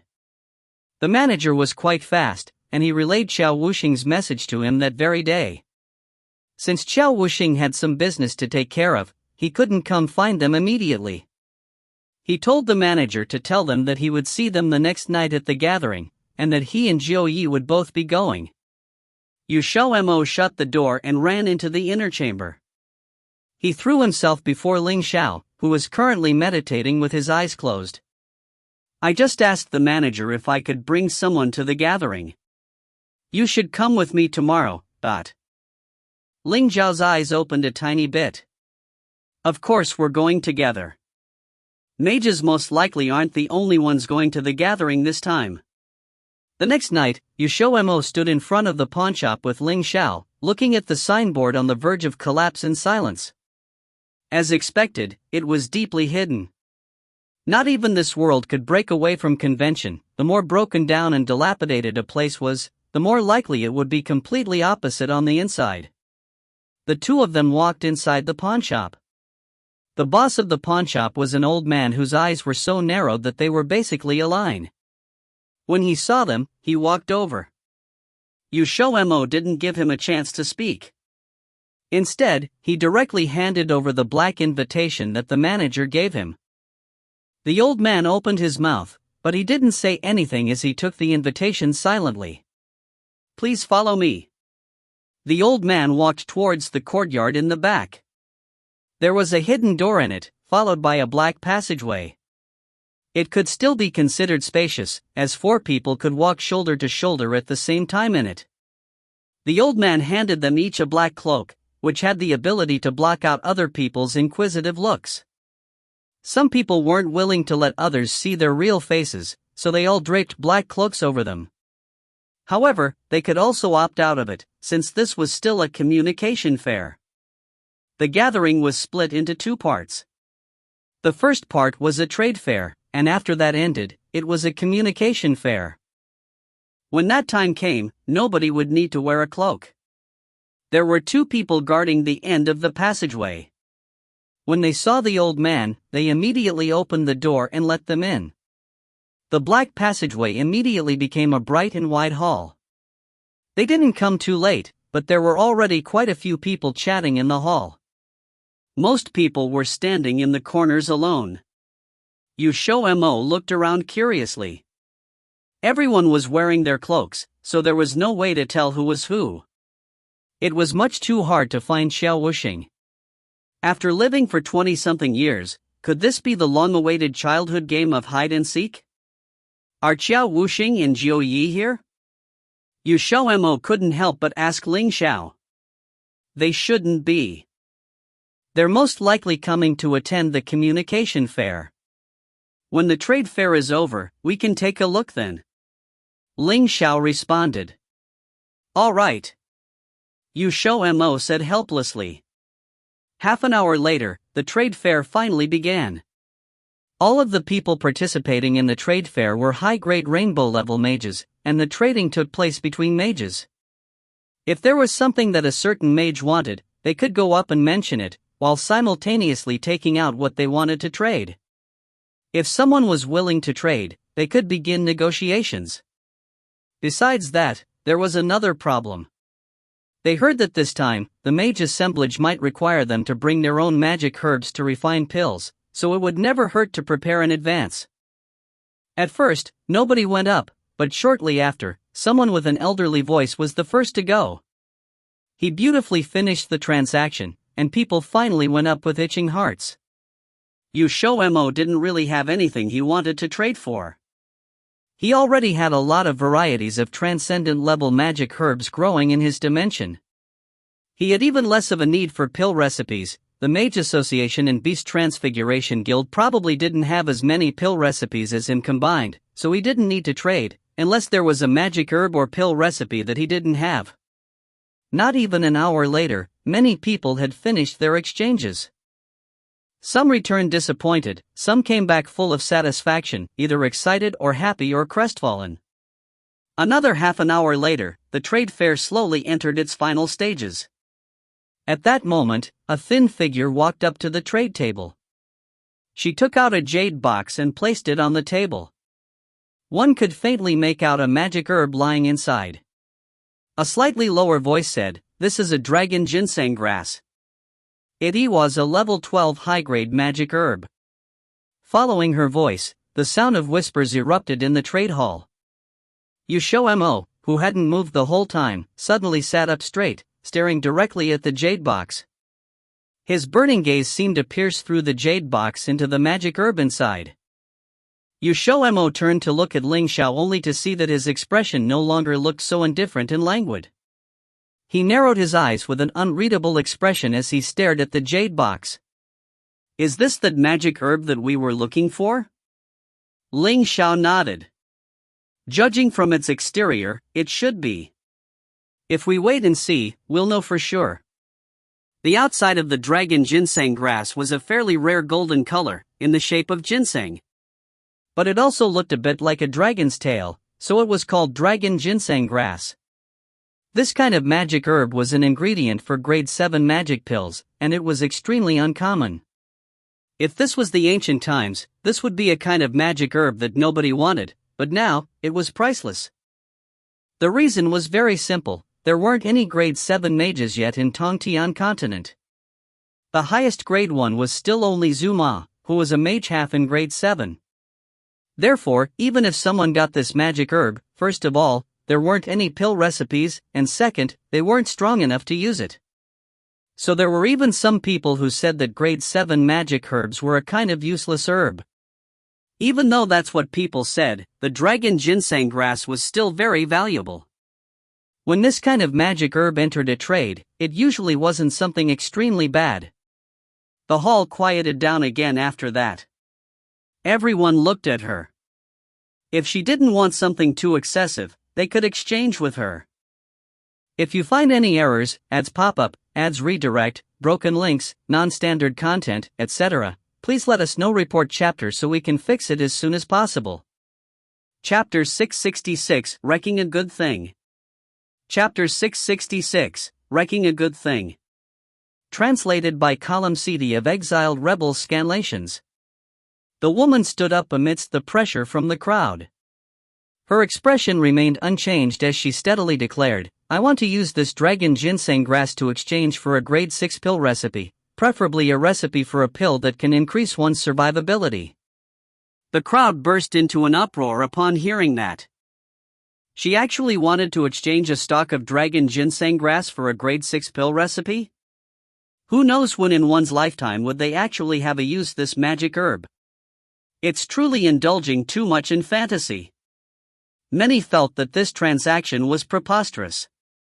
Even if the dragon ginseng grass was of a rarely seen high grade, its practical value was still too low for it to be exchanged with a grade 6 pill recipe. Besides, grade 6 pill recipes were also extremely rare. There would definitely be no one who was willing to exchange for it. The hall was quiet and everyone looked down while thinking. 15 minutes later, there had still been no response to the woman's deal. XiaoMo looked at everyone. The woman's request was not a problem for him as he had a lot of grade 6 pill recipes on hand, and casually taking one out to exchange was no sweat. Although the woman had anticipated this lack of interest, she was still rather disappointed that no one came up. She sighed, picked up the jade box and was about to put it into her dimension when a charming and soft voice suddenly sounded. "Wait!" Everyone looked in the direction of the voice and what met their eyes was the sight of a person in a black cloak walking out of the crowd with two people following closely behind them. Based off their voice, that person should be a girl. XiaoMo stared in surprise. He never imagined that someone would make a move at the last moment. He had been about to call out to the woman, but he was a step slower and could only look on helplessly as the woman in the black cloak walked up to the woman holding the dragon ginseng grass. "I know who she is." Ling Xiao's voice suddenly sounded from beside his ear. XiaoMo turned his head and looked at him in surprise. "Who is it?" Ling Xiao calmly replied, "If I'm correct, she should be that woman." XiaoMo, that woman? He racked his brains and tried to recall when Ling Xiao had mentioned these two words, that woman.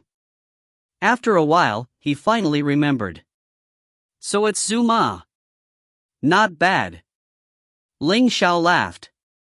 XiaoMo immediately became excited and clapped him hard on the shoulder. Leave it to me. I promised to let her taste the feeling of riding on a roller coaster, but... Huh? Ling Xiao raised an eyebrow. XiaoMo explained, it's a kind of stimulating ride that goes up and down. Ling Xiao's expression suddenly became strange. Unfortunately, XiaoMo did not notice this. Zuma's face was covered by the cloak and only a pair of black eyes could be seen. She looked over the jade box before staring at the woman's face and calmly stating, I want to see the dragon ginseng grass. A hint of pleasant surprise flashed in the woman's eyes. There was finally light at the end of the tunnel. Her hand that was holding the jade box trembled slightly in her excitement. It was only when she heard Zuma's words did she reply, of course. With that, she opened the jade box. A golden light shot out all of a sudden and those close to the box had to squint their eyes a little. What everyone saw next was a golden-colored magic herb lying inside a jade box. The magic herb exuded a faint pressure and those who had the physiques of demon beasts had the slight feeling of being suppressed by the magic herb. Transcendent-level magic herbs had the ability to intimidate demon beasts. The rank of the dragon ginseng grass was very high, so the people present could still feel it even if they were strong. Sure enough, it's a high-grade dragon ginseng grass. Zuma's voice contained a trace of suppressed surprise.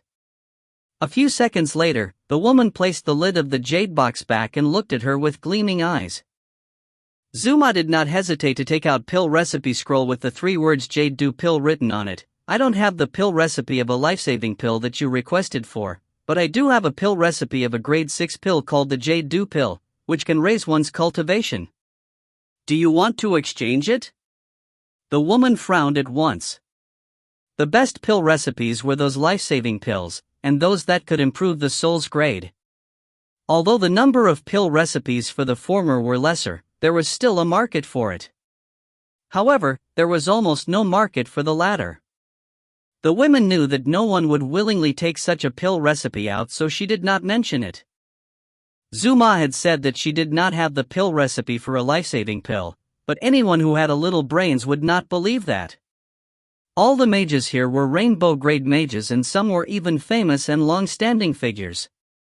Although the identity of the other party could not be seen under the cover of the cloak, many mages would definitely have some precious objects. For one of Zuma's status, it was even more impossible for her to have nothing. However, the reason she dared to say as such was probably because she had something to rely on to an extent. In her opinion, she was the only one here willing to exchange a grade 6 pill recipe for the dragon ginseng grass. The woman only had one choice, unless she did not want to exchange it any longer. The pill recipes for grade 6 pills were extremely precious regardless of what effect it had, and it would be hard to gain this opportunity again if she missed it. Zuma was certain that the woman would agree. The woman gritted her teeth. It had not been easy for her to get this dragon ginseng grass, but she really needed a grade 6 pill recipe and the dragon ginseng grass was useless to her even if she kept it. Thus, she had no choice but to conduct the exchange. The woman replied with a tone of compromise, that. Wait a minute. An anxious voice interrupted her without delay. The woman looked in the direction of the voice in a daze. A petite figure came up from the corner and swiftly squeezed through the crowd to walk up to her. It seemed to be a young man from his voice, and another man was also following behind him. That person was XiaoMo. He had just been preoccupied with talking to Ling Xiao and had nearly missed his opportunity. Zuma didn't recognize them. It was just that the deal that was about to be successful was suddenly interfered with. Her expression was extremely ugly and her hands that were hidden under the black robe clenched tightly into fists. She had thought that she was the only one who would take out a grade 6 pill recipe, and did not expect that there would be another. Once she thought of this, she malevolently glared at XiaoMo, who was under a black cloak. The deal hasn't been finalized yet. I should still have a chance, right? XiaoMo walked up to the woman and asked with a smile. He did not even need to look at Zuma's face at this moment to know that she looked like she had eaten shit. What he wanted was this result. Her expression would probably be even uglier if she knew who he was. XiaoMo and Zuma had never seen each other, so Zuma did not recognize his voice. The woman nodded and excitedly responded, "Of course." She had originally thought that this was her only choice and did not expect someone else to come out. She was in a state of agitation. To be honest, she was not very willing to agree to the exchange before. She had heard of the Jade Dew pill, and knew that its value was on the low side for a grade 6 pill recipe. Zuma's intentions were not unknown to her. She would not be standing here today if she believed in Zuma's words. XiaoMo also took out a pill recipe scroll. This was what he had later asked Ling Xiao to help copy, as despite the jade drive being more convenient, he had too many pill recipes and it was more troublesome to look through it one by one. Ling Xiao's handwriting was elegant and nice-looking, so he gave him this task. This is the pill recipe for a 6th grade pill called the Luck Creation Pill. I'm sure that Your Excellency has heard of its effect even without me going into further details. XiaoMo confidently stated. The Luck Creation Pill, one would know that it was extraordinary just by hearing its name. The woman had naturally heard of it and had long become too excited to speak. She stared at the pill recipe in his hand with gleaming eyes and was simply itching to get her hands on it. The fact that this pill recipe had been offered was already far beyond her expectations. Not only her, but other people were also astonished. As its name implied, the Luck Creation Pill was the most valuable pill amongst the life-saving pills, and it was able to bring about great fortune. In addition to being able to preserve one's life in a critical situation, it could also bring about great fortune in the form of breakthroughs in cultivation, soul variation, and so on for those whose luck were slightly better. Furthermore, the Luck Creation Pill had disappeared as early as after the ancient war. Over the years, people had only heard of its name, but never really seen it. XiaoMo's actions seemed extremely inconceivable to many people. Generally, people with a Luck Creation Pill would definitely hide it away safely. Who in the world would take it out? And he even wanted to use the Luck Creation Pill to exchange for a dragon ginseng grass? Everyone thought that he had really made a huge loss. Zuma's expression was as dark as a devil crawling out of hell when she heard the 3 words Luck Creation Pill. XiaoMo would have been cut into hundreds of pieces by her if her eyes could kill, however. A trace of greed that was difficult to perceive flashed through Zuma's eyes when she looked at the pill recipe for the Luck Creation Pill in XiaoMo's hands. It was impossible for her to remain unmoved with the words Luck Creation. The excited woman took a deep breath and asked when she had calmed down, "Your Excellency is really willing to exchange the pill recipe of the Luck Creation Pill for this dragon ginseng grass?" XiaoMo smiled, "Of course, otherwise would I take it out? But you also know the value of the Luck Creation Pill. Although the dragon ginseng grass is good, its value is much lower than the Luck Creation Pill. No matter what, you should compensate me a little more." With that, his lips lightly squirmed a few times. The woman's eyes flashed. "If it's only the dragon ginseng grass, I admit that it'll definitely be taking advantage of Your Excellency. I'm willing to give you another magic herb. The woman took out another jade box and handed it directly to XiaoMo. XiaoMo didn't open it, but silently felt it out. What was inside was indeed something he needed. He then handed the pill recipe to the woman and the woman passed the dragon ginseng grass to him. Thus, the deal was concluded. As for Zuma, she had stomped furiously away with her people when the deal was concluded. XiaoMo smiled smugly while watching her departing figure. If you find any errors, ads pop up, ads redirect, broken links, non-standard content, etc., please let us know. Report chapter so we can fix it as soon as possible. Chapter 667 Assemblage Begin. Chapter 667 Assemblage Begin. Translated by Jouissance of Exiled Rebels Scanlations. Zuma returned to their room at the Xuanyu Hotel with her people from Black Spider. After entering, she swept the tea set off the table in anger. Though it wasn't very loud, it still caught the attention of the employee assigned to the floor. However, before he even got to the door, the guards outside sent him off. The employee was hesitant at first, but left when they promised they'd compensate the hotel for the damages. Damn it! Who was it? How dare they mess with me? Zuma's anger twisted her features, destroying the innocent demeanor and pure face she put on outside. Now, she was practically a venomous monster. Originally, she absolutely had to have that dragon ginseng grass, even though it was a grade 7 pill ingredient. However, with her current strength and position, so long as she could win first place in the assemblage, then she was certain she could break through to grade 7. She had never expected that someone would interfere halfway. Zuma couldn't accept it. Though the Everdragon herb was known for being something that was supplied but no one could ever afford, it was still an extremely rare level 12 magic herb. Otherwise, she wouldn't have had to search for so long only to find an immature stock. Waiting for it to mature would take several thousand years. She couldn't wait so long, and neither could Xiao. Go and find the identity of the one who dared ruin my plans. Zuma ordered Tao Lin, who was standing in front of her, face cold. The person on Zuma's right was the older brother, Tao Senator. The two were siblings, both at level 11. One was impulsive and aggressive while the other was careful and intelligent, supplementing each other well, so Lin Xiao had them follow Zuma as her underlings. Hearing this, elder brother Tao Sen's gaze darkened, asking bloodthirsty, "Holy maiden, should I go and kill them and take back the Everdragon herb?" You? Zuma raised an eyebrow, looking down at him. No wonder our leader told me you're all brawn and no brains, you really fit the description. Which of those who could attend that market isn't a powerhouse? That person is at least grade 5, even 10 of you added together wouldn't be able to match him. We have to carefully plan this.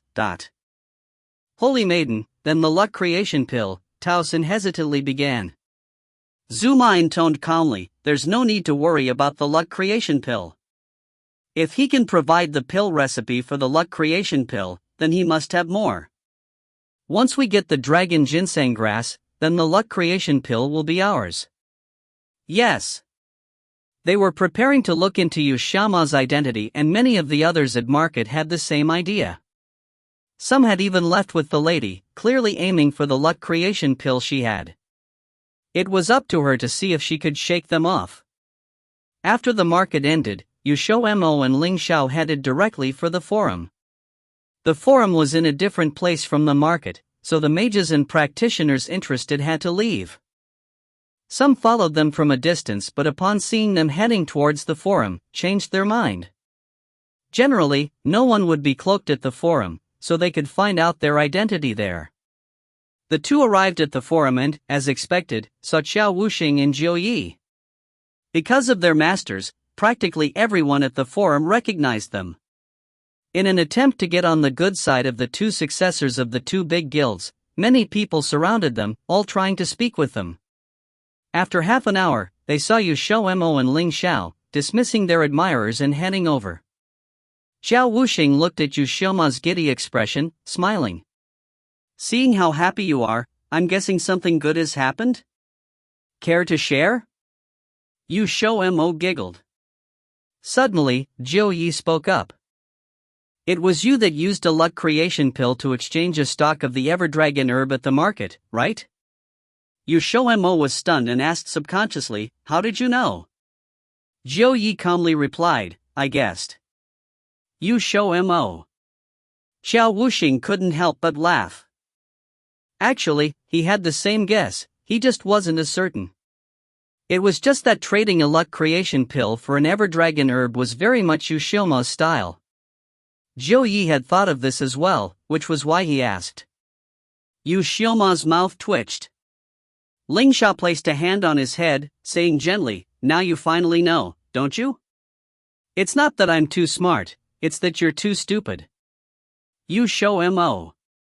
He suddenly remembered. He had once complained to Ling Xiao that the reason why he was always bullied with because Ling Xiao was too clever, he himself wasn't stupid. He couldn't believe that Ling Xiao had kept that in mind. XiaoMo had already forgotten about it. Men shouldn't be so petty. As they chatted, those that wanted to know Ling Xiao and XiaoMo's identity finally got their wish, yet when they saw Ling Xiao's very recognizable face, they all startled, looking away in fear. This was one of the most infamous figures on the Tongtian continent right now. Against him, not even 9 lives would save them. Of those who found out their identity, one was Zhu Ma's underling. That person immediately informed Zhu Ma, and the latter, as expected, once again exploded into rage. The one that had foiled her again was an old enemy. What could be worse? Zhu Ma never managed to let go of Ling Xiao, always dreaming about being able to kill him as payback for humiliating her that day. Holy Maiden, it seems that they're planning on attending the mage assemblage as well. I think we can use this opportunity, the clever Tao Lin immediately said. Zhu Ma was also very intelligent, instantly understanding what Tao Lin was trying to say. Her gaze turned cold. There were many people attending this mage assemblage, so they had to eliminate a significant number of people. To do that, it was very likely that the Xiao institution would hold a free-for-all battle. She could use that chance to kill XiaoMo. She wanted Ling Xiao to have a taste of what it was like to lose his loved one. Only that would be able to calm her anger. The forum, in reality, was just a bunch of mages gathering and chatting, throwing around a few words of courtesy and trying to make connections. It was actually pretty boring. However, XiaoMo did manage to meet a few well-known mages, introduced to him by Xiao Wuxing and Zhou Yi. Quite a few were experts that usually didn't show up in public, but they were no lesser than those famous mages. XiaoMo managed to get a gist of the situation and found that he had quite a few strong rivals. Some veterans shamelessly signed up, aiming for a chance at the championship prize, even if they had to fight newbie mages for this chance, including several ancient monsters from the Mage Association and Beast Transfiguration Guild. However, even if XiaoMo didn't actively seek out others, these others had their own ideas. A lot of people wanted to get to know Ling Xiao thanks to his fame and strength. The forum would go on for less time than the market did, but XiaoMo and company didn't stay for long. Tomorrow was the start of the assemblage and everyone wanted to be in peak condition. After bidding Xiao Wuxing and Zhou Yi goodbye, XiaoMo and Ling Xiao returned to the Shuangwu Hotel. They had gotten some information on the situation surrounding the mage assemblage from them as well. They didn't know the specifics either, since this was the first time the Xiao institution was hosting, and there were far more people signing up than in the past, so each round would have to eliminate a lot of people to progress. XiaoMo wasn't disappointed. After returning to his hotel room, he focused his attention on the dragon ginseng grass, closing the door tight and taking out the 2 jade containers. He had already checked the dragon ginseng grass. It was really a high-grade magic herb, very good quality and very well preserved. As for the other container, that was what he really was aiming for. Everyone knew that the dragon ginseng grass was a level 12 magic herb, something extremely valuable, but very few people knew about the growth of the dragon ginseng grass. There was a kind of magic herb that grew alongside it. Of course, this had to do with this magic herb being extremely rare, thus the information on it not being complete. The magic herb that grew alongside the dragon ginseng grass was also a level 12 magic herb, and it was even rarer than the dragon ginseng grass. It was called the phoenix bait herb. It was also the ingredient for a grade 7 magic pill. The two usually grew synchronization, the only difference here being that the phoenix bait herb was still immature, but that wasn't a problem. The only reason XiaoMo knew of its existence was from the jade drive left by his ancestors. There was some information on it in there. It was no small boon for XiaoMo. Apart from that, there were also some seeds in the container. When the lady had first found the dragon ginseng grass and phoenix bait herb, she didn't just gather the herbs, but also the surrounding seeds. Coming to this mage assemblage was definitely worth it. With these, I'll be able to refine the sacred yin yang pill after I break through, XiaoMo said excitedly. Ling Xiao gave a small smile. This truly was an unexpected boon. Afterwards, XiaoMo replanted the phoenix bait herb in his dimension. The next morning was met with sunny, clear skies and the beginning of the much-anticipated mage assemblage. If you find any errors, ads pop up, ads redirect, broken links, non-standard content, etc., please let us know. Report chapter so we can fix it as soon as possible. Chapter 668, Lucky and Unlucky. Chapter 668, Lucky and Unlucky. Translated by Crystal of Exiled Rebels Scanlations. In the huge plaza, the amount of heads packed in there were more than 3 days ago, when it was sign-up day. If someone had trypophobia, they wouldn't be able to stand it. Today was the official start date of the mage assemblage. Other than the participants, everywhere else was filled with crowds of onlookers. Those of the Xiao institution were in a mess due to the lack of people in such a busy time, that they had to ask for the help of the 2 other associations.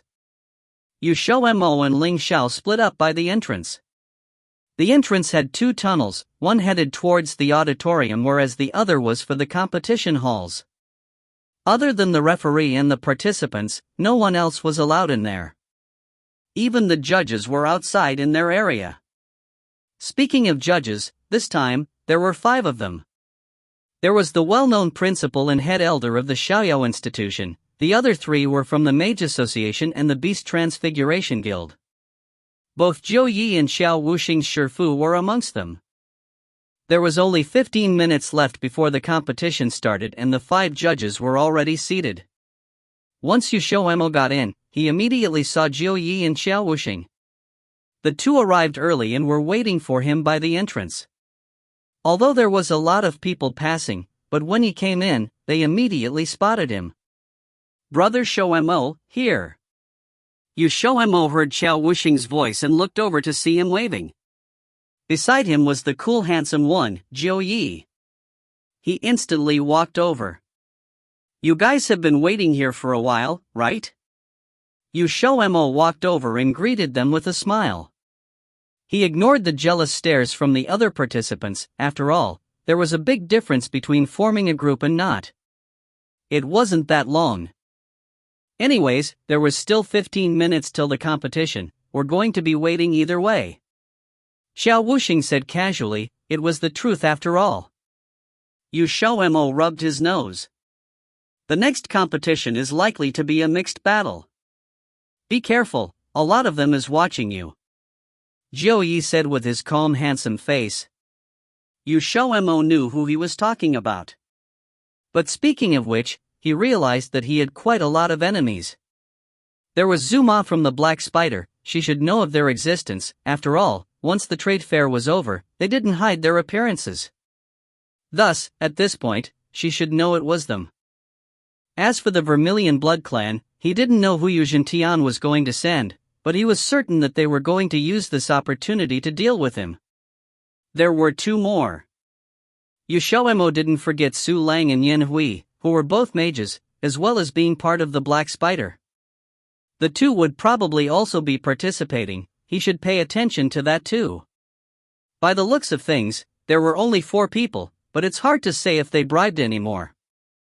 XiaoMo thought about it and said, no worries, even if it's a mixed battle, I don't think I'll be that unlucky to face against the Black Spider and the Vermilion Blood Clan at the same time. Even if that does happen, I'm not too weak myself. That's true, your luck has always been good. Xiao Wuxing said laughing. 15 minutes quietly passed away as they were talking and with it a huge ringing sound spread through the plaza from a gong. The loud chatter slowly quieted down into silence. The one who came out to talk was the principal of the Xiao institution. The principal was a senile-looking old man, with a slightly arched back, white hair and black and white beard. He was always smiling, like a kind elder. His voice was deep, and almost reached everyone's ears. The old principal said a few opening statements then headed straight for the main event. The main gist of it was some explanation of the rules, with one being very important. As the organizer, the Xiao institution did not guarantee that the participants will come out in one piece. Which was saying that death was likely to occur. However, there was a humane rule involving the referee. If the referee judged that someone had lost, then that person must come off stage. If at that time, the opponent still attempted a killing blow and ignored the referee, then he would be kicked out. If it was very serious, then he might not be invited for the next mage assemblage. Other than that, the rest of the rules were easy enough to guess. After that, the old principal announced the content of the first round of competition. Just as everyone expected, it was a mixed battle since there were way too many participants. There was more than a few thousand, so if they couldn't eliminate most of them in the first round, the rest of the competition was going to be messy. XiaoMo, Xiao Wuxing and Jiuyi walked over to the referee closest to them. In front of him was a table, on it was a box with a hole. From there, each participant was to pick out a number from 1 to 33, with each corresponding to an arena. Every arena had 50 participants, except for the 33rd one, since there was no way the total number of participants was a round number, thus the last arena had less people, only 36 of them. The first round of competition goes like this: 50 people in the same arena, and by using any means necessary, the last 10 people will pass on to the next round, including the 33rd arena. Since there was only 36 people, they only needed to eliminate 26 of them, thus all of those who got that arena was considered the lucky ones. Xiao Wuxing got the first arena whereas Jiuyi got the 25th. XiaoMo walked in front of the referee and pulled out a number from the box. When he turned it around, impressively it said 33. "You really are lucky." Xiao Wuxing couldn't help but laugh. It was such a small chance, but he still got it. His luck was truly jealousy-inducing. XiaoMo chuckled as well. He didn't think he would get it either. Jiuyi, who stood by the side, said, "Not exactly." The two turned towards him only to see Jiuyi looking at a direction expressionlessly. The two followed his gaze to see a woman in white, with an exceedingly beautiful face. Even just quietly standing, she stole all the spotlights. Surrounding her was a few young and handsome mages. The women held a number. She didn't hit it, so the two of them clearly saw a 33 written on it. "Who is she?" XiaoMo asked, confused. She could tell that this woman was very strong, maybe even stronger than him, also just as lucky. "You don't know her?" Xiao Wuxing asked with a weird expression. XiaoMo was confused. "Should I know her?" Xiao Wuxing didn't know whether to laugh or cry at that as he replied, "A few days ago you just snatched the dragon ginseng grass from her. How have you not seen her before?" XiaoMo opened his mouth wide. "It was her. You really couldn't avoid your enemies."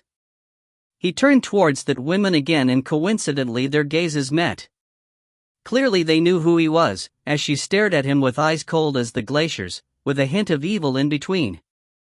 XiaoMo unconsciously gripped his number plate tighter. He had a feeling that it was going to be a tough fight later. At first he had thought that he was lucky to be won the 33rd arena, but to think it was actually the start his unluckiness.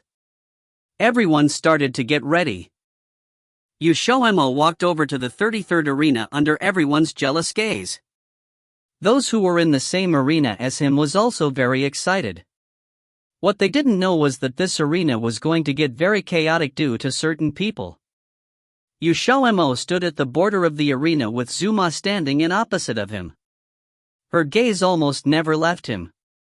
Such a strong love, he felt it, but too bad he couldn't respond as he already had Ling Xiao and he didn't like pretentious people either. Their arena, compared with the others, appeared a lot emptier, with only 36 people. When it was about time, everyone's expression changed. Now they looked expressionless at those around them, standing guard. Remember, once there is only 10 people left, the first round is over. All those who continue to fight will be eliminated from the competition. Hopefully everyone can be diligent. Once the gong sounds 3 times, the match will officially begin. The referee said with severity from the bottom of the arena. Although injuries and death were unavoidable, it was important to keep them as minimal as possible. Once everyone got up the arena, from the judges' stand, someone started hitting the gong. With 3 sounds from the gong, impressive waves of forces exploded one after another. Those in the audience were completely dazzled, not knowing where to look. The usually hard-to-find rainbow mages were now packed in the arenas as if it was nothing. Occasionally exclamatory sounds could be heard from the audience. Just as most of them believed that the 33rd arena was the easiest, 2 incredible forces erupted towards the skies, as if 2 huge mountains reaching for the clouds. Rampaging soul force twisted in a frenzy, causing those unexpecting mages to almost go limp from fear. Everyone looked frighteningly at XiaoMo and Zuma. Those who were feeling lucky about getting this arena now were all vexed by the situation. What luck, more like the ticket to hell, the difference in power was too much. The situation over there quickly gathered others' attention. Once they saw the situation, they all took a breath in. Although there were only a few people there, but for 2 experts at the pinnacle appear, people instantly started to ask around for their identity. If you find any errors, ads pop up, ads redirect, broken links, non-standard content, etc., please let us know. Report chapter so we can fix it as soon as possible. Chapter 669 Undivided Attention. Chapter 669 Undivided Attention. Translated by Yen of Exiled Rebels Scanlations. This scene attracted not only the attention of the audience near the arena, but also of the judging panel, who revealed strange expressions as well. They clearly hadn't expected 2 high-star experts to have been assigned to the 33rd arena, and the contestants of the other arenas were happy now. There's going to be a good show, someone said, rejoicing in other people's misery. His tone made it sound a bit like he wanted to see the world burn. The Black Spider's White Lotus was once Guma tribe's holy maiden Zuma. I heard there's resentment between her and XiaoMo and Ling Xiao. Do you remember the fight at Dongzhou? This time it's truly a case of enemies are fated to meet. They actually encountered each other on the first round. I'm really looking forward to it. What was widely known as the luckiest 33rd arena had now become the most unfortunate. The competitors, who were originally rejoicing on the stage, could only hole up bitterly in the corner of the arena and do their utter best to resist the pressure being exerted by these 2 people. Grade 6 mages were at the very peak of Tongtian continent. Even though there were so many rainbow-level mages attending the mage assemblage this time, the amount of grade 6 mages could be counted on 2 hands. The probability of 2 of them appearing on one arena was very slim, and it was the very last arena at that. It could only be said that their luck was truly not bad. XiaoMo's soul force immediately surged up like a flood, whistling as it rushed out towards Zuma, nearly swamping half of the stage. Zuma wasn't weak either. The other half of the stage was filled with her soul force as it roared madly and charged towards XiaoMo. Their soul forces began to tear at each other, violent cyclones spinning everywhere on the arena.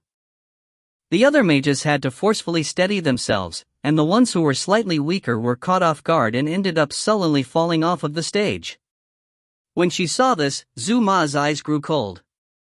Her information said that XiaoMo's cultivation base was grade 5, and even though she knew that he had obtained the 5 blessing spirit eye and his cultivation base was very likely to forge ahead, she hadn't expected him to actually have advanced in less than a year. Grade 6 mage. Thinking back, she had to suffer countless hardships in order to climb to this level. Not only did she have to upgrade the grade level of her soul, she also needed to cultivate and refine pills. She had to work extremely hard to advance at every level, but then XiaoMo ended up just casually becoming a grade 6 mage. Sure enough, it was infuriating to compare with other people. You damn brat, now that you're here, I'll show you what there's no turning back means, Zuma said with a dark expression. At the big competition, they were all aiming for number 1. It wasn't just to get the grade water, there was also Xiao and Ling Xiao's promise. If she defeated XiaoMo in the first round and made him lose his qualifications, Ling Xiao would definitely lose face. When she thought of this, she put in even more effort. With a flip of her palm, a white ribbon appeared in her hand. This was her weapon. Even though it wasn't a whip, it was more nimble than a whip. She flicked it lightly against the ground, and a crack immediately appeared in the surface. In order to allow the assemblage to proceed smoothly, Xiao Institution didn't use ordinary rock when building the plaza. As long as the attacks or movements weren't too excessive, the arenas wouldn't be destroyed too severely. Zuma looked at him with cold eyes, and she instantly swung out the ribbon in her hand. The soft ribbon transformed into the sharp edge of a blade in an instant, hurling itself towards him, stick straight. It was easy to imagine that the feeling of being hit by this definitely would be hard to bear. At that moment, a weapon suddenly appeared in XiaoMo's hand, blocking the ribbon. When the ribbon hit the weapon, it rebounded off, and it didn't do the slightest bit of damage. Zuma's eyes widened slightly as she looked at the weapon in XiaoMo's hand, a shovel. The shovel wasn't the golden shovel from last time, but a silver shovel. This time the handle wasn't made from wood, instead it was composed completely of a type of silver-colored metal. Its inventor was naturally the metal-swallowing beast. It used its failed experience last time to spit out a new one. Everyone who saw this widened their eyes. Since ancient times, there had basically never been an expert who used a shovel as a weapon. XiaoMo was the first person in history to do so, and it could even block Zuma's ribbon, so it didn't seem like a normal shovel. Zuma stared at the silver shovel in XiaoMo's hand with an unreadable expression. She had heard Fong Yang talk about the golden shovel before, but she didn't know if the silver shovel was as hard as the golden shovel. She simply didn't believe that this thing could actually block her attack. Just then, it was merely a probing appetizer, nothing more. This was the real main course. Zuma flicked the ribbon in her hand, making it crackle and patter. Just listening from the sound alone was enough to know how much it would hurt to be hit by it. She swung it around for a few times before it suddenly curved numerous times before swiftly coiling itself towards XiaoMo. XiaoMo had a sense of déjà vu towards this ribbon. Female mages seemed to favor this kind of weapon more. If it wasn't a whip, then it was a ribbon. He seemed to have run into a Vermilion Blood Clan woman back then at Dao Xian Academy as well. This kind of weapon was fairly graceful, but it was truly more flexible and agile. It also didn't need too large of a movement.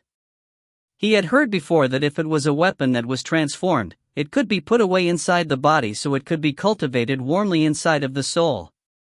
The longer it was stored, the hardness and sharpness of the ribbon would grow better and better. With Zuma's age, this white ribbon had most likely been stored away for a long time. However, XiaoMo knew that this thing had a weakness. This kind of weapon could be considered a hinge linked to the soul. If it was cut off, the soul would also receive some shock. The ribbon arrived before XiaoMo very quickly, but right when it was about to hit him, it suddenly swerved to the right before it continued left. It seemed like it wanted to tie him up, but luckily, XiaoMo reacted quickly enough. He swung his shovel and fiercely swatted it at the ribbon, which was endlessly changing directions. Clang! The enormous noise started to buzz in everybody's ears. Zuma's emotions wavered for a moment as an unconcealable shock rose in her eyes. She had indeed underestimated this silver shovel. The silver metal was unexpectedly very hard. If it wasn't hard, XiaoMo wouldn't have brought it out. It had to be known that it was very hard to make the metal-swallowing beast spit out something that it had swallowed. The metal was much harder than last time it was in a time of crisis, so it had spit out the solid metal that they dug out over there, because Fong Yang's strength level wasn't over 2 stars. But this time, the silver shovel was the metal-swallowing beast's prized object. He wouldn't lightly take it out for no reason. XiaoMo followed up with another attack, swinging the shovel in his hand towards Zuma like he didn't want to live anymore. Even though it was very weird to hold a shovel, it was fine as long as it could be used. He didn't have time to care if other people ridiculed him for it. However, Zuma had heard Fong Yang mention what happened in the cave before, and she knew the reason XiaoMo could do as he pleased so simply with Fong Yang was because he had caught him off guard, and he had that shovel. She had long since prepared for this, so naturally she wouldn't become flustered so easily. Zuma's ribbon immediately shot out, striking XiaoMo's shovel. The two of them exchanged blows back and forth, and not even 5 minutes later they had already exchanged no less than 100 blows. Each move erupted with a powerful gust of wind, and the strong wind attacked in all directions.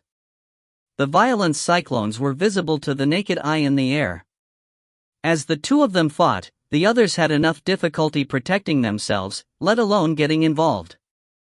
As a result, the 33rd arena turned into a two-person stage. Half an hour later, the outcome of the battle wasn't decided yet. Even though Zuma wanted to kill XiaoMo very much, she hadn't expected him to be someone so troublesome. For a long time, they had all paid more attention to Ling Xiao, because Ling Xiao was too outstanding, so everyone's attention was on him. They had always ignored the young man at his side, and Zuma had done so as well. He had become a grade 6 mage at such a young age.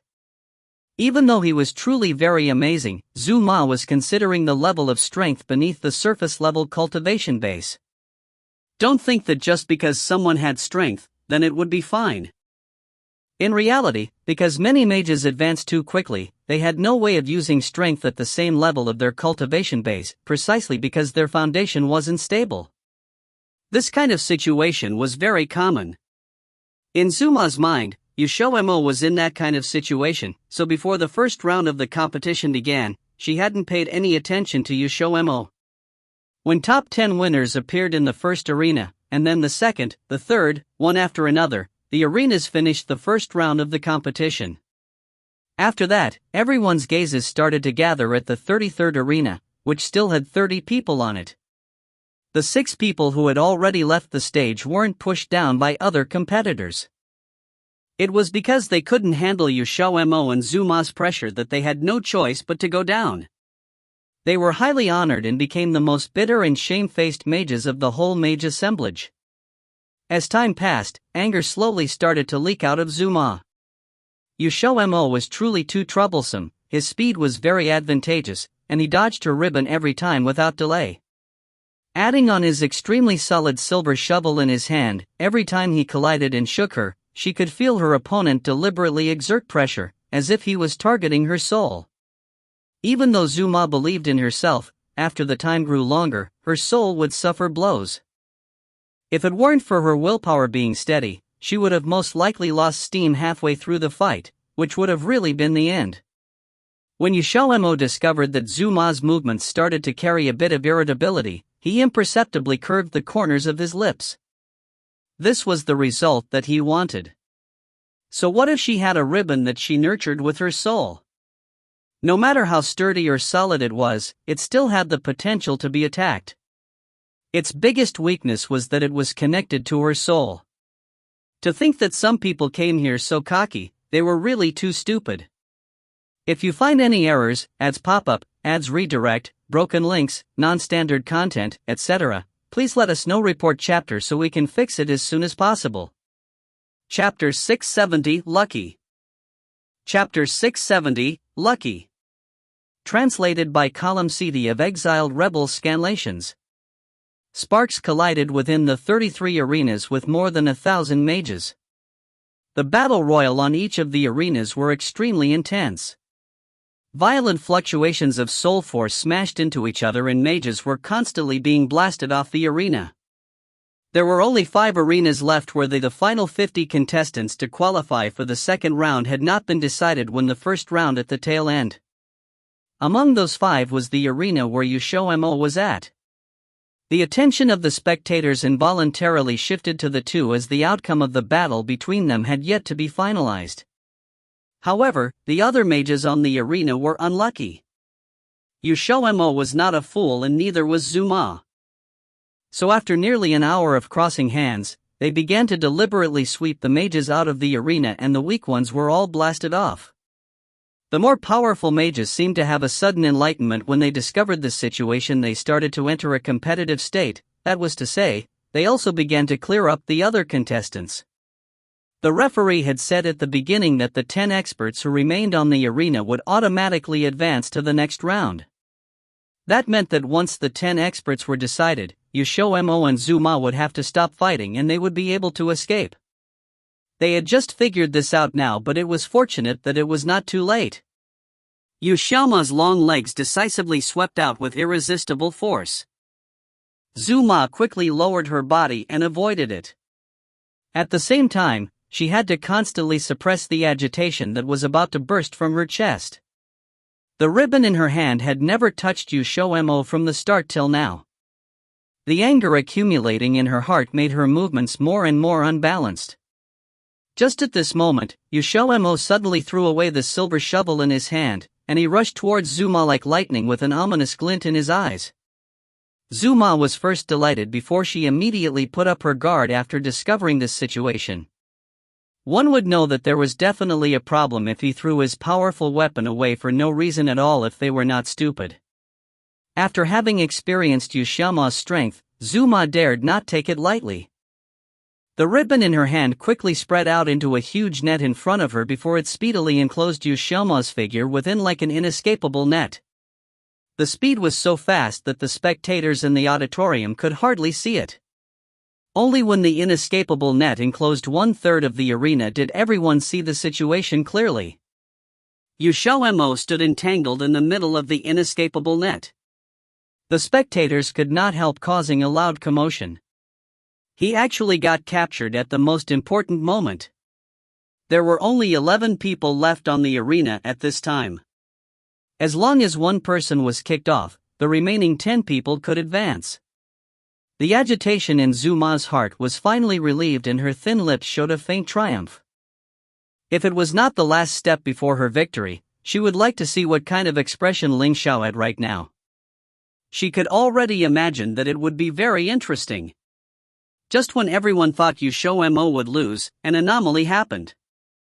A bright ray of light suddenly burst out from the inescapable net. At first, it was just a tiny ray. Then the light became brighter and brighter, akin to the midday sun, and it was so glaring that everyone was unable to open their eyes. Zhu Ma's expression changed. It was too late when she wanted to retract the ribbon. She clearly felt that a tremendous force ferociously striking the inescapable net.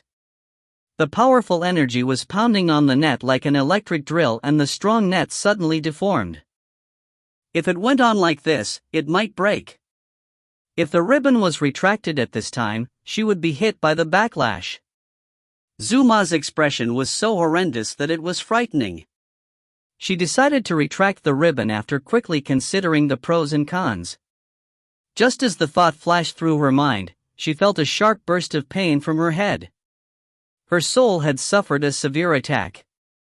Her face was pale and bloodless and cold sweat continuously dripped from her forehead. Before she could look over, a humongous boom was heard. A large hole was made in the inescapable net and the ribbon was torn into several sections that disappeared before they could land on the ground. Zhu Ma vaguely saw the smile on XiaoMo's face. She finally understood that the reason why XiaoMo had always been attacking her ribbon since the start. He had planned this and was whittling her soul power away. When her soul power slowly weakened, he made himself the bait. This was also why he threw away his silver shovel, to make her let her guard down. She still fell for his plan despite having raised her vigilance.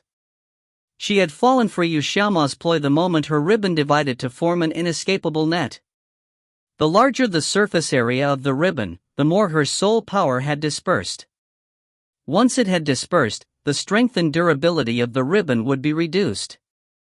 No wonder her inescapable net could not even hold for 20 breaths. It was all part of XiaoMo's plan.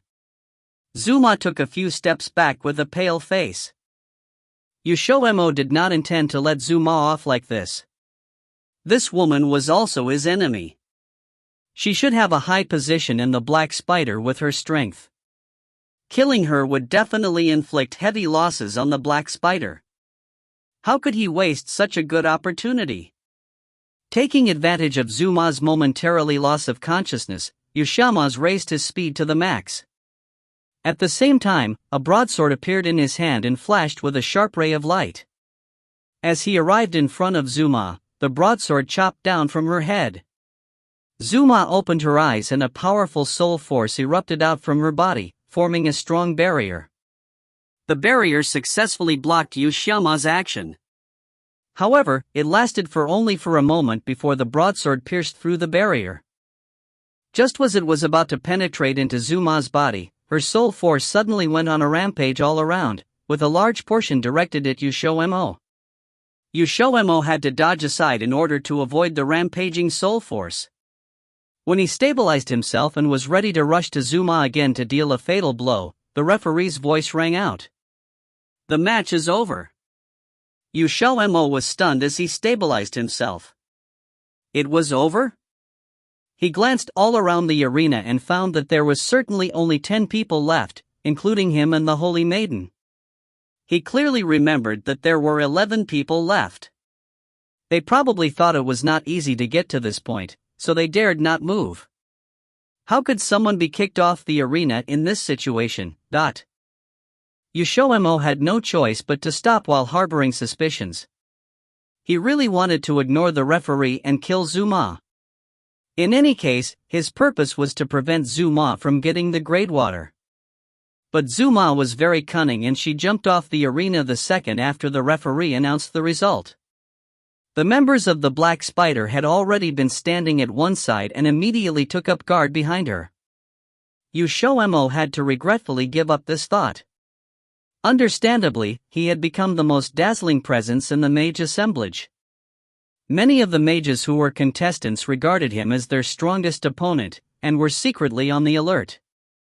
Off the arena, Zuma pushed Yao Sen and Yao Lin aside. It seemed that she was largely unhurt, but the expression on her face was extremely colorful and unsightly. Hatred flashed across her face. However, she soon calmed down before becoming extremely astonished. Although the ribbon broke, the shock to the soul was only temporary. She had already recovered by this time and was only slightly injured. The other things were minor, including the rampaging of her soul force that had saved her life. This was one of the life-saving methods she had and had not expected that XiaoMo would force her to use it. Zuma was not very happy despite having successfully advanced to the second round. She only knew that after the encounter with Ling Xiao, she was once again ruthlessly given a slap. This slap in the face was extremely loud. The last time she had been severely humiliated by Ling Xiao in front of many experts in Dongzhou, this time the number of people present was tens of thousands times more. Her reputation was completely gone without a shred. Zuma coldly glared at XiaoMo for quite a while, before she left silently. This time she was too careless. The next time she would absolutely make XiaoMo pay a painful price. XiaoMo came back to Ling Xiao and the smile he had been patiently restraining finally appeared as he looked at Ling Xiao with an expression of begging for praise, like a little tsundere. "Good job." Looking at his expression, Ling Xiao showed a faint smile on his handsome face. His smile could even be seen in his eyes as he generously praised XiaoMo. Xiao openly laughed. He actually had a big advantage. That was, his ability to adapt to changes was very strong. As long as the gap in strength was not too big, he could beat the other party till they cried uncle. Ling Xiao had long discovered this fact, so he has never passed on any fighting skills to his family's wife. This kind of thing depended entirely on one's personal understanding, there were no shortcuts. After XiaoMo finished laughing, he suddenly remembered the strange events before the match ended. He still had no clear idea about what had happened and he was a little unhappy that Zuma had escaped. Therefore, he asked, "Oh yes, what happened at the end? Why was the 11th man kicked off the arena?" Ling Xiao narrowed his eyes. He wasn't attacked by anyone. He chose to jump off. XiaoMo let out an "ah." "What caused that? Don't you understand yet?" Ling Xiao asked in reply before he immediately explained. The 11th person was either a person from the Black Spider or a mage that they had bribed. He probably saw that woman in danger, so he voluntarily quit. XiaoMo suddenly saw the light. How treacherous. Everyone left after the match ended. The second round would begin tomorrow at the same time. If you find any errors, ads pop up, ads redirect, broken links, non-standard content, etc., please let us know. Report chapter so we can fix it as soon as possible. Chapter 671 Cooperation. Chapter 671 Cooperation. Translated by Juescence of Exiled Rebels Scanlations. When the two returned to Wushuang Hotel, the owner told them that someone was here to see them and waiting for them in their room. XiaoMo was surprised. Who would come looking for them at this time of the day? It wasn't until they got back to the room that he found out it was Jiu Yi and Xiao Wuxing. The two were there after their battle had finished. It had been a tough battle, but they managed to get through. The plaza had been too big, and Yushima's mind had been on the match, so after it finished, he had left, talking to Ling Xiao about the match. By the time he remembered, they were already back in the hotel. Xiao Wuxing and Jiu Yi were there to congratulate him on getting through the first round and tell him about the contents of the second round at the same time. Their masters were the judges, though they couldn't tell Jiu Yi and Xiao Wuxing what the contents of the second round were directly, they could still give hints. The two were very intelligent, so it didn't take much for them to figure it out. Ling Xiao gazed at Xiao Wuxing and Jiu Yi, suddenly saying, "You aren't here just to tell us this, are you?" Xiao Wuxing and Jiu Yi exchanged a look. They hadn't expected that Ling Xiao would be so sharp, managing to figure out that they had something else to say. However, neither of them showed their surprise. XiaoMo blinked. He hadn't realized that the two had something else on their minds. Xiao Wuxing said, "That's right, Brother Ling. We did come for something else. It's vital information, my master told me to pass it on to you, Then he explained everything. 2 hours had passed by the time XiaoMo sent them off. XiaoMo returned to his room, still trying to digest what he had been told. It was only until now that he realized that the situation in the Tongtian continent was being reshuffled. He had thought that only the southern continent, Xijing and Dongzhou had gone into war. He hadn't expected that Beidong and Zhongtian hadn't managed to avoid it as well. Everything was being overturned. Beidong had always been the most chaotic area, even worse than Xijing, because there were many criminals and other vicious people there. Most of them were only there because they couldn't remain in other areas, or they ran because they had made enemies of some powerful groups. After war had erupted in the southern continent in Xijing, Beidong also began to descend into chaos. Actually, the situation in Beidong had never settled. The only reason things hadn't gone to hell was because Tongtian continent's powers were holding things steady. Though Beidong was mostly comprised of outcasts and exiles, it wasn't that they had no potential. These powers knew where they could make profits, and if war ravaged the area, that would mean nothing good for them. So if they could hold the situation steady, they would do so. Now, all those powers were busy with their own problems and had no energy to spare on Beidong, and so Beidong's situation was on the edge of a precipice. Beidong was even more chaotic than the southern continent and Xijing, with aggression erupting all over the area. The situation had completely spiraled out of control. The Mage Association and Beast Transfiguration Guild planned on bringing the situation in Beidong under control temporarily. Zhongtian was the only area unaffected by war, and this was thanks to Ling Xiao removing the Tongtian Palace from the situation. Otherwise, the two big guilds would be taking the hit and they might lose many experts. However, this plan was disrupted unexpectedly. The mage assemblage was part of the disruption, but the true reason was something else, what Xiao Wuxing had talked to Ling Xiao about. When Ling Xiao had led people against the Tongtian Palace, the Tongtian Emperor had fled with his underlings, injured, and nothing more was heard from them after that. The two big guilds had originally thought that they fled Zhongtian because once they were found, the first to come after them would be the two big guilds. The reason for that was because there were disciples of the two big guilds who joined the Tongtian Palace. Though they weren't imprisoned to be used as fodder, they had been forced to swear unbreakable oaths of loyalty to the Tongtian Palace, and the consequences were even worse for them than for others. After the Tongtian Palace incident, these people all returned to their guilds, but they were in bad shape. They might have regained their freedom, but they would forever bear the consequences of their broken oaths, until their souls crumbled from the torment or the oath stopped punishing them. Many of these people were disciples of high-ranking members of the guilds. They had kept this a secret to avoid dragging their masters into it. After all, the Tongtian Palace had been the most mysterious group in the Tongtian continent with countless powerhouses. None of them dared tell their masters. Thus the two big guilds naturally bore immense hate for the Tongtian Emperor. Originally, they had thought the Tongtian Emperor was no longer in Zhongtian, but Xiao Wuxing and Jiu Ye's masters had noticed some oddities. They believed that the Tongtian Emperor hadn't actually left Zhongtian. On the contrary, he was very likely hiding somewhere nearby, resting up, prepared to strike again at the earliest opportunity. Apart from that, he was also having his minions infiltrate Zhongxian city. If that was all, then it wasn't enough for the two big guilds to worry. Old Man Shin and Lei Gong had found that it was likely that the Tongtian Emperor had his eyes set on the two guilds for a long time already, and if it wasn't for that incident, the two guilds might have already fallen into his hands by now.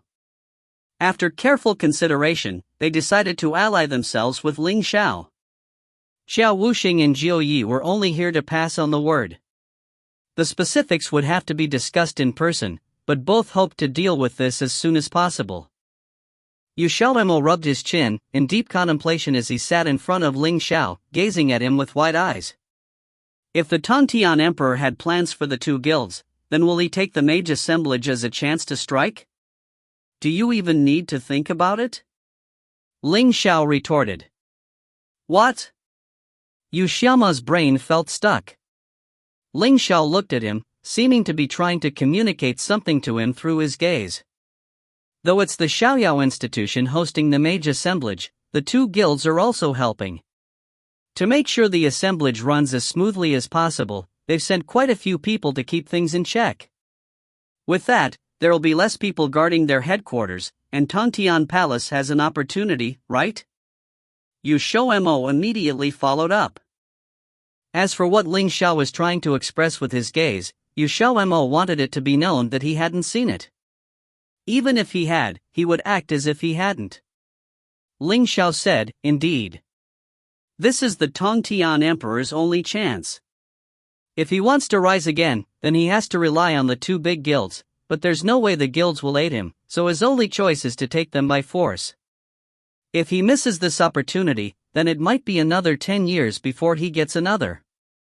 Old Man Shin was going to meet him before the competition started tomorrow to discuss this.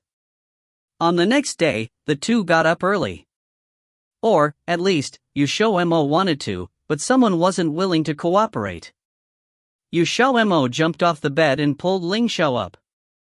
Hurry and get up or else we'll be late. It's not good to stand people up. Ling Xiao stayed on his side on the bed, one hand supporting his head, letting XiaoMo pull at him futilely. He simply watched the other with narrowed eyes, calmly reminding him, it's me they want to see, not you. XiaoMo threw the clothes hanging from the screen at Ling Xiao. There's still 2 hours until the second round. There's plenty of time, so I'll go with you, then go to the plaza. Ling Xiao suddenly raised a hand and grabbed his arm, pulling him down. XiaoMo fell into Ling Xiao's arms, his nose bumping against the other's hard chest, going red. It would probably look like he was crying to an outsider. My dear wife, that sort of business won't take 2 hours. 15 minutes is enough. Ling Xiao trapped the other under his body, nuzzling at XiaoMo's neck. XiaoMo didn't believe him at all. This sort of cooperation had to be meticulously planned and thought out. If they accidentally missed a detail, then that would be terrible. However, his worries clearly weren't a part of Ling Xiao's considerations. Or, rather, it wasn't anything important to Ling Xiao. In the end, the two spent a whole hour entangled on the bed before going downstairs. After yesterday's match, XiaoMo had become famous and his name had spread across Zhongxian city, including Wushuan Hotel. Last night, the lobby had been filled with excited discussions. As soon as the two arrived, the lobby went silent. XiaoMo noticed that there were people sneaking looks at him, but when he looked around, they looked away. Soon enough, the lobby came alive once more, everyone pretending to chat casually. However, when he retracted his gaze, those other gazes settled back on him. Amongst these people were those who were making bets when XiaoMo first settled in the Wushuang Hotel. When they had gotten wind of his sudden ascension from grade 5 to grade 6, they had almost pissed themselves in fright. Afterwards, they were thankful that XiaoMo wasn't petty enough to hold a grudge. Otherwise, not even having 9 lives would be enough to help them. Old Man Shin and Lei Gong were both judges and were staying at the new building in the plaza. After they finished discussing business, they could come out directly for the competition. However, by the time the two arrived, there was only half an hour left until the match. XiaoMo had thought they would run out of time, but it really was as Ling Xiao said, it barely took them 15 minutes to finish up. By the time he returned to the present, they were already back on the plaza. If you find any errors, ads pop up, ads redirect, broken links, non-standard content, etc., please let us know. Report chapter so we can fix it as soon as possible. Chapter 672, The Competition Begins. Chapter 672, The Competition Begins. Translated by Crystal of Exiled Rebels Scanlations. The second round was easier because it was only refining pills. In most competitions, refinement was placed last, but here it was only the second round. There was still 330 competitors, it wouldn't be easy to pick out the top 10 here. Even if it was, the judge should have explained the situation. This round of rules were simple, simply refine the designated magic pill in a set amount of time and the materials would be provided by the Xiao institution. It was an incredible sight, 330 mages all refining together. The day before, the plaza was still a flatland with tens of arenas lined up together. Now, it was completely different, and not just the arenas but also the audience. The first 3 rows in the audience got switched into individual pill refining platforms, making it a grand sight. XiaoMo stood on the pill refining platform in the second row. Beside him was Jiu Yi and Xiao Wuxing, in front of him were a few familiar faces. Zhu Ma, whom he achieved a deep grudge and hated, was one of them. When he looked over, Zhu Ma's gaze was much colder and it met his sinisterly. Her killing intent for him now matched hers for Ling Xiao. Other than that, there were 2 others. These 2 were quite interesting as well, they were Su Lang and Yan Hui. Ever since Yan Hui instigated Su Lang had thought of him as an enemy, although it was only one-sided. The 2 hadn't even met before and he already detested XiaoMo to no end. XiaoMo understood his resentment. Many geniuses with high pride were like that, believing that they were the smartest in the world. Once someone stronger appeared, taking away their title, they would hate them without a reason. In his previous life, both his elementary and middle schools were private schools. But it wasn't all rich kids, some were normal people who got in through their grades, so most of them topped the class in that regard. So, obviously they were picked on, it was fairly common. XiaoMo became aware of this from the initial conversation Su Lang had with Yan Hui. Su Lang was that genius who was pampered to be highly egoistical and believed that he was the greatest genius of the Tongtian continent. But after Yan Hui's words, he came crashing down. After 1 to 2 years, XiaoMo discovered that Su Lang was still the same level. It was at that point he knew how big of an impact Yan Hui's words had on him. As for Yan Hui, he looked at XiaoMo with a veiled gaze. The gaze wasn't complicated, but it got XiaoMo very confused and clueless as to why. That was because his gaze was veiled and overcast, as if he was the thorn by his side. Before Yan Hui attended the mage assemblage, he figured he would met XiaoMo. Although Yan Hui initially approached him with a purpose in mind, he was never really close with him. Thus, when he discovered his true intentions, he didn't feel anything. It was because of this that he didn't think there was any long-held grudges or hatred between them. But when he looked over again, Yan Hui had already retracted his gaze and his expression was calm, as if nothing happened. It was as if everything had been his imagination. The Xiao institution principal quickly announced the other rules for the second round. To ensure the fairness of the match, the pill recipe was for a level 10 magic pill, since the entry requirement was at least being level 10. Although different cultivation levels would cause a difference, it was impossible for a level 10 mage to get to the top 10 anyways. Other than that, there was another important rule. The second round needed to eliminate a lot of mages too, so it was not just about refining pills. The organizers set a time limit, so they must all finish within the time. Thus, not only did they have to think of the time, they must also produce a high-quality pill by the end of it. If the quality wasn't good enough, even if they finished on time, the referee would call it a failure and they would be eliminated. XiaoMo stared, surprised at the magic herbs set on the pill refining platform. The magic herbs given varied from high, mid, and low grade. Not only that, there was only one of each. What they had to do was make a high or mid-grade magic pill out of the given herbs. If it was a lower grade, they were eliminated. This situation was very demanding on the mages. With the varying grade level of the herbs, there was a higher chance of failure during the refining process. One mishap could even lead to failure and they were only given one chance. It was not only a test of skill but also luck as well. He had to give it to them, the Xiao institution really thought of an ingenious idea. When most mages are refining pills, they usually find herbs of the same quality. Only when it's impossible do they compensate, like for rainbow mages who are making transcendent level pills. The markets for transcendent level magic herbs were already small, so there was a slim chance of gathering up all mid-grade herb for a recipe. XiaoMo was no exception either. He had never tried to refine pills in this situation, since he only had one quality of herbs in his dimension, and that was high.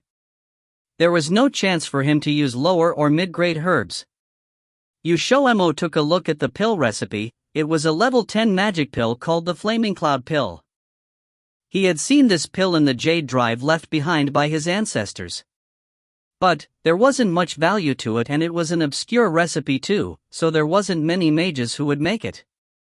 The Flaming Cloud pill could incite the hidden potential in a practitioner, but only temporarily and only for 5 minutes. Not only that, it also had side effects, thus the Flaming Cloud pill had never been popular for mages and practitioners alike. By now, they were almost unheard of. XiaoMo didn't think that the Xiao institution would pull this out, however it was quite fair. No matter the cultivation level, none of them would have refined it before, but that didn't include him. Once he thought of that, XiaoMo couldn't contain his smile. He had Ling Xiao to thank for that, because he always took magic pills as snacks and only ate the ones he made. Even now he hadn't changed that. Due to that, in his eyes, there was no difference between the Flaming Cloud pill and others, even if it was not valuable.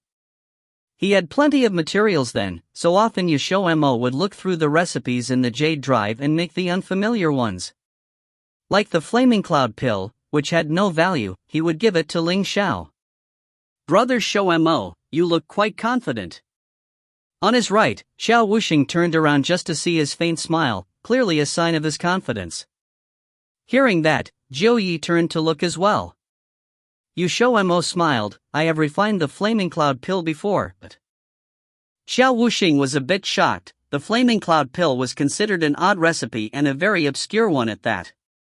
He had heard from his teacher that some of these eliminated pills were from the ancient times, so not many owned them, adding to the fact that it wasn't popular, there were even less of it.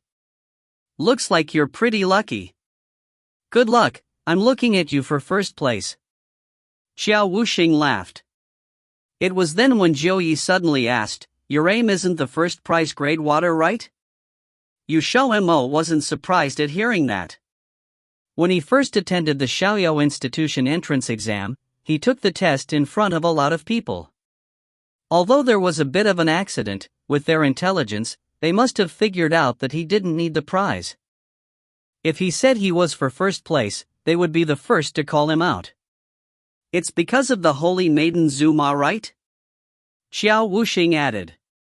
XiaoMo blinked towards them and laughed, "As long as you know, just keep it in your heart, no need to say it out loud." Xiao Wuxing didn't know whether to laugh or cry. Jiu Yi's cold expression warmed up little by little. The previous match was just the beginning, now was truly the start of Zuma's unluckiness. Getting the attention of XiaoMo, someone whose level was on par with hers, her road to victory would be much harder. The principal got someone to carry out an hourglass to calculate the time, then the match finally began. The second round didn't take much time. Most people needed 3 hours for a level 10 pill, but here, they were given 2.5 hours. XiaoMo comfortably threw in the magic herbs one by one. With the variation in grade, the difficulty of distilling them at the same time increased, but he still threw in quite a bit. He usually took less time refining a pill than other mages, which had a lot to do with distilling multiple herbs at the same time. It wasn't only him though, it was the same for the others. After all, the refining process couldn't be shortened. With intensity, the second round continued. As XiaoMo was focused on refining pills, he didn't notice that Ling Xiao suddenly left the audience. The competition was guarded by Old Man Shin and Lei Gong, with many others. No matter how arrogant the Tontian Palace was, they wouldn't barge in now. At the same time, in the Mage Association, a middle-aged man walked into the front gates of the association and greeted the members along the way. As he walked in, going through many hallways, he finally appeared in front of a mushroom-like building. The building was considered the icon of the Mage Association, the reputation and authority of the place, as well as being the most heavily guarded. The guards stopped the middle-aged man, and let him in only after he showed his identification. When the middle-aged man walked past the guards, his lips curled into a faint smile. If you find any errors, ads pop up, ads redirect, broken links, non-standard content, etc., please let us know. Report chapter so we can fix it as soon as possible. Chapter 673, Make a Move. Chapter 673, Make a Move. Translated by Yen of Exiled Rebels Scanlations. The Mushroom Building was the Mage Association's most important place. There were many valuable objects stored inside, and if they were destroyed, it would be a major loss to the association to the point that it might even impact their foundation. After the middle-aged man entered the Mushroom Building, he used his identity to move unimpeded. He arrived at the second floor very quickly. There were even more guards on the second floor than the first, and there were 2 guards every 2 meters. The security was tight, making the middle-aged man narrow his eyes slightly. Originally, he wanted to go to the 3rd floor to take a look, but he was obstructed when he just walked to the door. The middle-aged man handed his identity card to the guard. Unexpectedly, the guard only took a glance at it before handing it back, saying expressionlessly, "You cannot go up." The middle-aged man was stunned. He asked, "Why can't I?" The guard said, "Not enough authority." The middle-aged man asked again, "Then what level of authority do you need in order to go up?" The guard, "Without the consent of the leader of the institution or the head elder, nobody is allowed to go up." The middle-aged man frowned. He hadn't expected it to be so complicated. Originally he thought that he would be able to go up to the 3rd floor after getting this identity card, but it turned out that he actually needed the consent of those 2 old farts. This was as hard as ascending. Those 2 were so shrewd, if he dared to ask, he would definitely be suspected. When he saw the entrance to the 3rd level so close nearby, the middle-aged man didn't want to just give up like this. He finally entered this place with much difficulty, and he didn't know when the next time he could do so would be. Furthermore, most of the people from the 2 associations were at the plaza at this time, so these 2 days were the best time to seize the Mage Association. But I have the 2nd elder's recommendation letter. I still can't go up? The middle-aged man asked, unwilling to give up. As he spoke, he took out a small bottle and took a step forward, stuffing it secretly into the guard's hand. Even without looking, it was obvious that there was a magic pill inside of it, and not a low-level one at that. Unexpectedly, the guard didn't even bat an eyelid at it, and he instantly dodged to the side. He said woodenly, even if the 2nd elder personally came by, it wouldn't be allowed. The middle-aged man's face immediately darkened quite a bit, as if he was a little resentful of the guard's undiscriminating attitude. The guard said with a serious expression, "Please leave immediately." Once he spoke, a faint killing intent burst from his body, as if he was saying he would take action if he didn't leave. The middle-aged man didn't dare to make a fuss here, so he had no choice but to go. Once he left the Mage Association and turned the corner, he tossed the identity card away. This identity card wasn't his at all, but one that he got from somebody else. That person had already been invited by him to the afterlife to drink tea. Afterwards, his face also changed into that of somebody else's, around the same age, but a bit more spirited and sharp. The middle-aged man walked towards somewhere more remote. When he arrived outside of an enclosed courtyard, he knocked on the front gates, and a lowered voice came out from within. "Who is it?" "Hey Niao, dot." After that, the front gates opened. Standing behind it was someone wrapped completely in a cloak, and he closed the gates carefully right after he let the middle-aged man inside. After the two of them walked into the courtyard, they arrived in front of a house. A somewhat elderly voice floated out at once from inside of it, allowing them to come in. When they opened the door and entered, the person inside just happened to turn around. If XiaoMo were here, he would have definitely recognized this person, because he was precisely that high priest. The only difference was that he was much older now than before. Ever since Tongtian Emperor's plan had failed, Tongtian Emperor had taken his anger out on him. Indeed, things had gone awry because he hadn't kept an eye on XiaoMo carefully.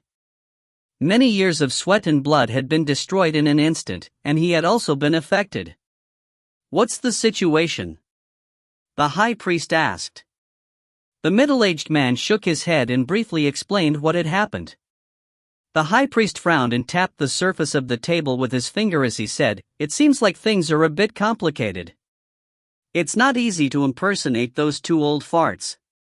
There is no need for things to be so complicated. How about I help you guys out?" At that moment, a voice that carried the hint of a strange smile abruptly spoke, echoing above them, cutting off the high priest. The expression on their faces changed at once. The high priest looked backwards fiercely. A figure in white had appeared behind them at some unknown time, and there was a curtain separating them. It swayed in the wind that blew in from outside the window. It was also unclear how long he had stood there listening to them, but they hadn't noticed at all. The three of them reacted extremely quickly, but they didn't attack the person behind the curtain. Instead, they quickly fought to run outside, as if the white figure was some kind of monster or demon. However, no matter how fast they weren't faster than the white figure. The curtain swayed lightly, and the white figure flashed in front of them in an instant, blocking their way out. At the same time, they made a move, and a powerful pressure attacked the middle-aged man and the cloaked person who had let him inside head-on. The two of them were caught off guard, and they sprayed out a mist of blood before falling and smashing into the wall, creating an enormous noise. The high priest reacted the most quickly. It was almost as if he had anticipated this happening, and he immediately turned around and dashed towards the window behind the curtain. Even though it was a little stupid for three people to be afraid of one person, the other person was somebody that had even caused Tongtian Emperor to suffer from his actions. Even if there were 10 more of them, they most likely couldn't defeat their opponent. Rather than meeting force with force, it would be better to run away immediately. Perhaps they could still have a chance to live. Ling Xiao didn't spare a glance at the two people who had received serious injuries right after seeing him, and he instantly chased after the high priest. The high priest was a high-ranking official under Tongtian Emperor, and as long as he died, it would be as if Tongtian Emperor lost an arm. As a result, his target was him. Silence resumed at once in the house. The middle-aged man and the cloaked man gratefully crawled up and wiped away the blood at their mouths. They were about to leave when a large group of people suddenly surged in from outside. Judging from their apparel, they were astonishingly the Mage Association's people. The two people's expressions stiffened at once. At the same time, the competition at the plaza was also entering its final stages. An hour was indeed enough time to drag down quite a few mages, because there were very few mages who paid attention to the time like XiaoMo did, not because of the success rate of the magic pills. When he saw that only half an hour was left and some mages had only just entered the melting pill stage, which was even harder than distilling, it was obvious that half an hour wasn't enough at all, especially since the stage wasted time and energy. The competition hadn't even ended yet when mages gave up in quick succession and left the competition. XiaoMo didn't pay attention to what was happening around him. He concentrated on staring at the magic pill inside of the cauldron. His speed had always been very fast, and by now, his magic pill had already taken shape. Only the last few steps were left, so passing the test would be no problem. Next to him, Xiao Wuxing and Jiu Yi were almost done as well. Making a level 10 magic pill wasn't anything difficult for them at all, as they were both rainbow-level mages. Their Shifu was also a notable person in the association, so his standards for his disciples were extremely high. If they couldn't even pass this test, they wouldn't just lose their own faces but the entire associations. A quarter of an hour later, there was a clang inside of the cauldron.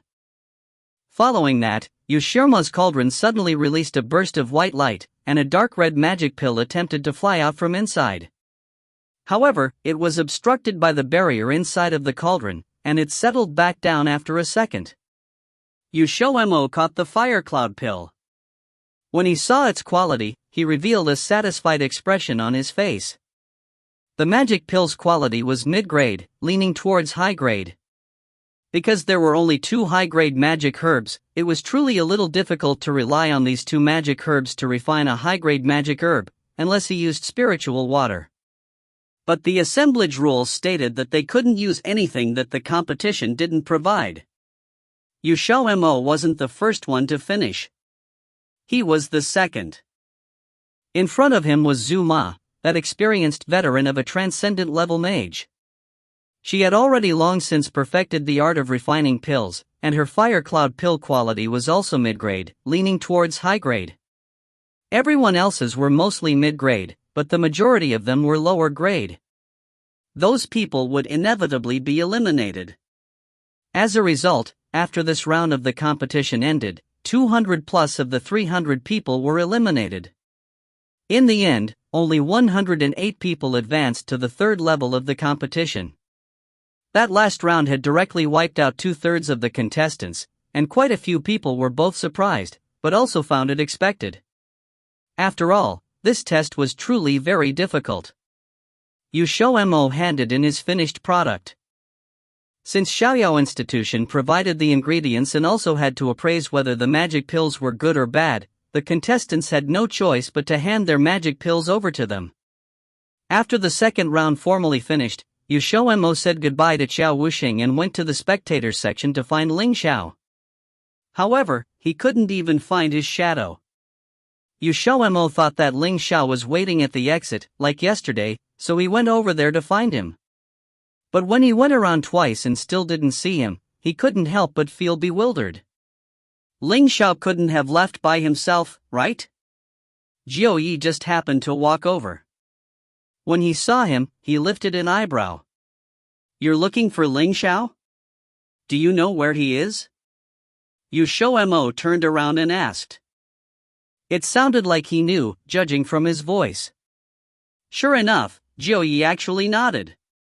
"I just heard Shifu mention that it seems like he went to do something that took a bit of time. It'll probably be a while before he comes back." XiaoMo's mouth twitched.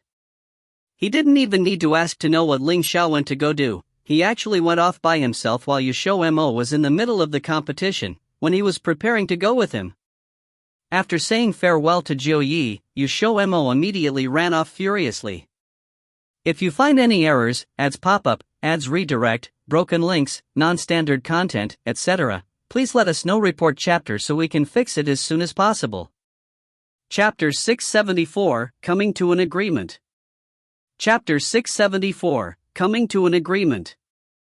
Translated by Column CD of Exiled Rebels Scanlations. After the match, there was a bloody head hanging on a stone pillar on the way out of the plaza. An expression that was filled of fear was frozen on the face of the bloody head and the eyes were almost popping out. This scene scared many timid people. This event was spread all over till it was infamous in a few moments. The road was full of people and a sea of people could be found both inside and outside. Those who were bolder were gesticulating at the bloody human head. XiaoMo happened to encounter this scene when he came down. He saw the head on the stone pillar at a glance as he was standing in a relatively high position. At first, he did not recognize it. It was only until he came nearer that he found that it was an acquaintance. It was the high priest who was annoying him with his prattle on the altar during the event with the Tongtian Palace. The man who had been intact at that time was only left with one head. He had probably seen something that frightened him so much before he died and had been greatly terrified. XiaoMo patted his head. He did not even need to think for him to know whose masterpiece it was. Who else could it be besides that Ling Xiao who had escaped midway? This guy actually left him alone here to run off to kill people, and had even ran till there was no trace of him currently. I've heard that the person who killed this man was Ling Xiao, the newly announced top powerhouse. This time, it was the Mage Association who asked him to help. It seems that the Mage Association and Beast Transfiguration Guild are preparing to cooperate with Ling Xiao. The Mage Association would owe him a favor this time, and they'd definitely be on his side in the future. The Vermilion Blood Clan will soon be done for. Hey, the Vermilion Blood Clan is now nearing its end. It is impossible for the Vermilion Blood Clan to fight against Ling Xiao unless it joins up with other forces. Now there are many forces standing on his side. Unless he is willing to abandon the Vermilion Blood Clan, it doesn't matter how powerful Yu Xintian is. Abandon the Vermilion Blood Clan? That's impossible. Oh, why? You don't know yet, B.A. Yu Xintian could even kill his own brother and nephew in order to get control of the Vermilion Blood Clan. This man totally has no regard for others. How could he abandon such a moneybag like the Vermilion Blood Clan? Such a thing really happened? Of course, this news had long been spread around. It's just that we don't talk about it aloud. I guarantee that everyone knows about this even if you just casually ask around. The corner of XiaoMo's lips twitched. Everyone knows about this? He, the party involved, seemed to have just heard about it. After being in secluded cultivation in the Ghost Tomb mountain range for so long, it seemed that he was becoming outdated soon. Speaking of it, the Vermilion Blood Clan seemed to have sent several mages to attend the mage assemblage, but he did not pay much attention as none were familiar to him. XiaoMo thought that he should still find someone to ask about them, otherwise he would not be able to guard against a stab in the back if he could not even recognize them. Brother XiaoMo. At this moment, Xiao Wuxing's voice came from behind. XiaoMo looked back and saw Xiao Wuxing and Jiu Yi approaching him. They seemed to be looking for him and had sighed in relief when they saw him. Xiao Wuxing immediately explained why he was here. Ling Xiao is not here and there are too many people present. My master's intention is to ask you to come back with us to avoid giving others an opportunity. As he spoke, he glanced in a direction behind XiaoMo. XiaoMo followed his gaze. He thought it would be Zuma and Yin Hui, but contrary to expectations, the other party was an unfamiliar old man who had been eyeing him nastily. There were several young mages behind him. Who are they? XiaoMo asked in confusion. Xiao Wuxing replied, the old man ahead is the representative of the Vermilion Blood Clan. His name is Yu Quan and he's the sole grade 6 mage in the Vermilion Blood Clan. It's said that he's also a strong competitor for first place in the competition. Next to him are his disciples, all of whom are quite talented and are also contestants in the assemblage. However, only one had advanced to the third round of the competition. They may be aiming for you when the time comes, so you should be careful. A grade 6 mage, ah? It is stronger than that woman? XiaoMo was deep in thought. After being with Ling Xiao for so long, he had also picked up a lot of bad habits. Xiao Wuxing was stunned. Jiu Yi he knew who he was talking about and replied, no, he's still weaker. XiaoMo shrugged, then there's no problem. Even if I don't get rid of him, that woman will certainly not let him get first place. Xiao Wuxing and Jiu Yi looked at each other in dismay and saw a trace of helplessness in each other's eyes. Although they had expected that the gap between them would widen further and further, they still felt somewhat bitter when confronted with this fact. Then the three went back together. XiaoMo did not return to the Wushuang Hotel as the association had guest rooms and its defense was much better than the hotel. He could live there without fear of being disturbed, and felt assured to leave with them upon knowing that Ling Xiao would go there too. At the same time, the Tongtian Emperor, who had been in hiding to recuperate from his injuries, heard of the death of the high priest and flew into a terrible rage in his room, so much so that no one dared to approach him. That damned Ling Xiao! Sooner or later, I will dismember you into 10,000 pieces. The Tongtian Emperor looked sinister as a vicious glint shone in his eyes. He stared at the table as if he could see Ling Xiao through it. Emperor, what should be done next? The spy we buried in the Mage Association has been uprooted and the plan has failed. The black-clad man standing near him was deeply worried as he reported. They had wanted to seize the opportunity to take down the Mage Association and turn the association into their headquarters. In the end, their plan was destroyed by Ling Xiao again. They would probably not have another chance.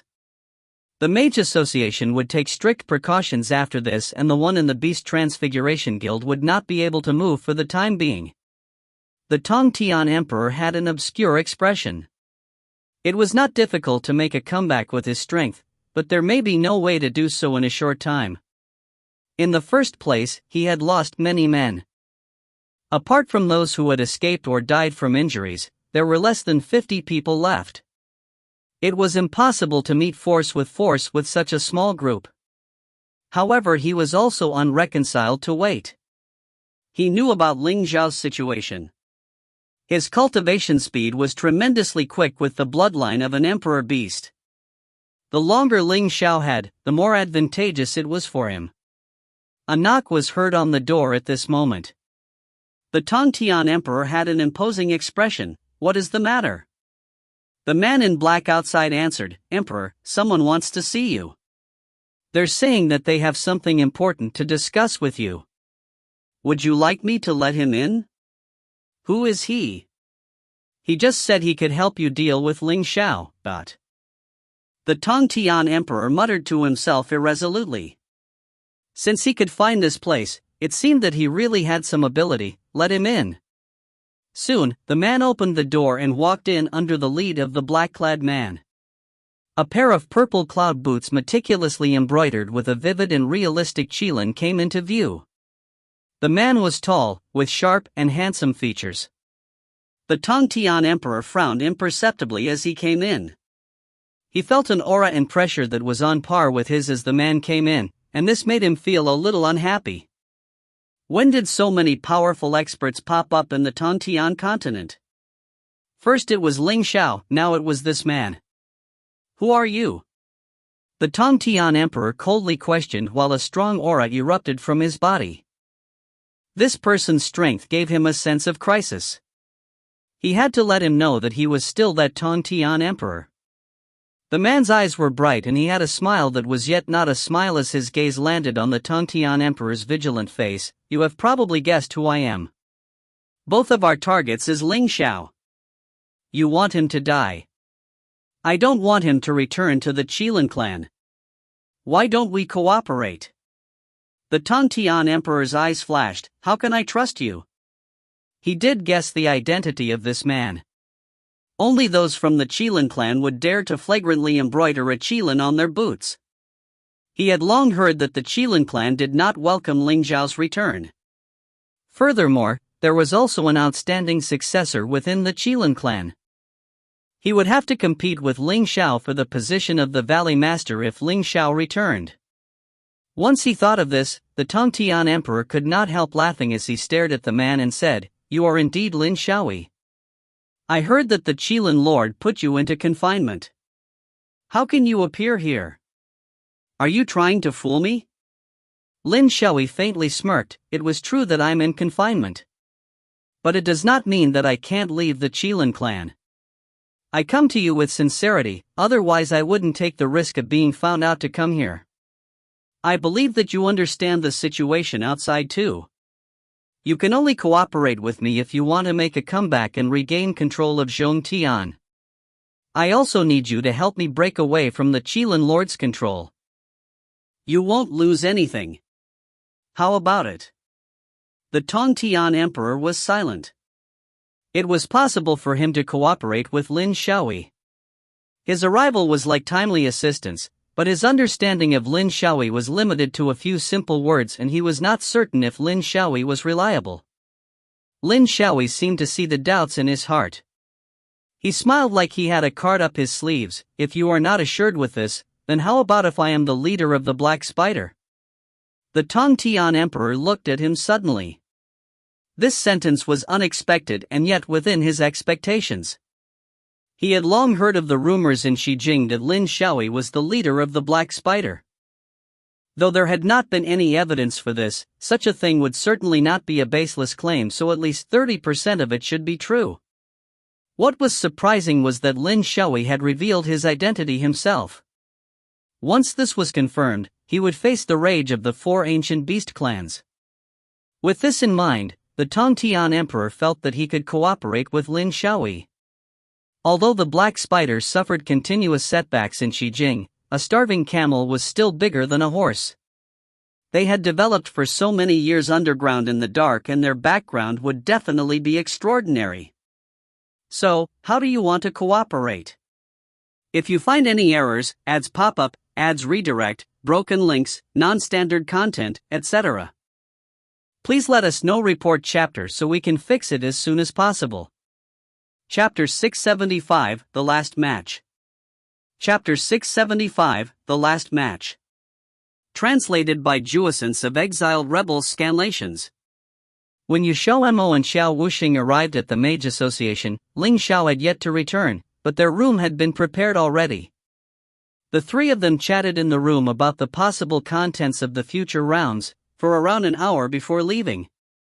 Waiting for Ling Xiao, he sat on the bed, meditating.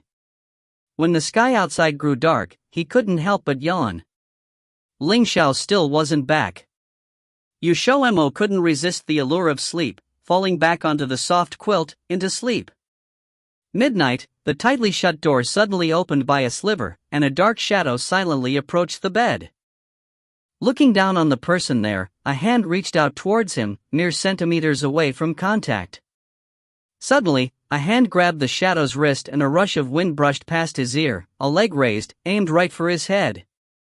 Moments from impact, the shadow gripped his wrist and tugged harshly, instantly negating XiaoMo's attack. XiaoMo fell against the other, his nose slamming against a hard chest. XiaoMo cupped his reddened nose, tears filling his eyes as he looked at the other accusingly.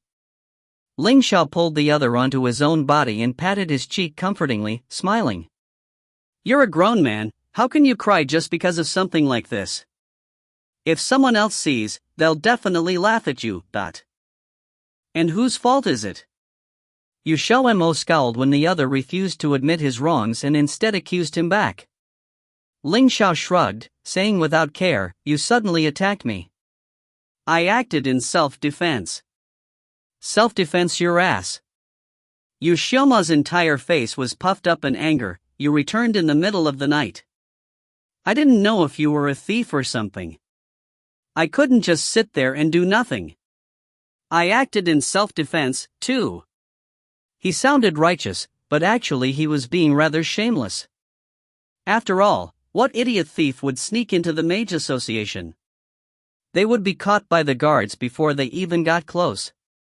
Ling Xiao very wisely didn't point this out, otherwise XiaoMo would definitely get mad again. "Alright, it's my fault.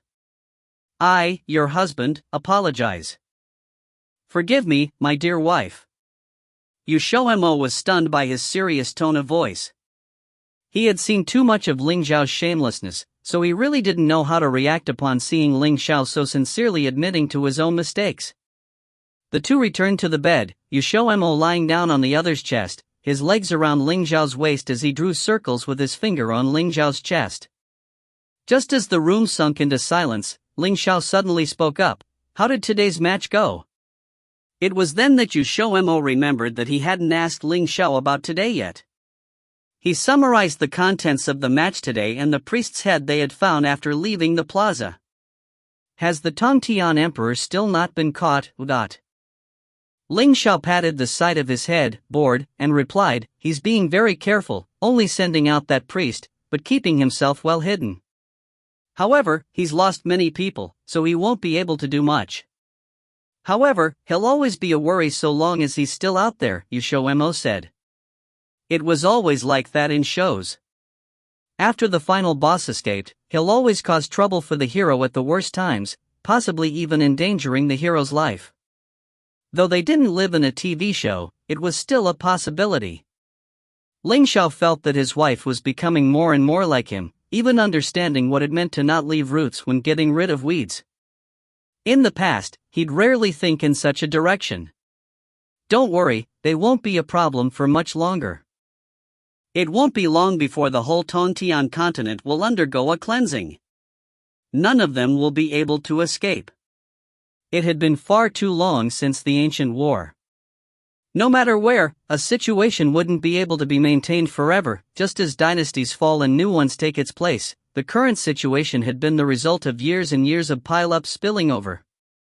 He didn't know why, but Ling Xiao's words made him think of the Almighty.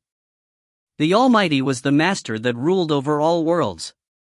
Any ambitious person would aim for this position. Plus, the previous Almighty had disappeared, so as soon as the new Almighty ascended to the Almighty realm, then they could replace the previous one and become the new ruler of all worlds. There would be no need to fight the old Almighty over this power. XiaoMo didn't believe that no one would have their eyes on such a great opportunity. Perhaps, there were plenty of others like the Tongtian Emperor conspiring in secret for a shot at such a position, such as Lin Xiaoyi from the Qilin clan. XiaoMo hadn't forgotten his existence. It was clear that Lin Xiaoyi was aiming for the position of Almighty from his creation of Black Spider. Right now, he didn't know yet, but not only would Lin Xiaoyi join forces with the Tongtian Emperor, but he would even contact Yuzhen. Yuzhen wanted nothing more than to destroy XiaoMo. At first, with his strength, he still had the chance to defeat Ling Xiao and capture XiaoMo, but he was overconfident and the two managed to escape. When he got another chance, Ling Xiao had grown stronger than before. The second time they fought, Ling Xiao managed to escape under his nose once more. Yet, not long later, word came of how Ling Xiao had destroyed the Tongtian palace to save XiaoMo, and even critically injured the Tongtian Emperor. The Tongtian Emperor's strength was equal, if not stronger than his own, too. Yuzhen almost fainted at this news. His opportunity had passed. He had a feeling, a gut instinct, that told him he would never get the inheritance jewel from XiaoMo. However, he didn't give up, continuing to send people to search for an opportunity, all until rumors began to spread about the Vermilion Blood Clan. Yuzhen was enraged, but he had no choice. The elders in the clan that he had been keeping suppressed then decided to cause trouble for him. To deal with them and continue the war against the Tsang Alliance, he didn't have any energy to focus on anything else. In the few years of fighting against the Tsang Alliance, the Vermilion Blood Clan had won a few battles, but losses were more common, costing them a lot of manpower and money. Those old men had wanted to drag him down from the position of family head for a long time, and now they had an excuse. XiaoMo should probably thank them. The biggest reason Yuzhen hadn't come to cause them trouble was because of those elders in the Vermilion Blood Clan that had supported his dad in the past. The next day, they got up and went to the plaza with Jiu Yi. Xiao Wuxing wasn't living in the Mage Association, so he wasn't with them. There were only 100-something people for this last round. According to Xiao Wuxing, the victor would be decided this round, as well as the top 10, thus it was very important. XiaoMo was very curious as to what the contents of today's competition would be. For the final round, the number of spectators had practically doubled. When they arrived, XiaoMo was shocked by the number of people squeezed into the stands. Some people couldn't even get seats, and could only stand outside on their tiptoes, trying to get a look. At this stage, the remaining participants were practically all rainbow-grade mages, though there were a few lucky level 10 mages to advance. The last round had to do with soul power.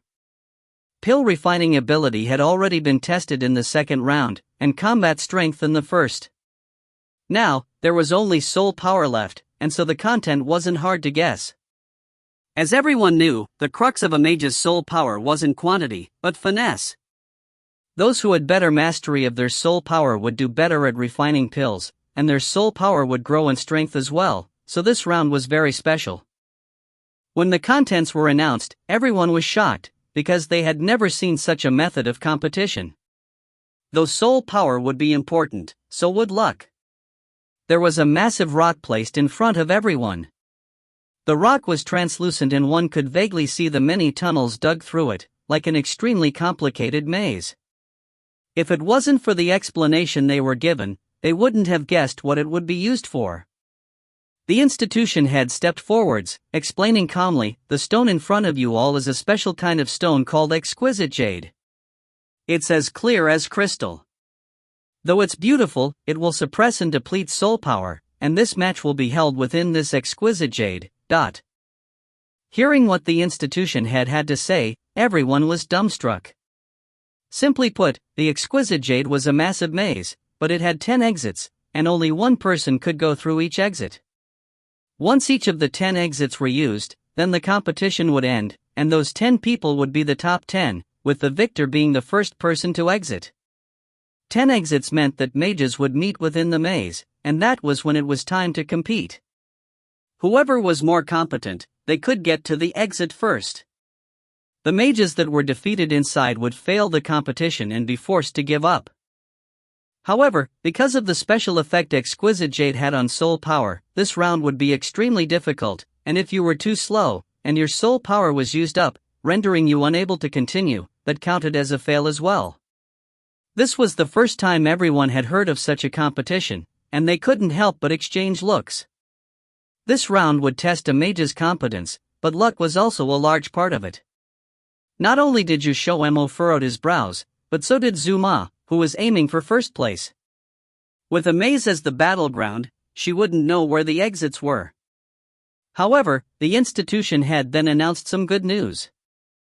Though there were only 10 exits to the maze, there weren't just 100 entrances, but 300, which meant that if you didn't have confidence in finding an exit before anyone else, then you could split your soul power into several streams.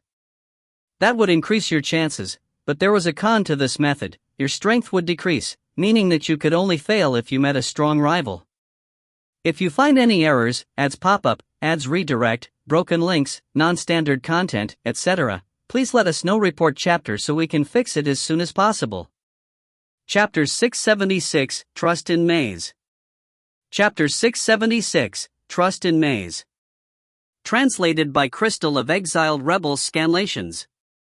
For those with the ability, getting first place using their luck was the worst.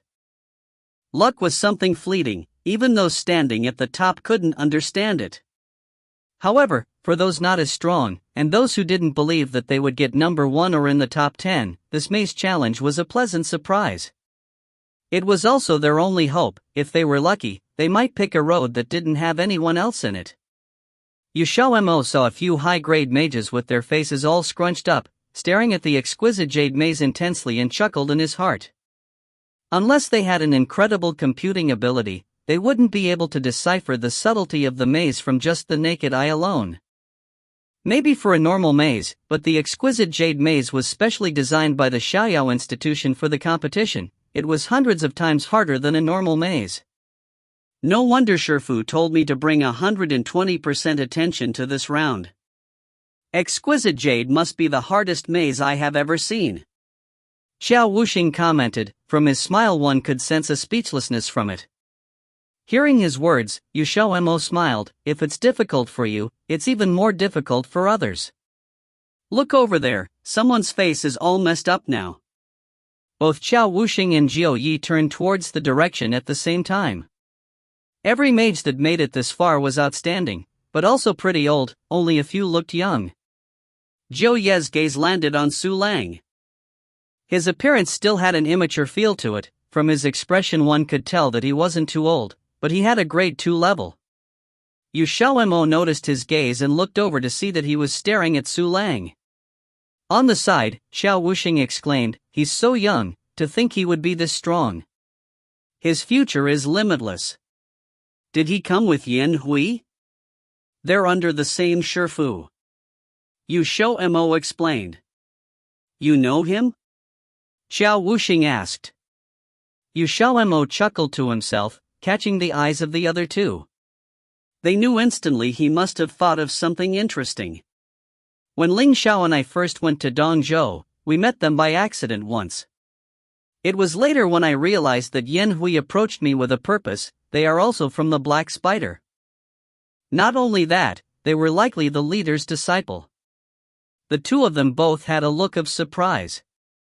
With an expression that just said he was up to no good, XiaoMo continued, he's called Su Lang. From what I heard, he's 20 or so years old. According to the rumors, he is the #1 genius of the Tongtian continent, unmatched by anyone. Finally the two understood what he was gloating over. So this was a #1 genius. For someone 20 or so to reach rainbow level grade 2, his ability to grasp knowledge and understand them was truly unmatched, but the spot of number, that'll have to wait. However, the true genius was right in front of them. Their ages were similar, but grade 2 and grade 6 weren't even comparable. If XiaoMo didn't exist, he might be #1, but with XiaoMo, it was just a sad story. The three started laughing knowingly. Opposite to them, Su Lang had long noticed their gaze. After hearing their laughter, he couldn't help but feel agitated. If ice could kill, XiaoMo would have been dead already. Shitty, calm down. Yan Hui said as he noticed Su Lang's turmoilous feelings. What he didn't expect was for Su Lang to turn around and give him an evil eye. Yan Hui paused for a second. After he saw XiaoMo and the others on the opposite side, he more or less guessed what Su Lang was thinking and couldn't help but shake his head. Su Lang, you're still too young. Destroying you doesn't even need any effort. However, he still knew when he should do things, and now was not the time to agitate him. After the Xiao Institution principal finished explaining the rules, everyone heard his shout, I announce, the start of the last round begins now. At the same time, 100 or so mages simultaneously exploded in power. One after another, their soul force tried to enter the maze before everyone else, but they all quickly felt the difficulty and their faces went pale. As the principal had said before, the exquisite jade had a suppressing effect on a mage's soul, thus they shouldn't rush in. It's not like they'd find the exit by being first. XiaoMo didn't rush it, instead, he took his time and looked at the maze. Like everyone with experience, they simply watched in the beginning. If it was a normal maze, then they could simply cover it with soul power and know where the exit was, but this was exquisite jade. There was another issue. The competition didn't restrict the separation of soul power, however that had its own issues. Thus, those with knowledge were all considering the option. After 15 minutes, people started moving. Some decided to split their soul power into 3 or 4 streams, others, who were smarter, kept only one. XiaoMo also chose one entrance. He didn't want to bite off more than he could chew. After all, with so many people on his heels, if he dared to split his soul power, they would be the first to cut him off. Once his soul power entered the maze, he instantly felt the soul power he emitted become heavier. A stone like the exquisite jade was similar to heavy metal, but there was a difference. The gravity stone was used on the soul, but the exquisite jade only affected soul power, causing it to deplenish faster. His soul power quickly started moving. Because the exquisite jade was transparent, he could see his strand of soul power passing through the maze. Sometimes he would even scrape by another mage, but not touching the other as they were separated by a layer of exquisite jade. XiaoMo didn't think much of it, but it scared the crap out of the other person. As everyone knew, he was a grade 6 mage, only Zuma or Yuquan were on his level, anyone else meeting him was asking for a death sentence. It didn't take long before he met his first opponent, which he didn't know whether to laugh or cry about, because it was Jiu Yi. Like him, Jiu Yi didn't split his soul power into multiples, so if he lost here, he wouldn't have another chance. Good thing was that this competition did not say that you had to beat everyone you meet. This was mostly for those who were unfamiliar with each other. For those who knew each other, unless you really trust them, you wouldn't normally let them go. Yu Xiaomo's soul power very naturally passed by Jiu Yi. The latter looked over and he returned a smile. Jiu Yi retracted his gaze and turned to another corner. Just then, from his side came a voice dripping with sarcasm. Needing your friend to give way for you, coward, Yu XiaoMo and Jiu Yi looked over at the same time, to find the one talking to be Su Lang, who had been annoyed since the beginning. As if he finally found the opportunity, his voice and eyes were full of malice. He was definitely just venting his anger. After taking a look, they both turned back. Their casual expression got Su Lang fuming again. How dare they ignore him? But no matter how he barked, the two didn't bother him again, as if that one look was already being charitable. The situation made his anger burn even brighter. It didn't take long for him to meet his first opponent too, Yan Hui. They were disciples under the same master. By the looks of things, they should be closer than Yu XiaoMo and Jiu Yi, and also more trusting of each other. However, Yu XiaoMo knew that their relationship wasn't good. Maybe not to the point of fire and water, but definitely not a trusting relationship either. The two fell silent for a while before passing by each other.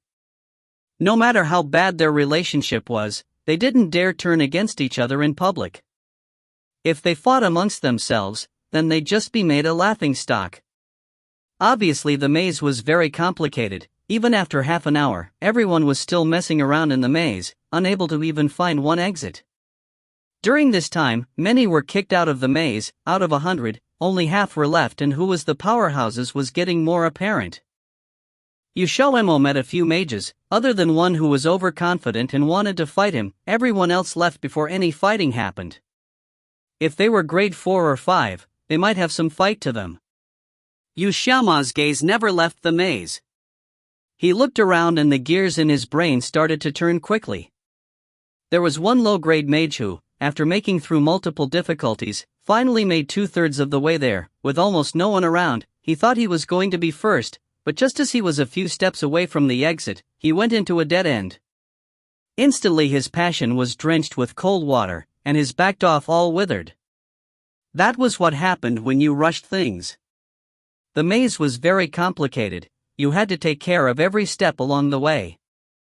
Once you made a wrong move, even if you can back out, more likely than not, you would lose your direction.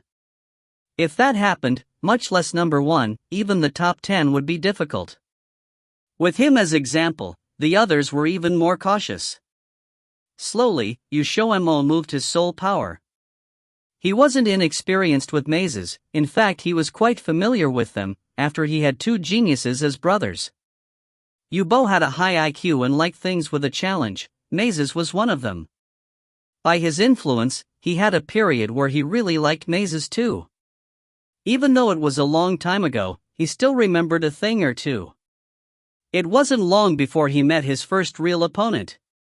If you find any errors, ads pop up, ads redirect, broken links, non-standard content, etc., please let us know. Report chapter so we can fix it as soon as possible. Chapter 677 Old Grievances. Chapter 677 Old Grievances. Translated by Yan of Exile Rebel Scanlations. Yu Quan was a mage from the Vermilion Blood Clan. Much of the reason he was able to become a grade 6 mage was due to the hidden treasures that the Yu family had preserved since the ancient war. If he didn't have those items to help him cultivate, it would be impossible for him to become a grade 6 mage. As the only grade 6 mage from the Vermilion Blood Clan, his position was second only to Yu Xintian. However, he was even older than Yu Xintian since he was born not long after the ancient war ended. If he was alive before the ancient war, he definitely wouldn't have received much attention from the family, because back then there were countless talented people from the Yu family. No matter what, it wouldn't have come to Yu Quan, who was from the side branch. But that wasn't the case after the ancient war. During that war, nearly all of the original Yu family's people died. As a result, Yu Quan inevitably rose up. After the Vermilion Blood Clan was established, Yu Quan became an influential person of power in the clan. Every single family head of the Vermilion Blood Clan would rope him in. With his support, the family head position was pretty much solidified. up until Yu Junqi and Yu Xintian's generation. The former generation hoped that Yu Quan would support Yu Junqi, but Yu Quan chose Yu Xintian. The reason Yu Xintian could win over the Vermilion blood clan was in a large part related to Yu Quan. But very few people knew that there was actually a promise between the two of them. Yu Quan helped Yu Xintian steal the family head seat, and Yu Xintian would give the inheritance jewel to him in return. But afterwards, Yu Junqi disappeared with the inheritance jewel and didn't appear for many years, so they had no choice but to temporarily set aside that part of the deal. Later, Yu Junqi returned, and Yu Xintian learned about the secret of the inheritance jewel by chance. He began to ponder how he could take the inheritance jewel for himself, but he didn't have a chance to carry out this plan because he could never catch XiaoMo. When Yu Quan learned about this, Yu Xintian took advantage of the situation and told him. Up until now, Yu Quan had always believed that XiaoMo had stolen what was his. He also knew the secret about the inheritance jewel, or else he wouldn't have made this request to Yu Xintian.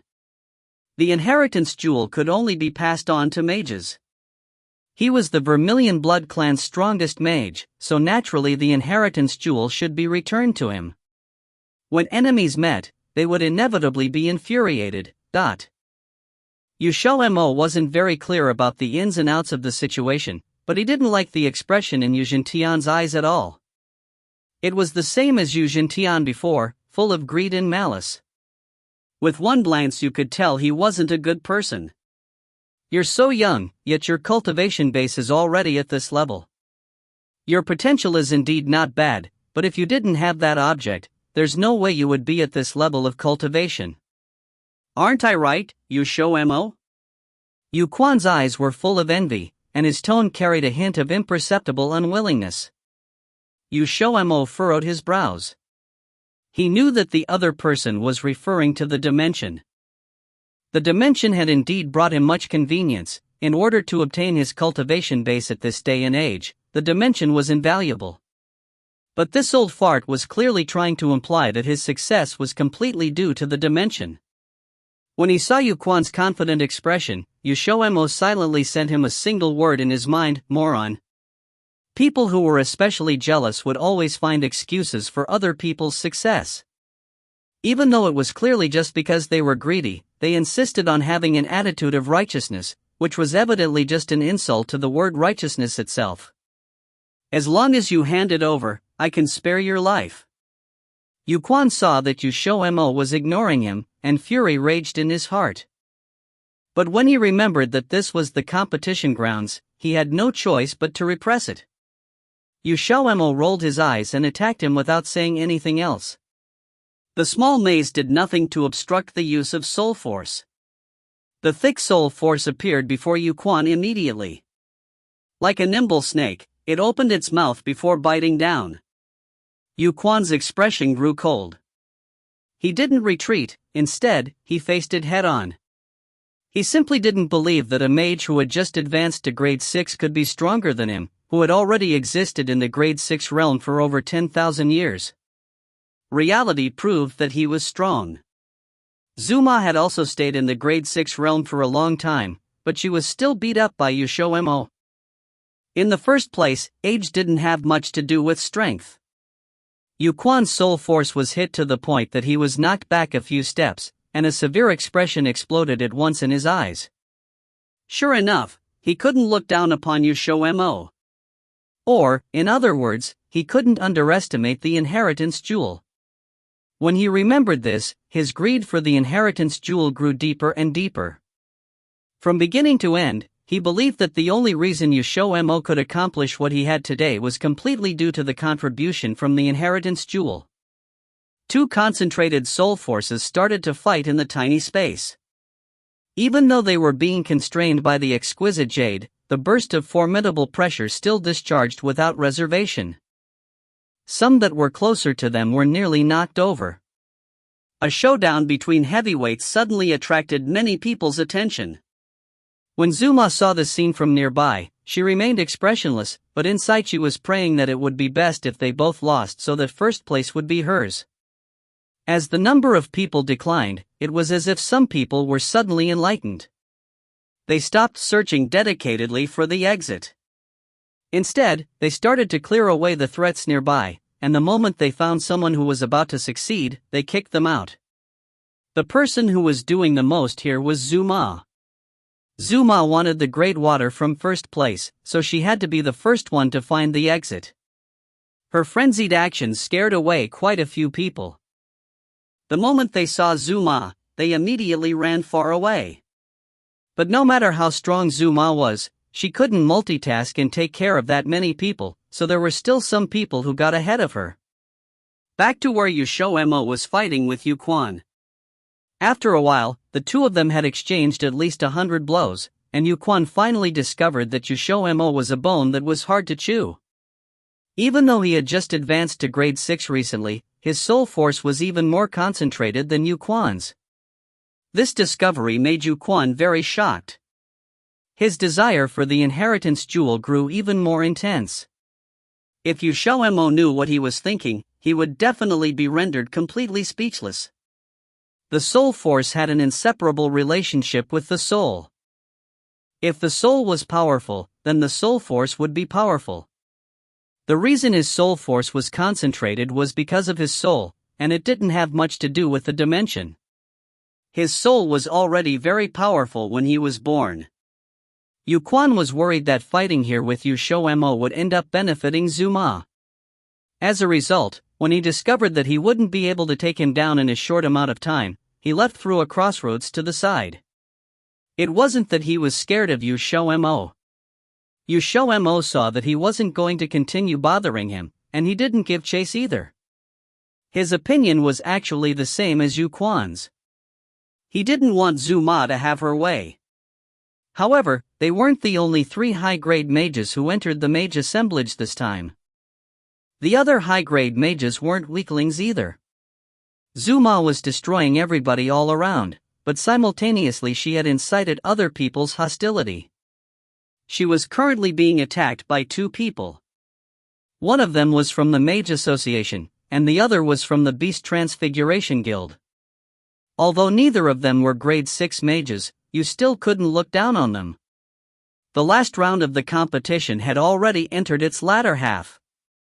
As everyone grew closer and closer to the exit, the pathways in the maze also slowly became clearer. XiaoMo didn't join their fight. His eyes continued to search for the exit. Since he had played quite a few maze games in the past, he had somewhat of an advantage compared to other people. With his analysis, he found that there were 2 paths that were feasible for now. One of the paths was in the direction of Zuma and the other 2, and they were currently fighting very intensely. The other one was very unfortunately in the direction of Yuquan. It seemed like he had decided to benefit from their fight. XiaoMo glanced at the other people's positions and unhesitatingly chose the second path. This time he wouldn't let this old fart escape. Yuquan was very happy. He had just randomly chosen a path, and he originally wanted to block other people, since he found out that the brat from the Mage Association seemed to have almost found the exit. He hadn't expected it to allow him to see the light of first place. The inside of the exquisite jade was full of twists and turns. The inside was nearly hollowed out completely, but it wasn't all sealed. There were still 10 exits in front of them, and there was still the issue of the wind direction, so as long as they got close to the exit they could feel the wind, indicating that there was an exit ahead of them. Yuquan grew excited. The Great Water was also one of his goals. He was older than Zuma, so he was stuck in grade 6 for even longer than she was. When he thought about how the Great Water was about to become his, Yuquan immediately sped up. He didn't make any large movements, and he had just finished fighting with XiaoMo, so not many people noticed him. The exit was right ahead of him when someone blocked his path. When Yuquan focused his gaze, his rage flared up immediately. It was XiaoMo again. He originally wanted to let him go, but yet he came looking for him on his own. With the exit right there, Yuquan definitely wouldn't let XiaoMo ruin this for him. A vicious look flashed across his eyes instantly, and his calm, hibernating soul force was affected by his mood. It released a devouring killing intent at once. XiaoMo immediately felt that ice-cold killing intent, which was even stronger than the first time they exchanged blows. It seemed like he was about to fight for real. In the tiny passageway, two powerful soul forces collided loudly together. The aftermath battered the walls, and the large exquisite jade stone instantly started to shake. The other mages were all caught off guard and given a fright. Fortunately, the quality of the exquisite jade was very high. Adding on how the mages' soul forces had all been constrained, even if they fought violently, they wouldn't do much damage to the exquisite jade stone. However, the two of them were fighting as if they were staking their lives on this. If you find any errors, ads pop up, ads redirect, broken links, non-standard content, etc., please let us know. Report chapter so we can fix it as soon as possible. Chapter 678 Utterly Defeated. Chapter 678 Utterly Defeated. Translated by Column CD of Exiled Rebels. Scanlations. XiaoMo's battle with Yu Quan was fiercer than the one over at Zhu Ma's side. Before this, the audience did not expect that there would be many high-grade mages fighting within the small world of the exquisite jade stone. Despite the obstruction of the exquisite jade stone, they still felt the pressures of their auras. Each and every one stared at the several high-level mages confronting each other. However, XiaoMo and Yu Quan were the most prominent ones. Both of them could be regarded as members of the Vermilion Blood Clan. XiaoMo's grudge with the Vermilion Blood Clan had spread all over the Tongtian continent. Now they were confronting each other face to face, and this immediately aroused the interest of many. Ling Xiao looked at XiaoMo below. An imperceptible purple glint flashed through eyes that carried hidden depths before disappearing after he blinked. At the same time, it was not known when some strange-looking people had mingled into the crowd and occasionally moved around as the competition reached its climax. Everyone was watching the exquisite jade stone, so few people noticed these people. While XiaoMo was fully focused, a killing intent appeared behind him. Although he did not look back, he could feel that the killing intent came from the audience. A tiny needle slid silently behind him, and the silver needle flashed by with a thin black tip, as if dipped in poison, but hardly anyone noticed. XiaoMo frowned before he immediately ignored the silver needle. Just as the silver needle was about to hit him, it suddenly stopped in midair like it had lost its momentum and fell down. The man who shot the silver needle had fled when it had been shot out. In the next second, more silver needles were shot at XiaoMo at the same time. But without exception, these needles were intercepted midway and they fell to the ground, turning into a puddle of water that evaporated in a moment. When one of the needle shooters saw this situation, he gathered his robes with the intention of leaving immediately. Yet, a hand suddenly landed on his shoulder. He was startled and collapsed before he could respond. Another man helped him up and took the opportunity to bring him out of the audience. This happened in many corners at the same time, and soon these people were rooted out. But just as they were taken away, a young man in the crowd suddenly raised his head as the corner of his mouth lifted in a strange smile. When he raised his hand, a black needle that was difficult to perceive unexpectedly appeared between his fingers. What a bunch of fools! I just knew it's going to be like this. It would have been better for me to do it myself. After that, the young man's eyes fell on XiaoMo, who was concentrating on dealing with Yu Quan. A vicious and malicious glint flashed through his eyes. XiaoMo, this time I'll see how you can escape. Others may think that all the needle shooters had been caught and they would definitely let down their guard at this moment. This was what he was aiming for. Who would have thought that the group that went first was just a group of small fries while the real needle shooter was here? The man almost wanted to laugh when he thought of XiaoMo's fate. He could finally get revenge for being tricked that day. The man composed himself and the black needle in his hand aimed at XiaoMo. When the battle reached its climax, the black needle shot out instantly at a very fast speed, as if it was able to take XiaoMo's life in the next second. Just when the needle was less than 10 meters away from XiaoMo, a figure suddenly appeared in the path of the black needle and lightly hit it. The black needle immediately changed direction and shot out in another direction. The distance of 10 meters was already with the competition arena. Everyone's eyes were focused on the people in the competition except for the guards, so they did not notice. The man was stunned. When he saw the face of the person who suddenly appeared and met that ice-cold gaze that was directed at him, his heart suddenly chilled and he fled without thinking. The person did not intend to let him go and immediately gave chase. The man lowly cursed as he became aware of the situation behind him. He might still have a chance to win against someone else, but he was totally uncertain about his chances if he was up against that man. That was the man who could injure and cause the Tongtian Emperor to suffer losses. The man who was anxious to escape did not discover that the direction of the black needle he had shot had changed, and it was directed at XiaoMo. The black needle was specially made to deal with high-level mages. No one knew what would happen if one was shot by it.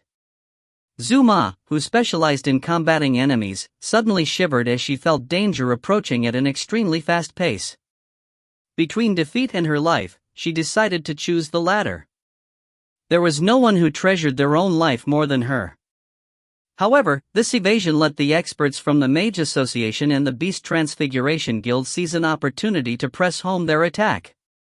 Two groups of soul force, one from the left and another from the right, attacked XiaoMo's soul force. The latter instantly paled.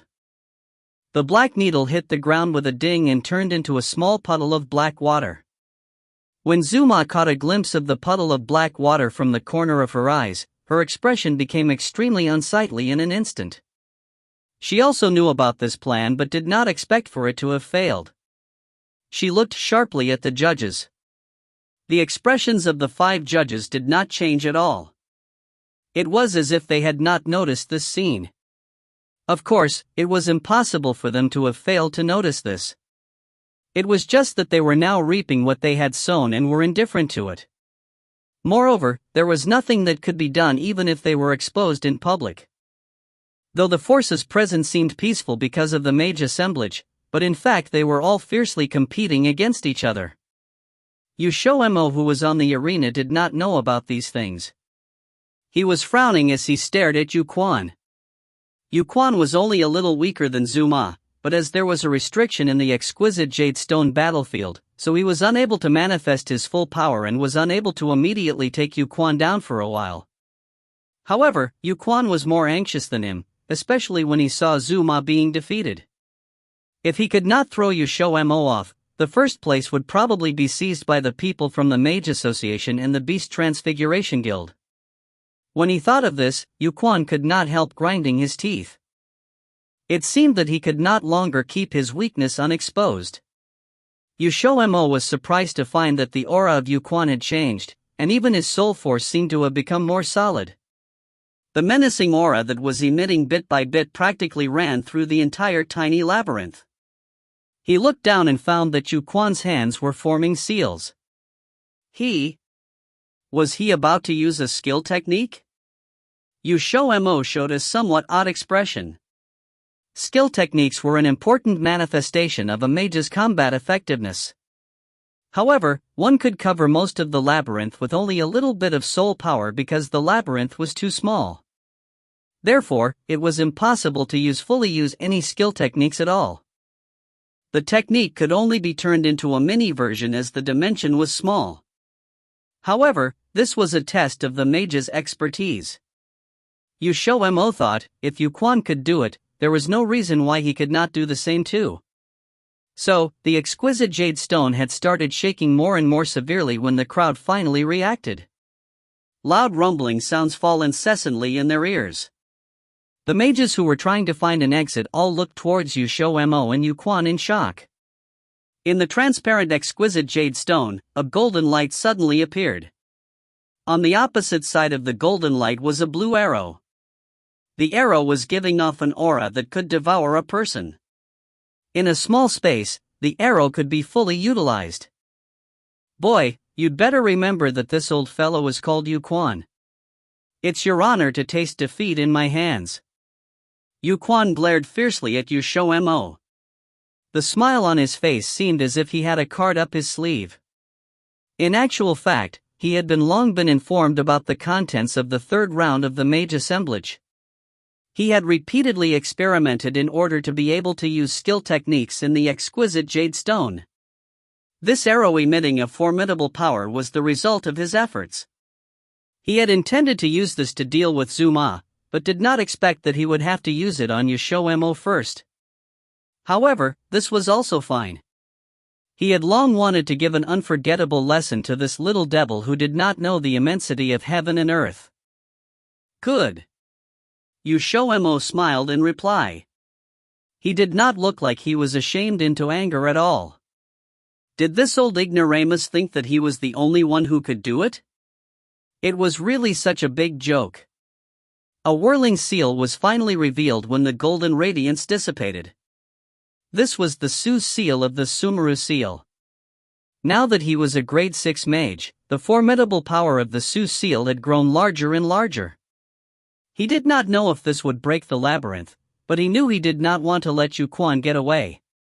XiaoMo did not know what had happened in the Vermilion Blood Clan before, but since this old ignoramus knew about the dimension, he must have been in collusion with Yuzhen for a long time.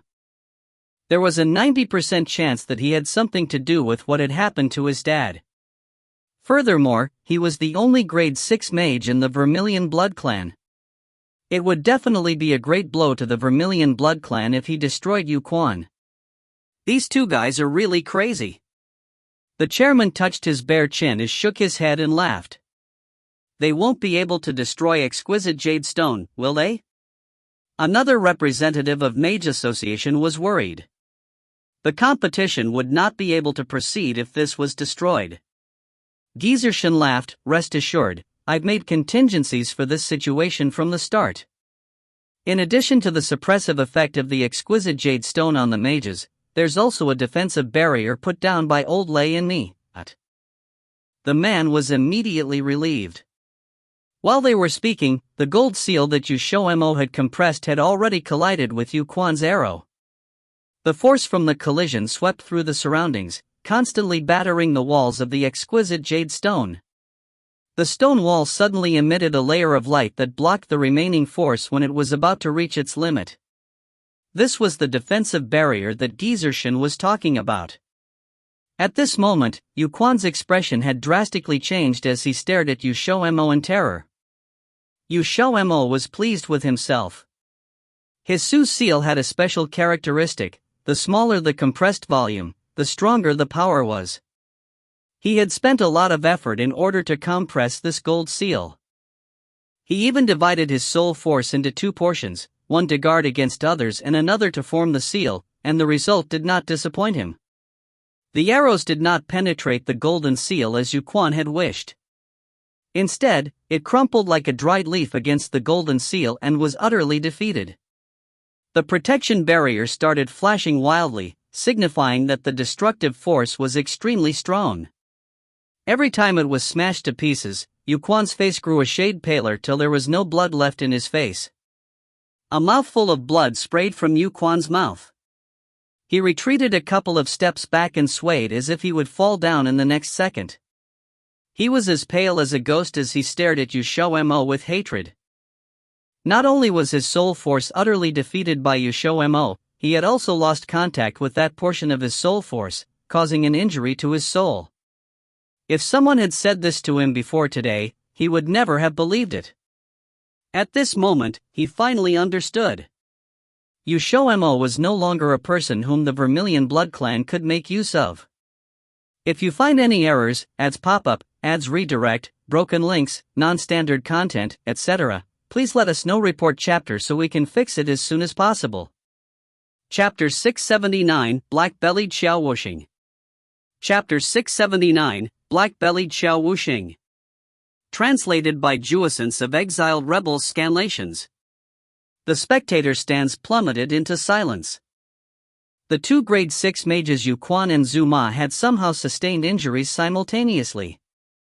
Though it didn't seem severe, everyone was still shocked. They were two of the mages that people had the highest hopes for winning, countless people observing their progress and even betting on them. Since XiaoMo was a newcomer, so there were fewer people betting on him, while more people bet on Yuquan and Zuma. Seeing the two practically defeated, screams from those that bet too much on them rang out throughout the spectator stands. However, the match wasn't over yet. Yu Quan and Zhu Ma had only sustained minor injuries. They still had the ability to fight on, it was just that the likelihood of them winning had decreased. They hadn't given up yet, those people who bet on them told themselves. Yu Quan wiped blood from the corner of his mouth. Luckily for him, he had left another thread of soul power in a different tunnel. So long as his soul power was inside the maze, he could continue. He absolutely loathed XiaoMo now. After defeating Yu Quan, XiaoMo finally found an exit, following the slight breeze. It was the 7th entrance. The others were still entrapped in combat, including the Tsang Alliance's master of Shameless. None of them were willing to show mercy. Right now, if he had his soul power go through this exit, then he would be first. Just as everyone waited for him to go through, he stopped around 5 centimeters from the exit. What was this? Everyone was puzzled, and it took a while before they realized that XiaoMo was smiling sweetly, but maliciously at Zhu Ma. This is definitely Ling Xiao's influence at work. It took them a while to notice that Zhu Ma, too, was under the 7th exit.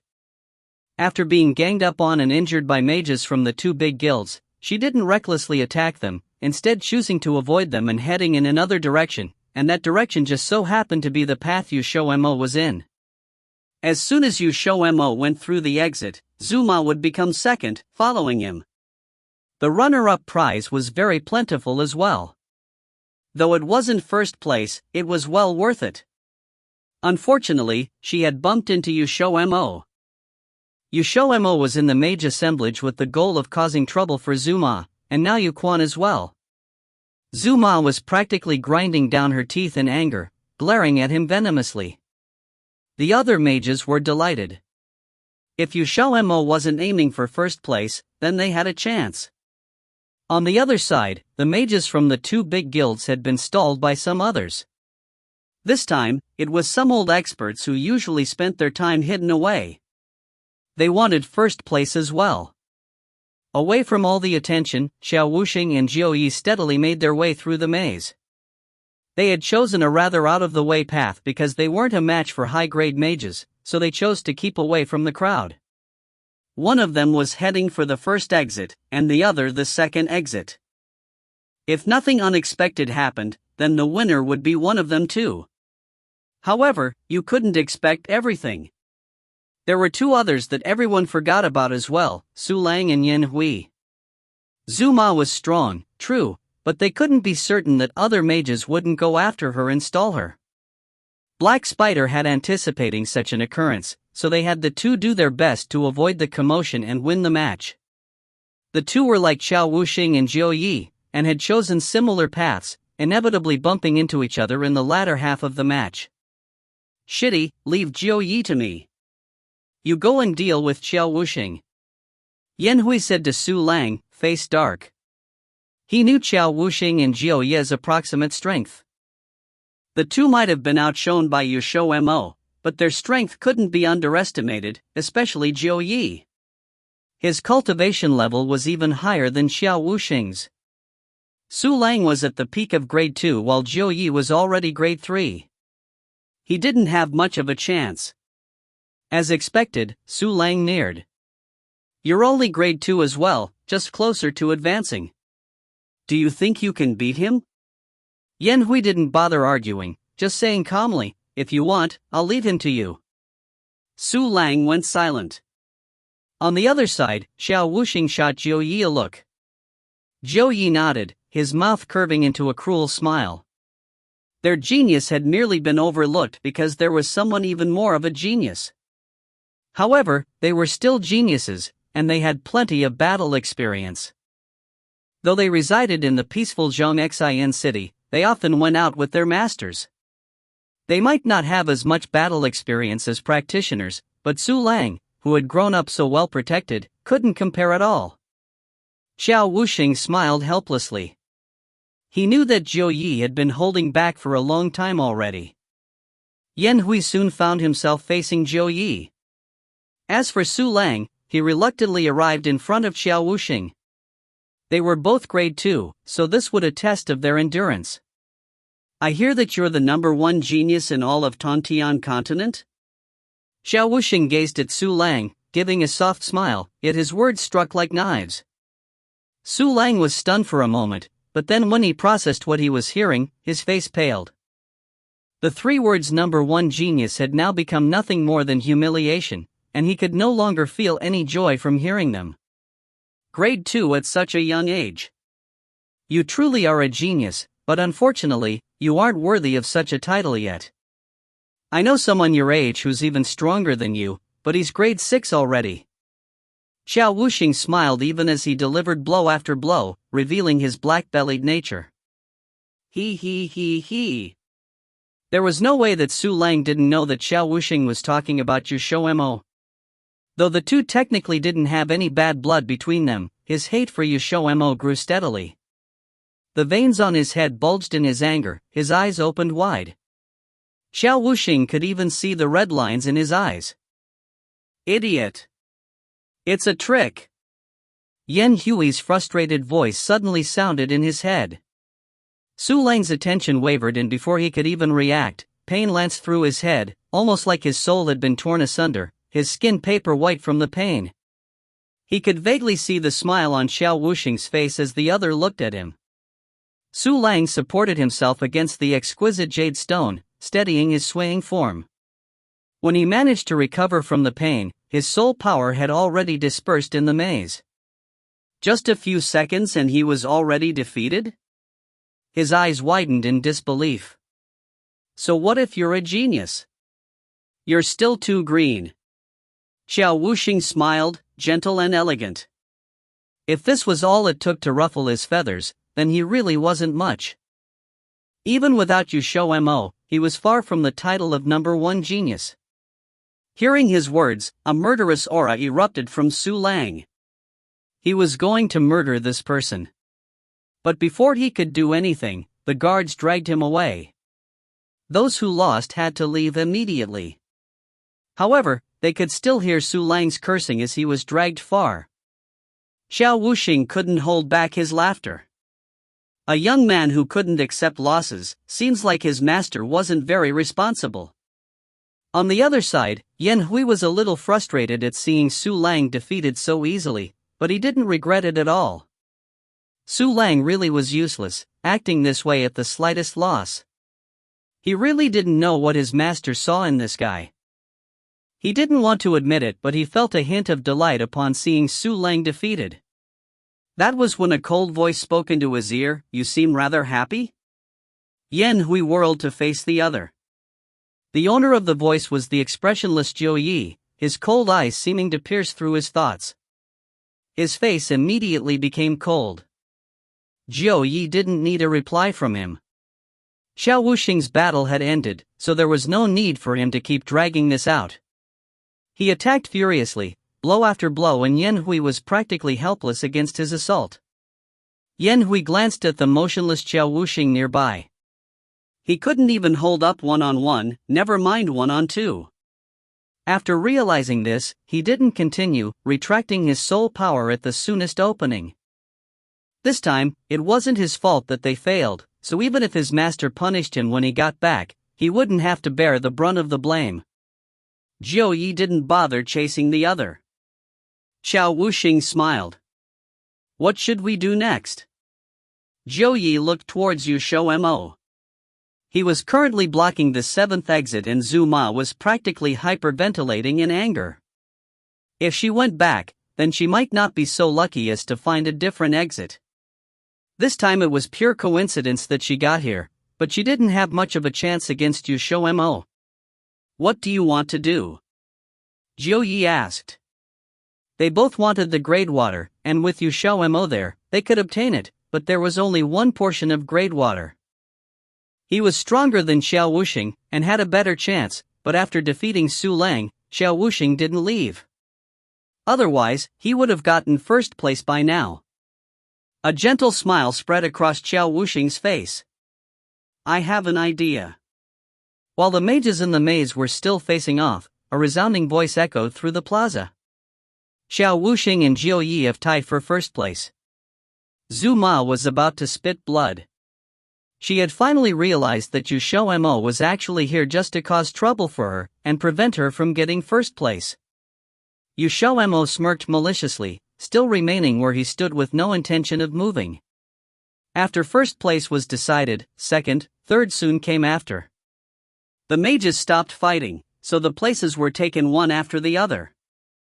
Even Yu Quan had managed an 8th place, but it was no use to him. He was so enraged that he could cough blood. It wasn't until the 9th place was taken that XiaoMo casually wandered into 10th place. The once holy maiden hadn't even gotten into the top 10 in this mage assemblage, never mind first place. Zhu Ma's rage boiled over, causing her to cough up blood. And thus, the mage assemblage came to a wonderful curtain call. If you find any errors, ads pop up, ads redirect, broken links, non-standard content, etc., please let us know. Report chapter so we can fix it as soon as possible. Chapter 680 Trap. Chapter 680 Trap. Translated by Crystal of Exiled Rebels Scanlations. XiaoMo had prepared to share the good news with Ling Xiao, but when he ran over all excited, he discovered that Ling Xiao had disappeared again. Did he have to watch him himself so that he wouldn't run off somewhere? At the same time, far away from the plaza, above the steep and rocky mountain stood two figures. One was Ling Xiao, who XiaoMo couldn't find, and the other wasn't a stranger to him either. He was Feng Yang, the one who threw the black needles was him. Seeing that Ling Xiao was tight on his heels, Feng Yang didn't show any sort of fear, rather he looked at him with glee. Laughing out loud he shouted, "You were fooled."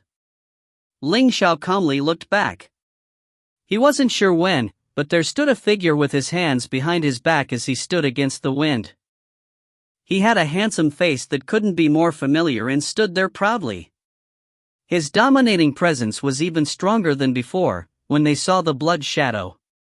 "We meet again," Lin Xiaoyi said with a carefree expression. His lips curled into an unscrupulous smile, his eyes spoke of ease, but with one look, the aggressive arrogance of his could not be ignored. Ling Xiao slightly raised an eyebrow. "You lured me here on purpose?" "Correct," Lin Xiaoyi said with his lips curled up. "My intention was you all along. Those black needles were made by Feng Yang on my orders too. It was all to lure you here." Ling Xiao looked at him calmly. "Oh, you want to kill me before the competition ends, dot." Lin Xiaoyi knew what he meant and wasn't agitated at all. Instead he smiled with arrogance. "I never cared about that pact we made. If it wasn't for those two old farts pressuring me, you think I would have followed some rules? I know you're thinking of the same thing. You came to say you aren't afraid of them anymore, so you want to break the contract?"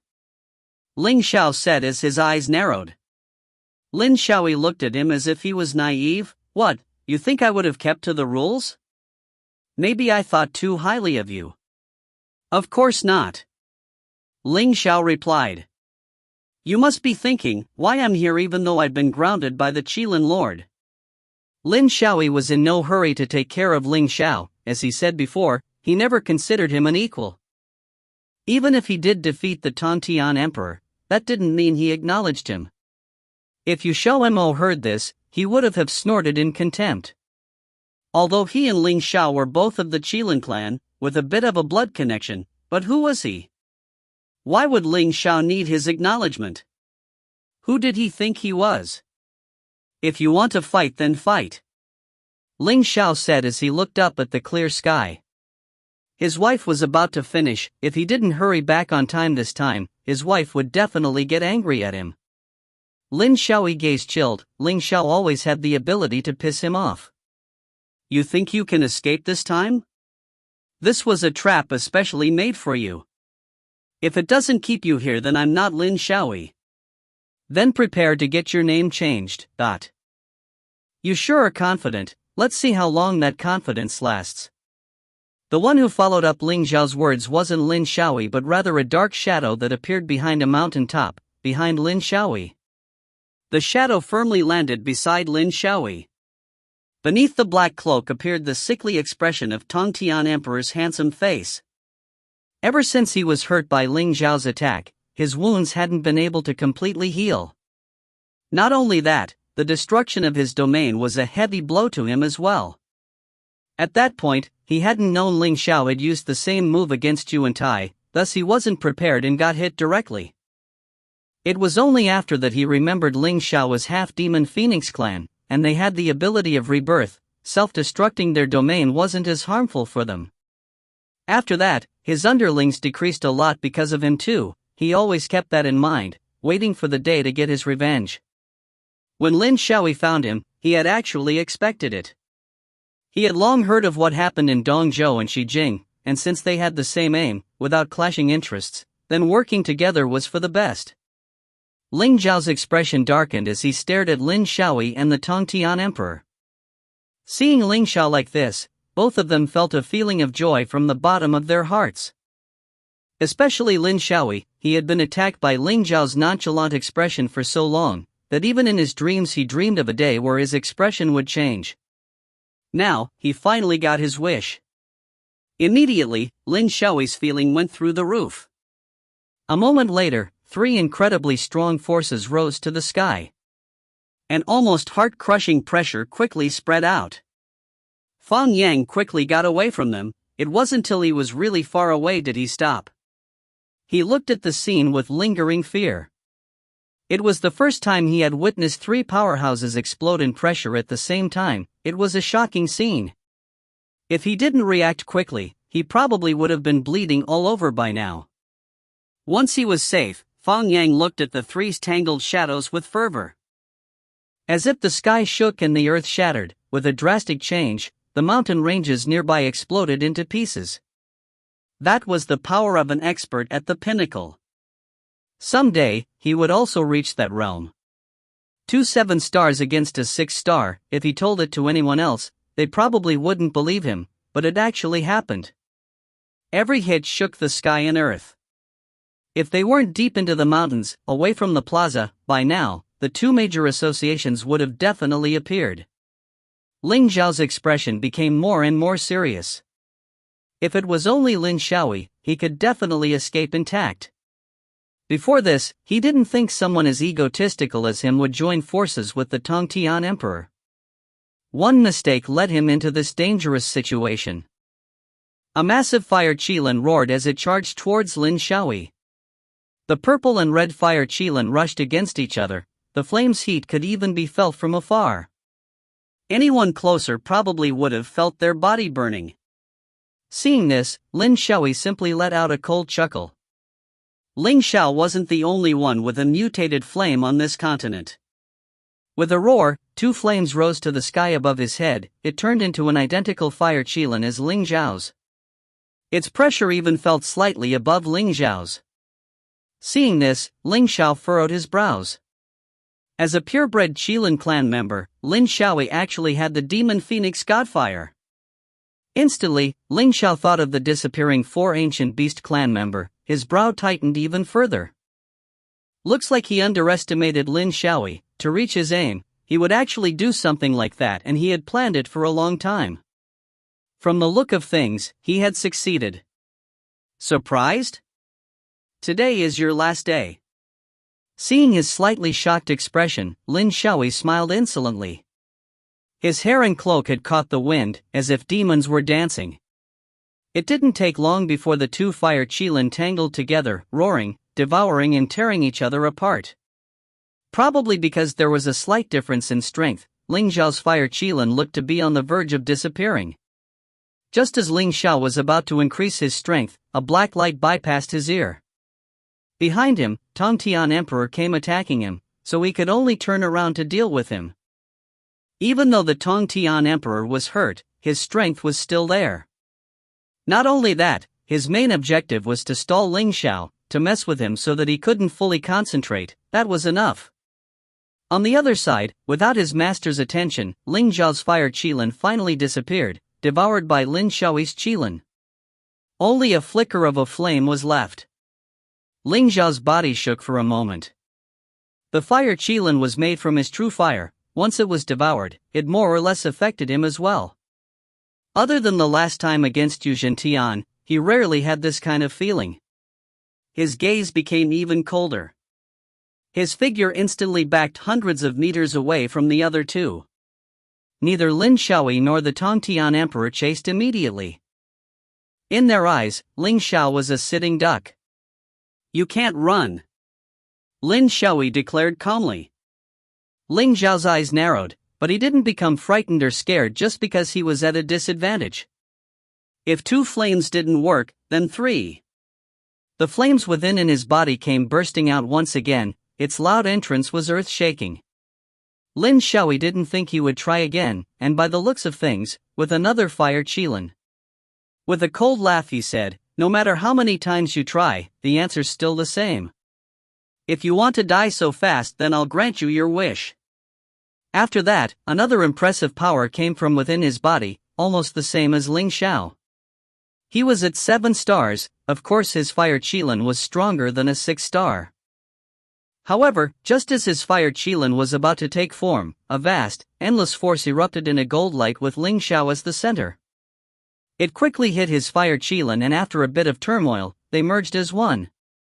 Instantly, both Lin Xiaoyi and the Tongtian Emperor's expressions changed. Now the gold-embedded fire qilin was more than double the strength of the previous fire qilin, and that was only with the addition of another power. "The breath of the true dragon?" Lin Xiaoyi cried out involuntarily. Ling Xiao had the true dragon clan's blood? How could that be? Could it be that, like him, Ling Xiao took the blood of the 4 ancient beast clan's infants and exchanged a blood transfusion with himself? If you find any errors, ads pop-up, ads redirect, broken links, non-standard content, etc., please let us know. Report chapter so we can fix it as soon as possible. Chapter 681, Encountering Danger. Chapter 681, Encountering Danger. Translated by Yen of Exiled Rebels Scanlations. Lin Xiaoyi's expression was unreadable. He had painstakingly faced great danger in order to obtain the 4 ancient beast clans' bloodlines. He had plotted for a long time to come up with this plan. In the past, the biggest reason he belittled Ling Xiao was because of this. When Lin Xiaoyi didn't yet have a 7-star cultivation base, by chance he happened to find out about the ancient legend concerning the domination of the 4 ancient beast clans. Many people thought that this legend wasn't true, and that it was impossible for the 4 ancient beast clans' bloodlines to be combined, creating experts above the 4 ancient beast clans. But Lin Xiaoyi discovered that the legend about the 4 ancient beast clans was actually true from an ancient text. At first, he didn't believe it either. He only believed it later after verifying it numerous times. After that, he set his heart on it. Compared to breaking into the Almighty's realm on his own, it was clearly much easier to become someone that existed above the 4 ancient beast clans. The probability of succeeding was also much greater, because anyone who could combine the 4 ancient beast clans' bloodlines received the opportunity to enter the Almighty realm. Even though there were risks, just the fact that the chance of succeeding was high caused people to ignore the danger. Ever since then, Lin Xiaoyi started plotting how to collect the 4 ancient beast clans' bloodlines. However, since the 4 ancient beast clans watched over their clan members very closely, including the dead, and his strength back then wasn't as powerful as it was now, he could only act in the darkness. He secretly sent people to capture the descendants of the 4 ancient beast clans, and his plans only slowly came to light because he had to gather all of the 4 ancient beast clans' bloodlines. Ling Xiao possessed the Qilin clan and Demon Phoenix clan's bloodlines. Even though he was born with them, it was still only 2 types, so from beginning to end Lin Xiaoyi had never considered Ling Xiao as his opponent, since he only had 2 different bloodlines. This way of thinking had never changed for over 10,000 years. Lin Xiaoyi had firmly believed this the entire time, all the way up until this moment. So once he found out that Ling Xiao actually possessed the true Dragon clan's bloodline, it was easy to imagine the shock in his heart. How do you have the true Dragon clan's bloodline? Lin Xiaoyi's expression was exceptionally severe, and it basically contained an anger that nobody had ever seen before. He stared straight at Ling Xiao, the look in his eyes extremely terrifying. Would Ling Xiao answer him? Of course not. The legend about the 4 ancient beast clans' bloodlines was Lin Xiaoyi's secret, but it was also Ling Zhao's secret. The only difference between them was that one was acquired and the other was innate. It didn't seem like much of a difference, but everybody knew that one that was acquired definitely wouldn't have the advantage that one that was innate would have. Lin Xiaoyi desperately wanted to know whether Ling Zhao's bloodline was acquired or innate. Even though he didn't receive an answer, the answer in his mind was already leaning towards acquired. If Ling Xiao really did have the 4 different bloodlines, he would have heard something by now. Lin Xiaoyi flew into a rage and finally grew infuriated.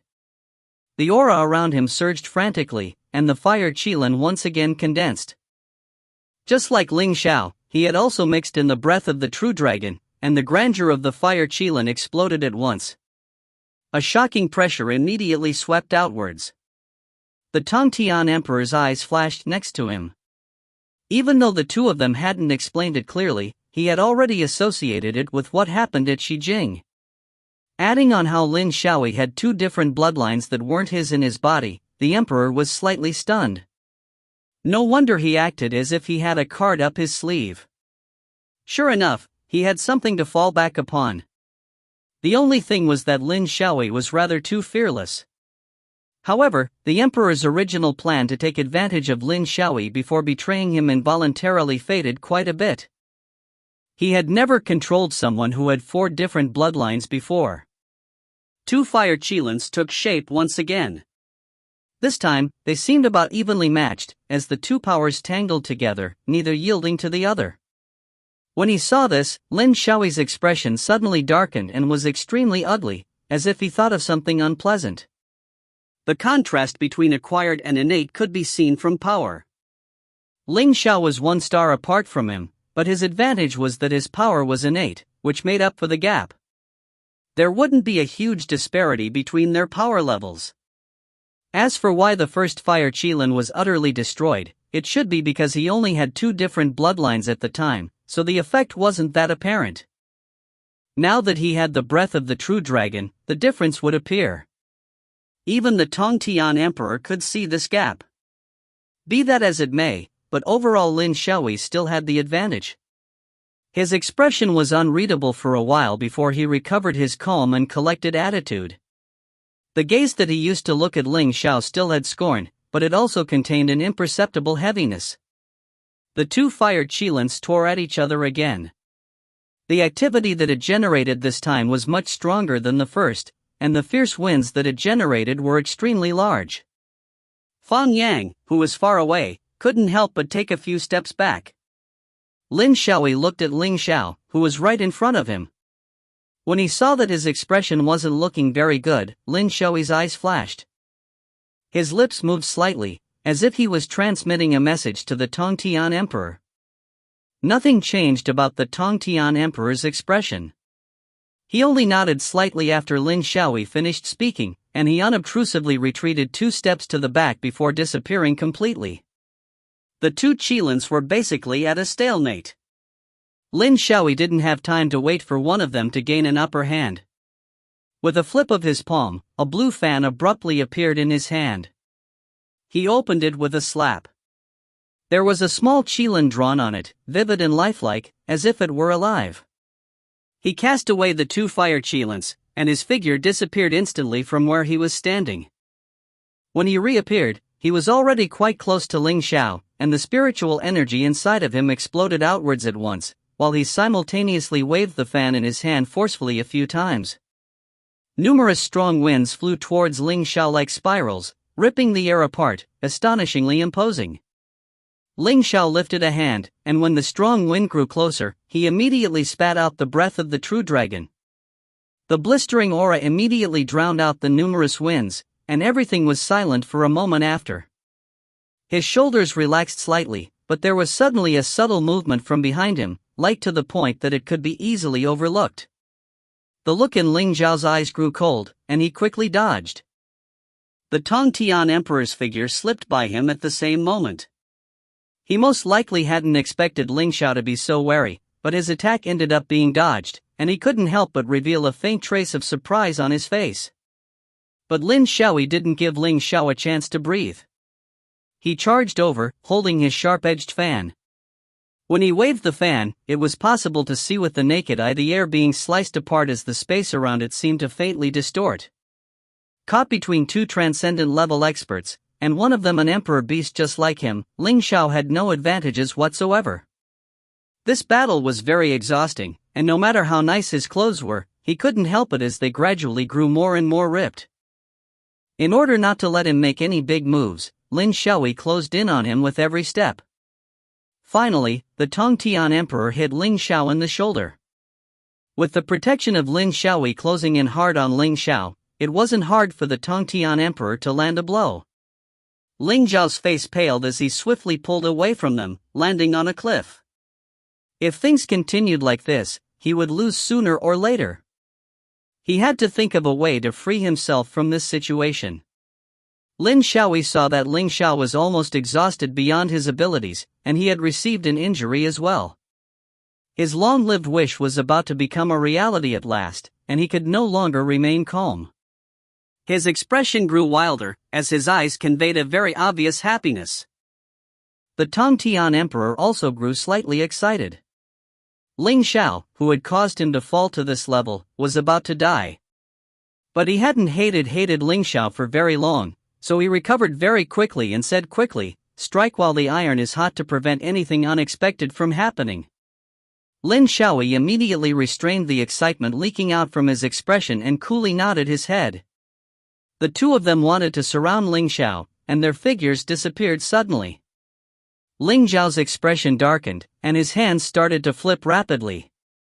Vast amounts of soul force immediately swept out from his palms. For today's plan, the only reason he could escape this trial was because he fully utilized the 4 different bloodlines. Even if Lin Xiaoyi found out, nothing could be done. Between his life and a secret, he would always have to choose the former. Furthermore, his wife was still waiting for him. However, the two of them obviously wouldn't give him a chance to make his move. Their figures flashed twice in a row before appearing in front of Ling Xiao, attacking right after. One palm, one fan, both extremely fast, were about to land on Ling Xiao. A fierce look unexpectedly flashed through Ling Xiao's eyes, and the soul force inside his body rushed up frantically. Within a few seconds, it rose to a critical level. Just when it looked as if it was on the verge of exploding at any moment, a hand pressed down silently on his shoulders. He was startled, and a vigorous energy erupted instantly, with Ling Xiao as its core. Lin Xiaoyi and the Tongtian Emperor, who were attacking from the front, were both caught off guard. They couldn't withdraw their attacks in time and collided. It was as if the attacks sank into soft cotton, and in the next instant, they rebounded. The sudden change in events made the two of them open their eyes wide in disbelief. Unfortunately, they didn't have time to see who came to rescue Ling Xiao before the person just vanished with him. The air quivered slightly before instantly calming back down. The two of them were stunned. Ling Xiao and the other person had already disappeared from before them. It seemed as if only the two of them were left in the spacious and empty world, as well as an expanse of dead silence. The terrain littered with holes below them indicated that a desperate battle had just taken place. He actually escaped. Who rescued him? There was a hard-to-conceal shock on the Tongtian Emperor's face. Just then, he thought that Ling Xiao was about to die, but someone suddenly appeared to save him, just like a pipe dream. He almost couldn't believe it. Lin Xiaoyi's expression was abnormally ugly. If he hadn't guessed incorrectly, the one who could rescue Ling Xiao so easily from their grasp was probably that person.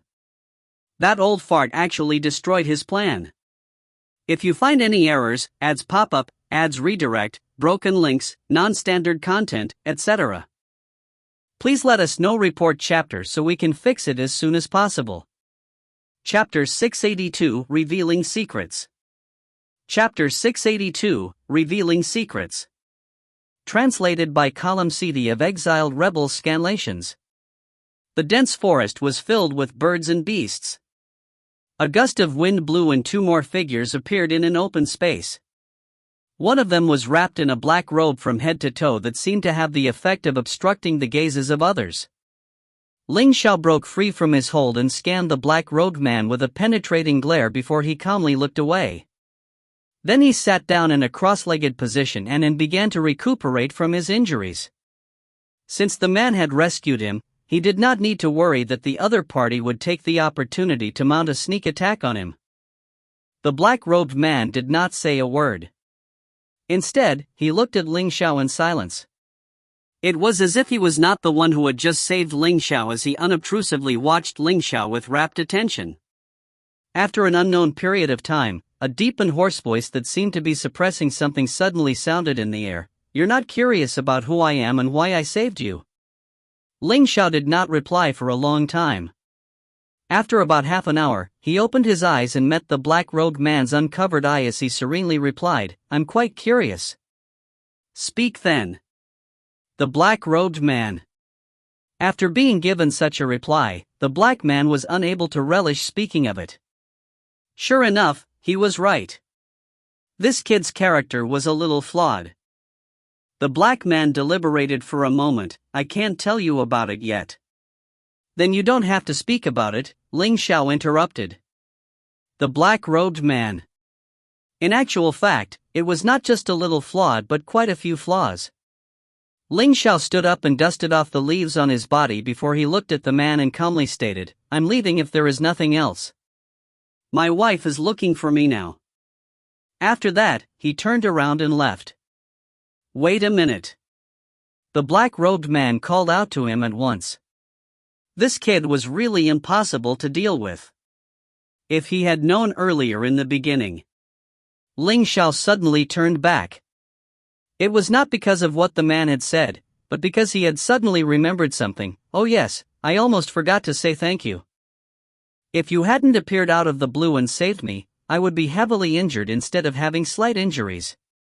So thank you very much." Then he continued walking forward. "Stop right there, you little brat." The black-robed man seemed to be at the end of his patience, but his tone had a little helplessness. "Although you are an adult, how can your personality be so unlovable? Egu had even told me that you've grown very well, but it seems like it's all just superficial. How can your wife tolerate such a personality like yours?" "Because my wife is smarter than you," Ling Xiao rebutted. The black-robed man snorted and laughed. His voice was no longer deep and hoarse, but full of masculinity and dominance. One could imagine how handsome and tyrannical he was just by his voice. "You've clearly guessed who I am, yet you've intentionally said these words to provoke me, right?" Ling Xiao finally turned around with a nasty smile on his lips. "I'm just acting in concert with you. Could it be that this isn't the result you wanted? If so, then you should remember to mention it earlier the next time.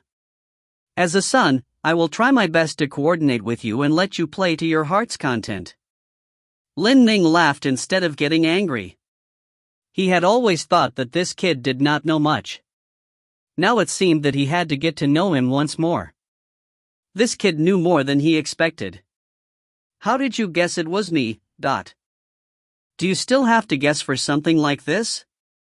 Ling Xiao asked unconcernedly, as if the question was not worth mentioning in his mind. Lin Ming no longer hoped that he would speak nicely. Thus he could only take on a slightly humble attitude. "Take it as if I don't know about it and tell me ba." Ling Xiao looked at him with ridicule, as if to say, "You totally didn't know about it, yet you're not ashamed to speak so pompously. You're even worse than my wife." Lin Ming understood the meaning of the first half of his sentence, but was unclear about the latter half. Fortunately, his face was thick enough so he accepted Ling Xiao's ridicule and disdain calmly. This aspect was where the two were very similar to each other. Ling Xiao explained, "The person who was able to save me from Lin Xiaoyi and Tongtian Emperor should have a cultivation of at least 7 stars.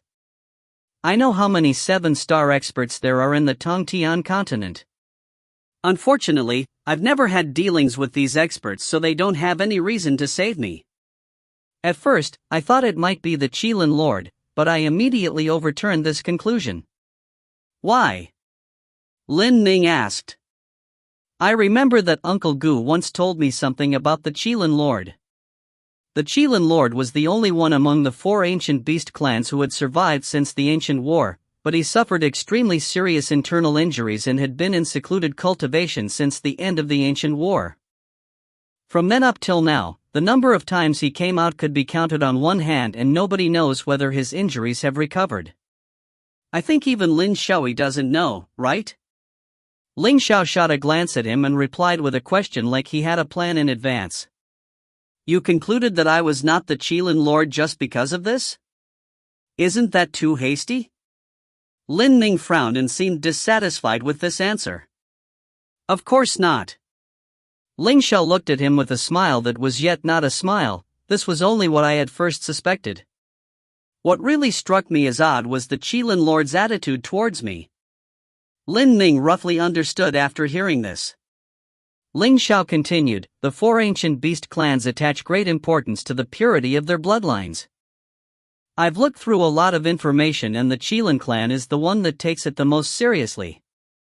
Someone told me something afterwards. That was the crux. The Qilin Lord was the leader of the Qilin clan, and he shouldered the heavy burden of increasing the numbers of the Qilin clan. In the ancient war, the first person to declare his position regarding the person from the legends of the four ancient beast clans was the Qilin Lord.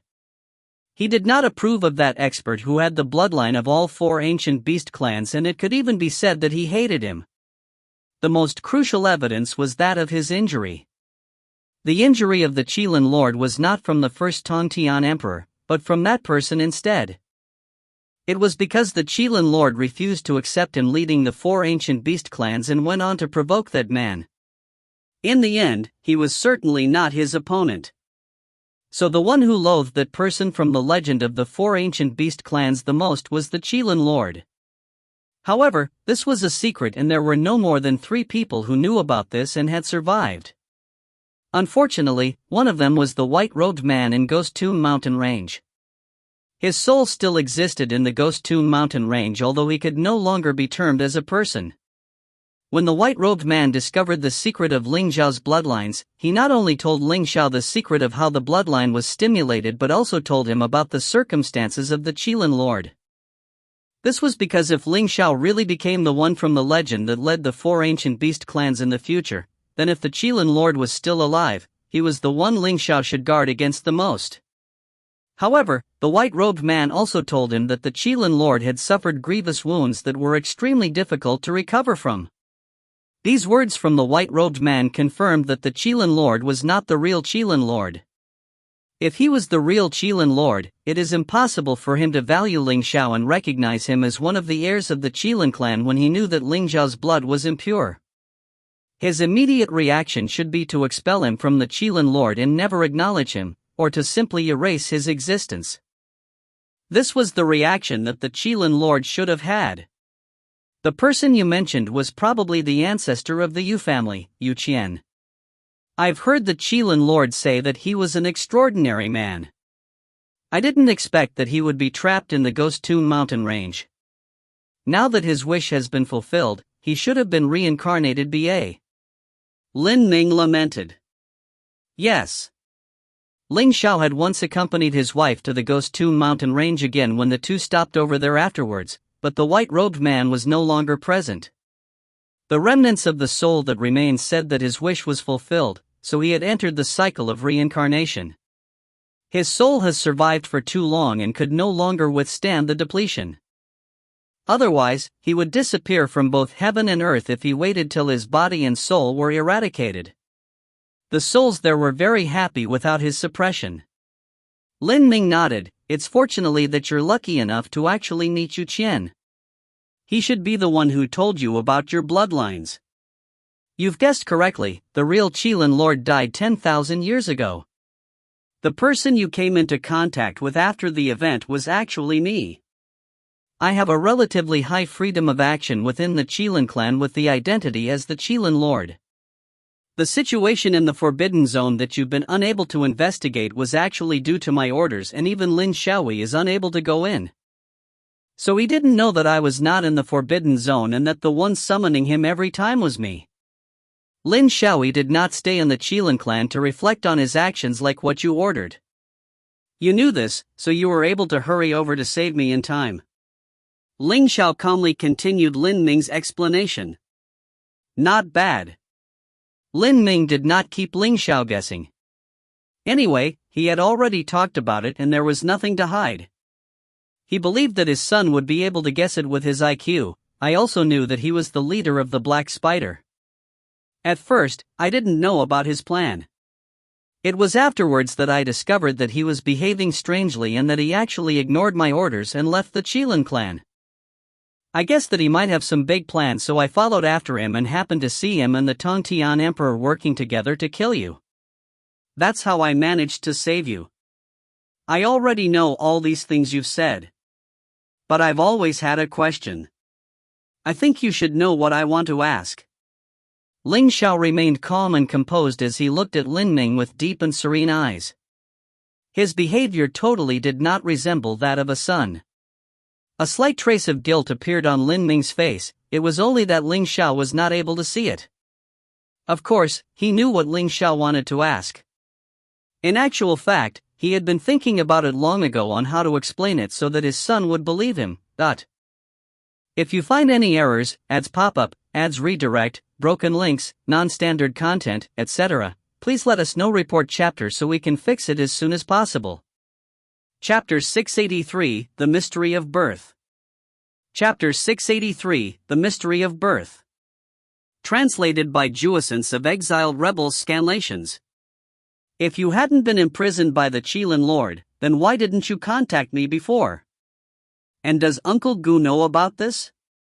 Seeing him look troubled, Ling Xiao spoke straightforwardly, without any hesitation. This made Lin Ming, who had been planning to get this over with an excuse, freeze. Sometimes, having such a clever son wasn't the best. He should have anticipated this. It wasn't that I hid it from you purposefully, Lin Ming said helplessly. When Ling Xiao had been born, the Qilin Lord was on his last breath, but not dead yet. After finding out, the Qilin Lord was enraged, even wanting to imprison him and the Qilin clan forever. There were two reasons the other didn't kill him. One was because of the Qilin Lord's injuries.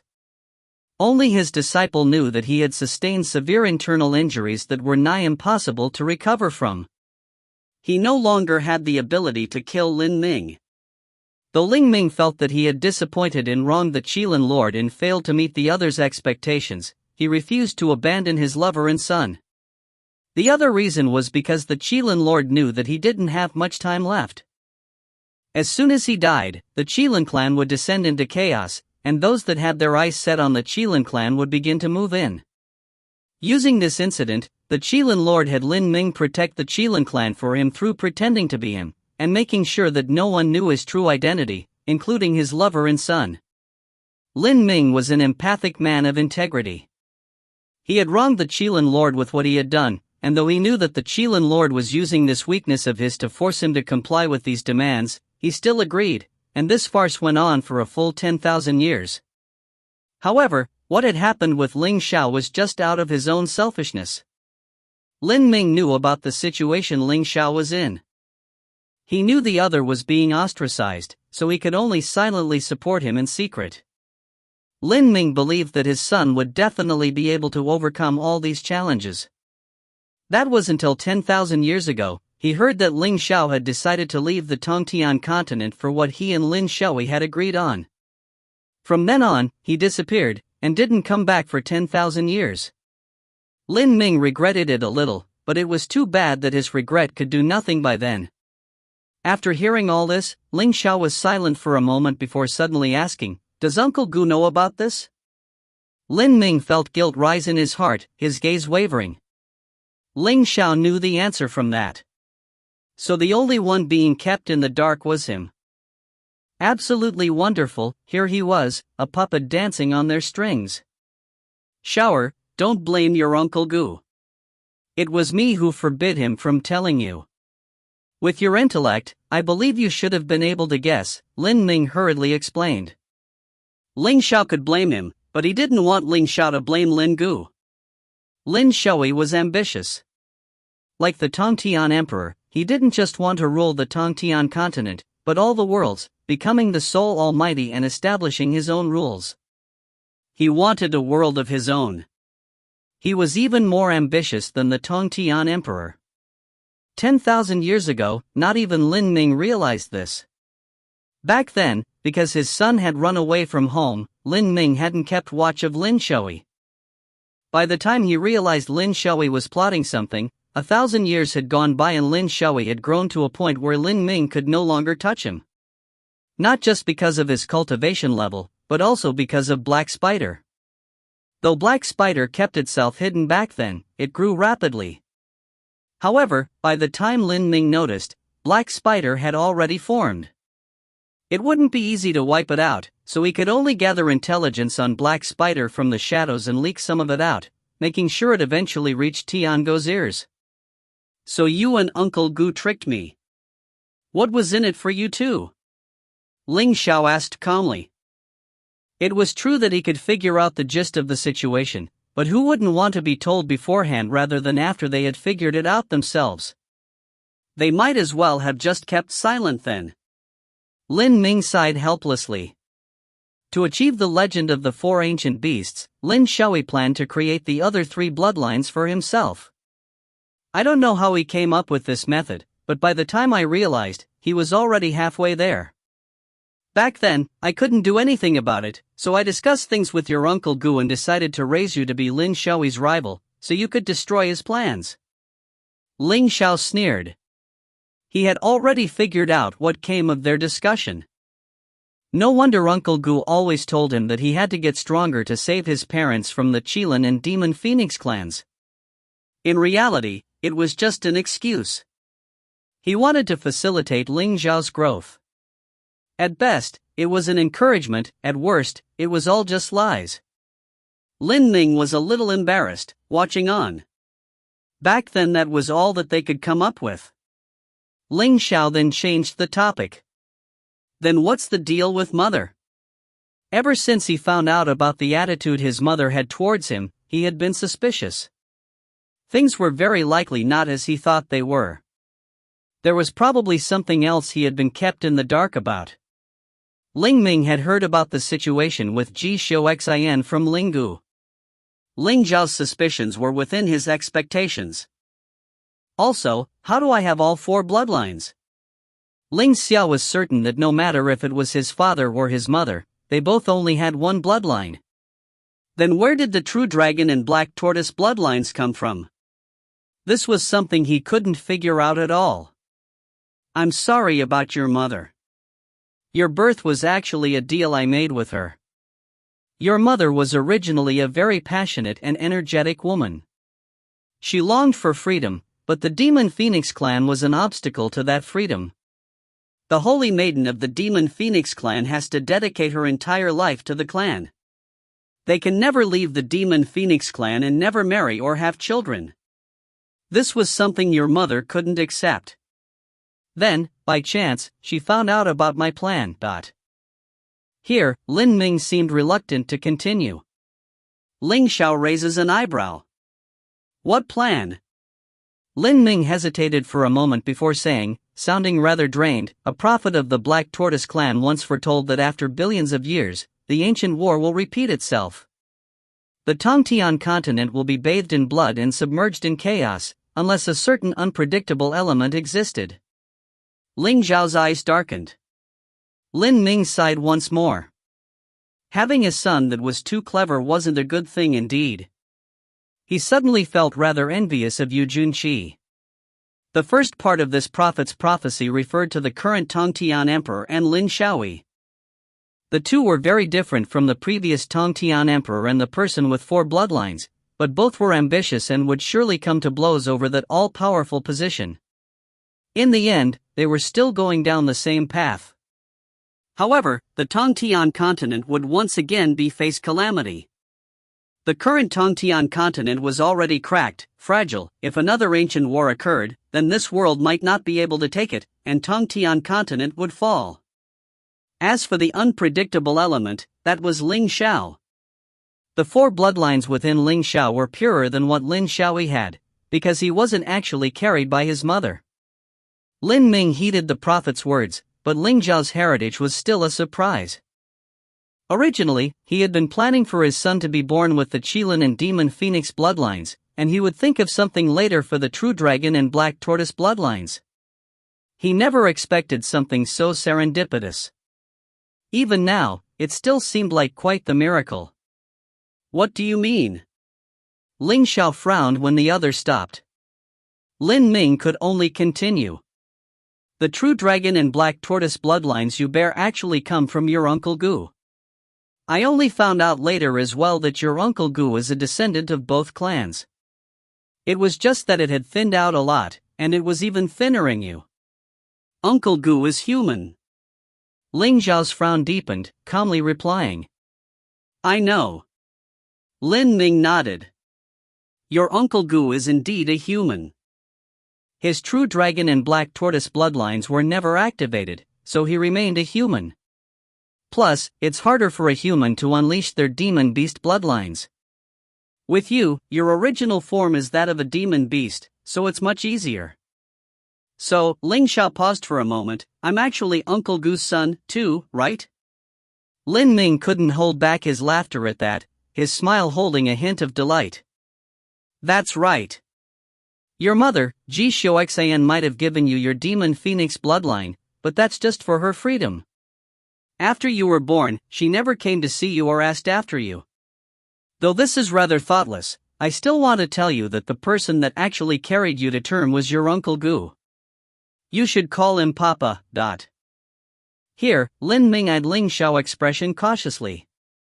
Any normal person would have a hard time accepting reality upon finding out that their mother wasn't their mother at all, but their father. However, he had clearly forgotten that Ling Xiao wasn't a normal person. Hearing his explanation, Ling Xiao calmly asked, then how come XiaoMo ended up imprisoned in the Demon Phoenix clan? Lin Ming was surprised at his sudden change in address. Mother suddenly became XiaoMo. It took him a while to reply. The holy maiden has to be pure in both body and soul.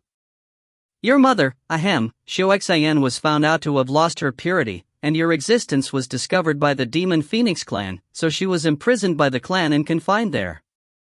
Though I wanted to save her, I couldn't act back then, so she probably hates me by now. After hearing all this, Ling Xiao decided to accept his explanation, which could be summarized in 3 words, no other choice.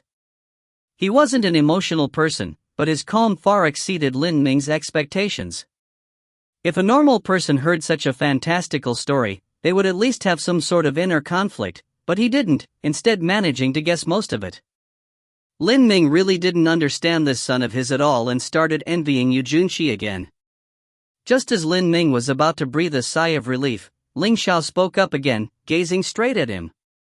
Apart from this, are there any other secrets you want to spill? Lin Ming froze for a moment before saying almost subconsciously, no. Ling Xiao started at him with a half smile for 10 seconds before turning and leaving. I'm going to go find my dear wife. You can leave now. His voice was casual, uncaring. Lin Ming suddenly felt like he was the son and Ling Xiao the father. If you find any errors, ads pop-up, ads redirect, broken links, non-standard content, etc., please let us know. Report chapter so we can fix it as soon as possible. Chapter 684 Hero. Chapter 684 Hero. Translated by Crystal of Exiled Rebels Scanlations. The moment Ling Xiao appeared before XiaoMo, he got kicked. A big fat and very black footprint appeared on his expensive robe, just like the relationship between a fresh flower and cow's dung. To find Ling Xiao, XiaoMo went around the plaza multiple times, then ran to the Mage Association, but still couldn't find him. Then, he looked all over, even the Wushuang Hotel, and then remembered he could use a transmission stone, but before he took it out, Ling Xiao appeared. Wife, aggression is not a good means to an end. Ling Xiao said as he calmly looked down on the footprint on his clothes. His tsundere wife replied with his chin held high, okay, I'll make note of it. If he didn't appear so son, maybe he would be believable. Ling Xiao didn't say anything. XiaoMo couldn't hold it in, so he could only ask himself, what did you do during this time? Be honest and don't try to hide anything if you want to avoid punishment. Ling Xiao took a look around the crowded street they were on and pulled him back into their room. About his and Lin Ming's conversation, he didn't plan on hiding it from XiaoMo, in case he wanted to settle the score later. He didn't want to end up like Lin Ming, who should be grateful that he had a forgiving son. However, he didn't tell XiaoMo about his encounter with the Tongtian Emperor and Lin Xiaoyi. He simply brushed it off with a few sentences, and XiaoMo didn't suspect anything either. Thus, it was understandable that Lin Ming would be jealous of Yu Junqi. Once XiaoMo heard the story, his jaw dropped to the ground. According to Ling Zhao's father, the one who provided him with one bloodline, XiaoXian, shouldn't be considered a mother because she only did it for her freedom. In fact, she held no feelings towards Ling Xiao. However, the one who gave Ling Xiao two bloodlines, Lin Gu, was his real family. That is to say, Ling Xiao had two fathers. That reminded XiaoMo of Preg, a bit weird, but to think Ling Xiao just accepted it like that. Unbelievable. What was even more astonishing was that both of their focuses were wrong. XiaoMo racked his brain and thought about it. I have a question. Ling Xiao raised his brows, signaling him to speak up. XiaoMo asked, "Why did Uncle Gu provide his blood to you?" "According to your father, he shouldn't have known about his true dragon and black turtle bloodline. Also, why are you named Ling not Lin?" "That's a good question, but you'll need to get the answer from the person himself," Ling Xiao said without changing face. The only thing he could say for certain was that Lin Ming was still hiding something, and that question from before was so he could confess it. However, he didn't think that Ling Xiao wouldn't inquire further about it when he didn't say anything. Ling Xiao had a suspicion that they would tell him sooner or later. XiaoMo went on his tippy toes and patted him on the shoulder. With a sigh he said, "I always thought that I was the hero, but to think it was actually you. Good luck, you should work hard and defeat the evil forces. Crush them beneath your feet and achieve the beneath one but up against all others accomplishment." He watched a few television shows, although briefly, but that's how all of them worked, especially the one who was the main character. Ling Xiao slapped his hand away and suddenly smiled. "Beneath one?" XiaoMo nodded. "Is there something wrong?" He didn't get it, since a lot of people said it, thus, he didn't notice anything wrong with what Ling Xiao said, until. "You're right, I don't mind you being on top," Ling Xiao said, but that curled smile just looked obscene. He was clearly flirting. XiaoMo's expression darkened. He finally understood what he meant.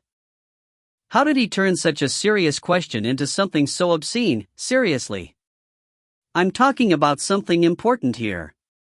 XiaoMo got angry and threw another kick over.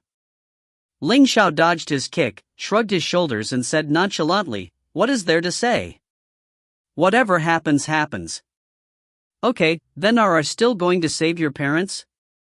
XiaoMo knew that there was nothing more to be said. At this point, there was no point stressing over it. Especially since they knew Ling Zhao's father was pretending to be the Qilin Lord and couldn't be more free. It was his mother that was a bit of a problem. "We can ignore the old fart for now, but we need to save XiaoXian." Ling Xiao gave his answer without hesitation. Although XiaoXian only provided him with the demon phoenix bloodline, his technically not mother, saving her was to repay that favor. XiaoMo nodded. That's what he thought as well. It looked like they needed to tell Xiao Ji to be prepared so they could save XiaoXian. Once they finished this conversation, Ling Xiao asked about the competition itself. The last round of the mage assemblage was just a joke to the Vermilion Blood Clan and the Black Spider. They were completely fooled by their enemy. At least Yu Quan got 8th place, Zuma didn't even get anything. The two were now infamous. When XiaoMo went looking for Ling Xiao, every once in a while, he would overhear someone talking about it. From what he heard, both the Black Spider and the Vermilion Blood Clan left as soon as the competition was over, as if they couldn't face the embarrassment any longer. Later, XiaoMo went to grab the 10th place reward with the accompaniment of Ling Xiao. As for the position of an elder, he had no interest whatsoever and rejected it right off the bat. As for Zhou Yi and Xiao Wuxing, the Xiaodiao institution didn't expect them to be tied at first place and could only bring out the second grade water. This was very precious, after all, they only had 3, but now 2 were taken. Both Shen Old Man and Lei Gong were grinning from ear to ear. Although Zuma was red-eyed staring at their great water, she didn't dare provoke two associations at the same time. The next day XiaoMo and Ling Xiao prepared to return to Xijing. The Tongtian Emperor and Lin Xiaoi acted in collusion, helping and profiting from each other, but the two major associations were hard to tackle. Their reputation was even greater than that of the four ancient beast clans, and after Ling Xiao destroyed their plans, it would be hard to find another chance. By Ling Zhao's assumption, it was likely that the Tongtian Emperor went with Lin Xiaoi to Xijing. That was the main hideout of the Black Spider, and Lin Xiaoi should have deceived him over on the promise of helping him fight against the two major associations. But before they could leave, an uninvited guest arrived. It was Xiao who had helped XiaoMo before. Seeing him reminded XiaoMo of Lidashi. This Lidashi was second place in the mage assemblage. His performance during the competition wasn't all that noticeable, but that unexpectedly got him a good placement. Fellow brother Yu. Long time no see. Xiao came along with his usual hospitable greeting. His manliness also came rushing in the moment the door opened. With a face of surprise, XiaoMo asked, "Xiongdage, why are you here?" Ever since they last parted ways, he hadn't seen Xiao for a very long time. He had heard that one of Fu Sanxiong's disciples was here, but he didn't know it was Xiao. Xiao laughed out loud. "This time I'm here under the order of my Shifu. I have something to discuss with you. Hopefully I'm not interrupting anything." Not at all. What did your Shifu want to tell us? XiaoMo said, shaking his head. They were just leaving, so there was nothing to interrupt. Xiao then went straight to the point. XiaoMo suddenly remembered, he had almost forgotten about Wei Bai Shixiang's issue. Once he advanced, all he could think about was the mage assemblage. Then it was the competition, so he had completely forgotten that he was at the level where he could refine a samsara pill. No wonder Xiao came in such a hurry, otherwise the next time they could see each other would be at the Ghost Tomb mountain range. Xiao handed all 3 sets of ingredients to XiaoMo all at once. "Shifu told me to give this to you. All of the ingredients are here, and hopefully you can refine the samsara pill for little shitty. But Shifu said that if something goes wrong, he will get people to find more, so don't feel pressured about it." XiaoMo didn't feel any pressure, he was just surprised that Fu Sanxiong was in such a hurry. Taking the ingredients, he said, "Go back and tell your Shifu that I'll try my best. When I manage to refine one, I'll tell you guys." The two went on talking about other things for a while before Xiao left to relay the message. They weren't delayed for long. The day Xiao left, they also left. They were pretty quick, so it only took them 2 days to reach Xijing. Once the mage assemblage was over, it was as if everyone went into hibernation. Tian Dao had always kept an eye out for the Black Spider, and with no surprise he found out that the Tongtian Emperor was in Xijing as well. For the past few days, Xijing had been quiet with nothing major going on, but more than anything, it felt like the calm before the storm. Thinking about the samsara pill, the moment XiaoMo returned, he went into secluded cultivation. He wasn't too sure about refining this pill, it was the first of the kind he tried, so with the heavy responsibility he has, he didn't dare take it lightly. Not only that, he wanted to see Wei Bai Shixiang get better quickly too. What he didn't know in his seclusion was that during their trip from Xijing to Zhongtian, every once in a while, a group of up-to-no-good people appeared in the Ghost Tomb mountain range. They were all headed for the 5 blessing spirit eye, even a really powerful man in black appeared. They suspected that this man in black was one of the 2 who night-raided Dongzhou. If you find any errors, ads pop-up, ads redirect, broken links, non-standard content, etc., please let us know. Report chapter so we can fix it as soon as possible.